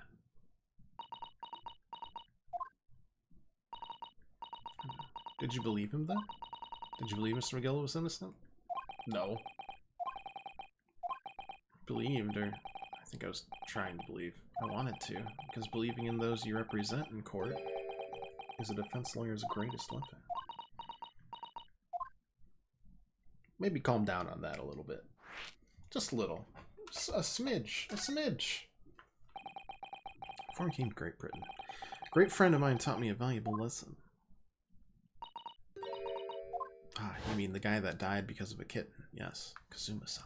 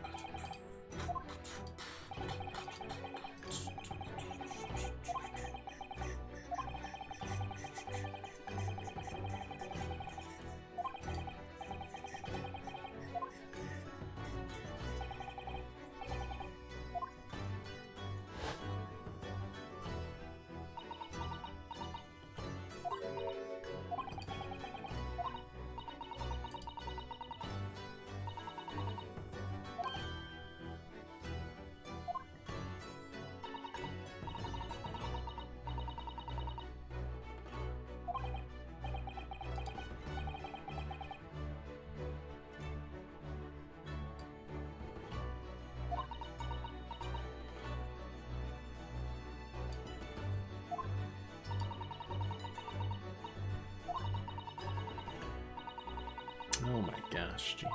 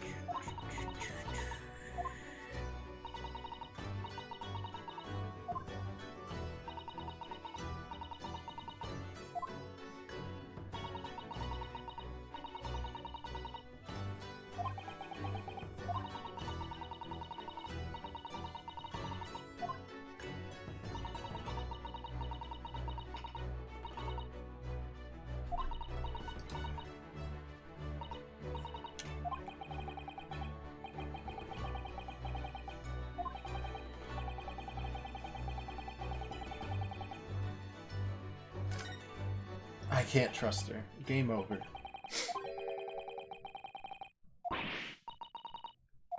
Are you half-baked?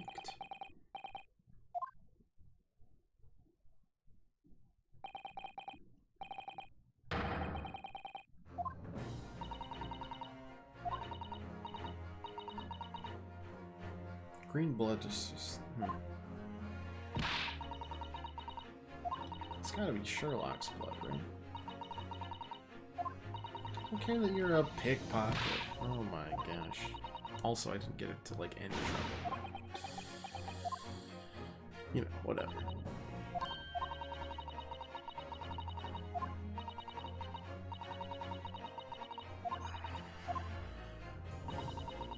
The world we live in is full of people you would do very well to trust. People won't ever let you down.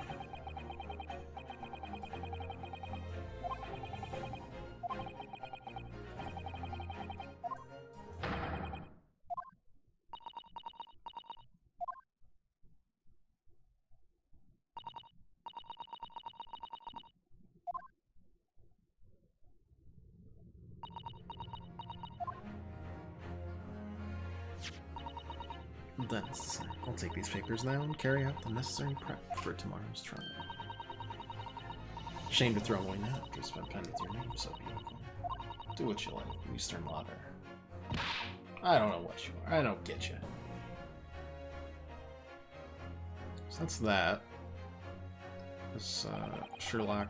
Do we go visit Sherlock or... Nah. Turned out alright in the end, I think. No, he'll have a dramatic, like, re-entrance, I'm sure. Whoever's hiding there. Show yourself at once. Eavesdropping is the height of cowardice.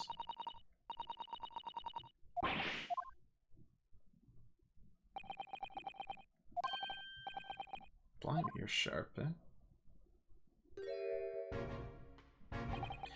Suppose you're using one of those mystic Japanese arts, like the art of stealth I've heard so much about.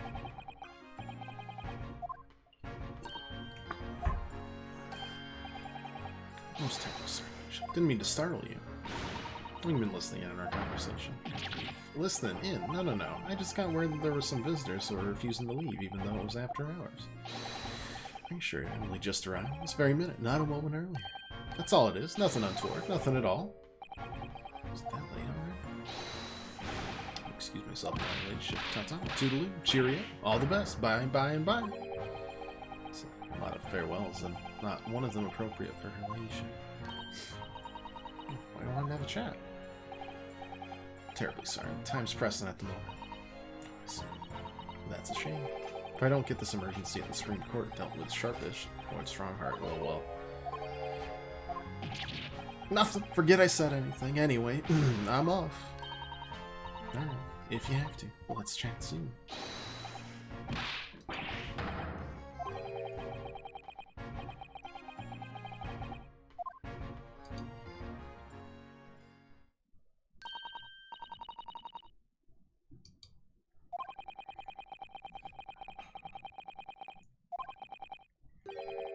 Wonder what the emergency is. Yep, I mean, it's definitely gonna tie in. But will it tie into everything? Or just some of the things? Why did he Why did the Lord of the Bailey come back? Why did he do that fourth case with the whatever his name is, Mr. Poet? He didn't even know it. So our investigation came to an end. Sato-san went to file unnecessary papers for my defense of Gina the following day. Then it hit me. I could no longer suppress the wretched feeling that had been gnawing away at my insides. This music does not fit. Tomorrow, Sato-san will be leaving Britain and making her way back to Japan.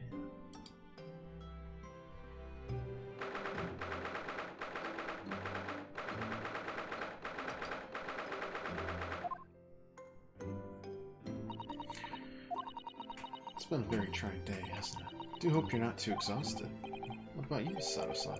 Today's been even more trying for you, I'm sure.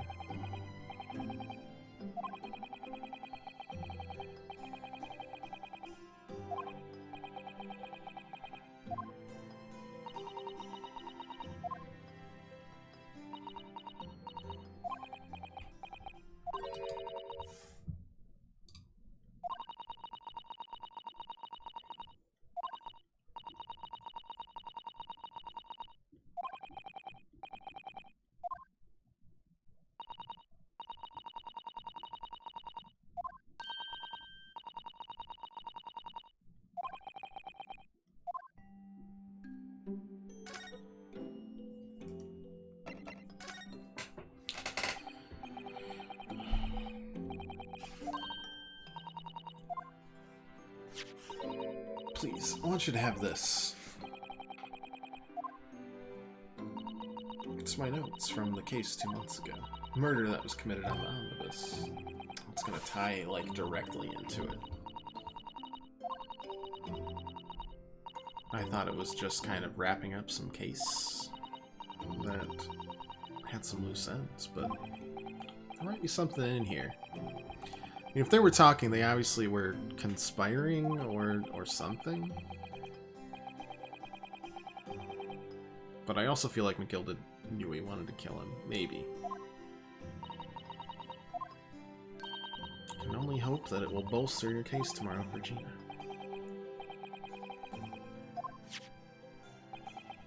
You really are the best judicial assistant in the world.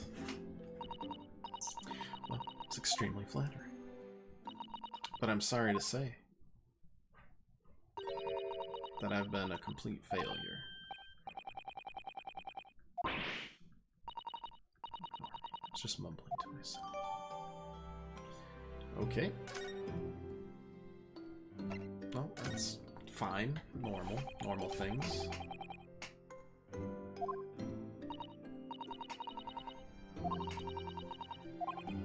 4 a.m. Oh my god. Terrible stuff.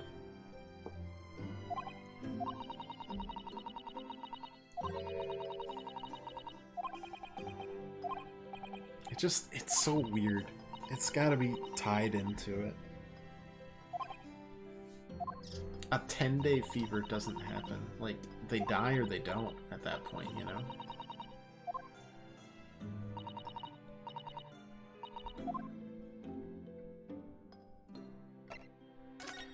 Just, it reeks of poison. It really does.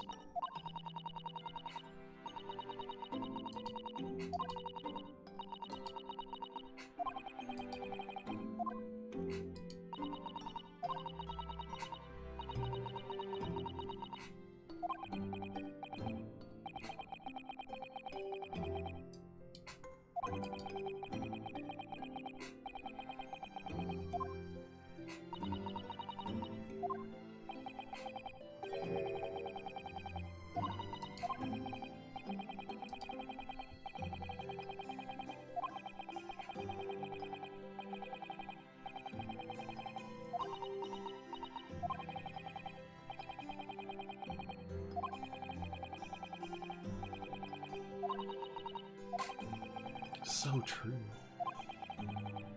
Wow, so true.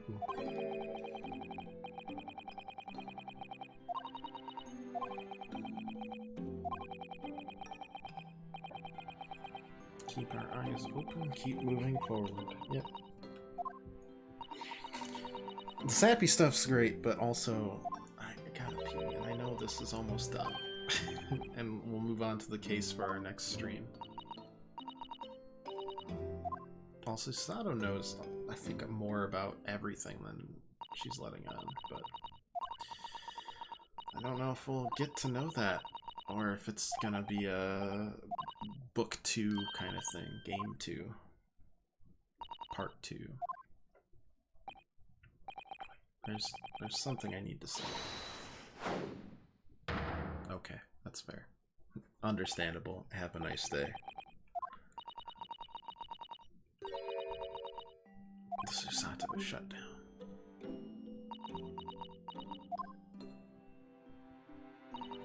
Please, I implore you. If we have to voice our goodbyes, do it upside down for me.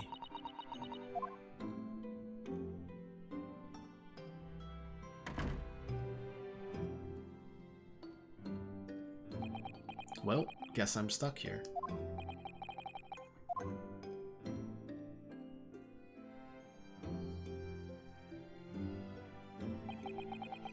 Truly had been a trying day, on our feet for hours, getting Gina to open up to us.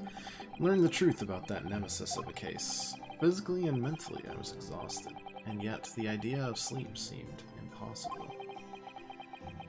I forced myself to close my eyes, and as a cacophony of scenes of our lives here in London played through my mind, eventually my fatigue triumphed, and I fell into a deep sleep.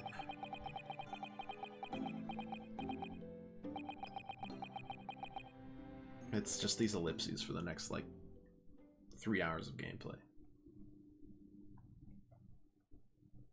Sleep simulation, you know.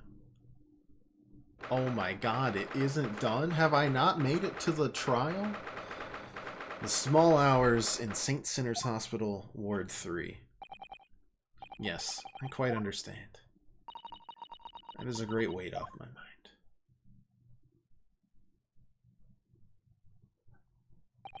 Rest assured, I shall put everything in place exactly as we have discussed. Thank you so much. It's been an honor and a pleasure to be acquainted with you, Mr. Sholmes. On the contrary, the pleasure has been all mine. Bid you farewell, and Godspeed.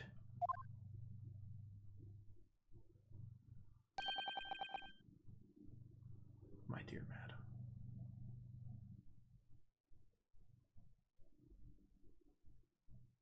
Yeah. Okay. I am confusion. It all ties together though, especially with Wilson. She knows more. Anyways, that's what we're going to leave it at. We will we did 4 parts of investigation. It'll probably be 4 parts of a trial, so definitely not enough time today. We'll do it maybe next weekend, kind of doubtful, and then we've got like Pokemon next Friday. We'll fit it in sometime. Either way, thanks so much for watching. If you like to leave a follow or just come back, hang out any other time you want. Have a great rest of your weekend. Stay safe, stay healthy, all the good stuff. And, you know, above all, thanks for watching. Appreciate it. Toodles for now.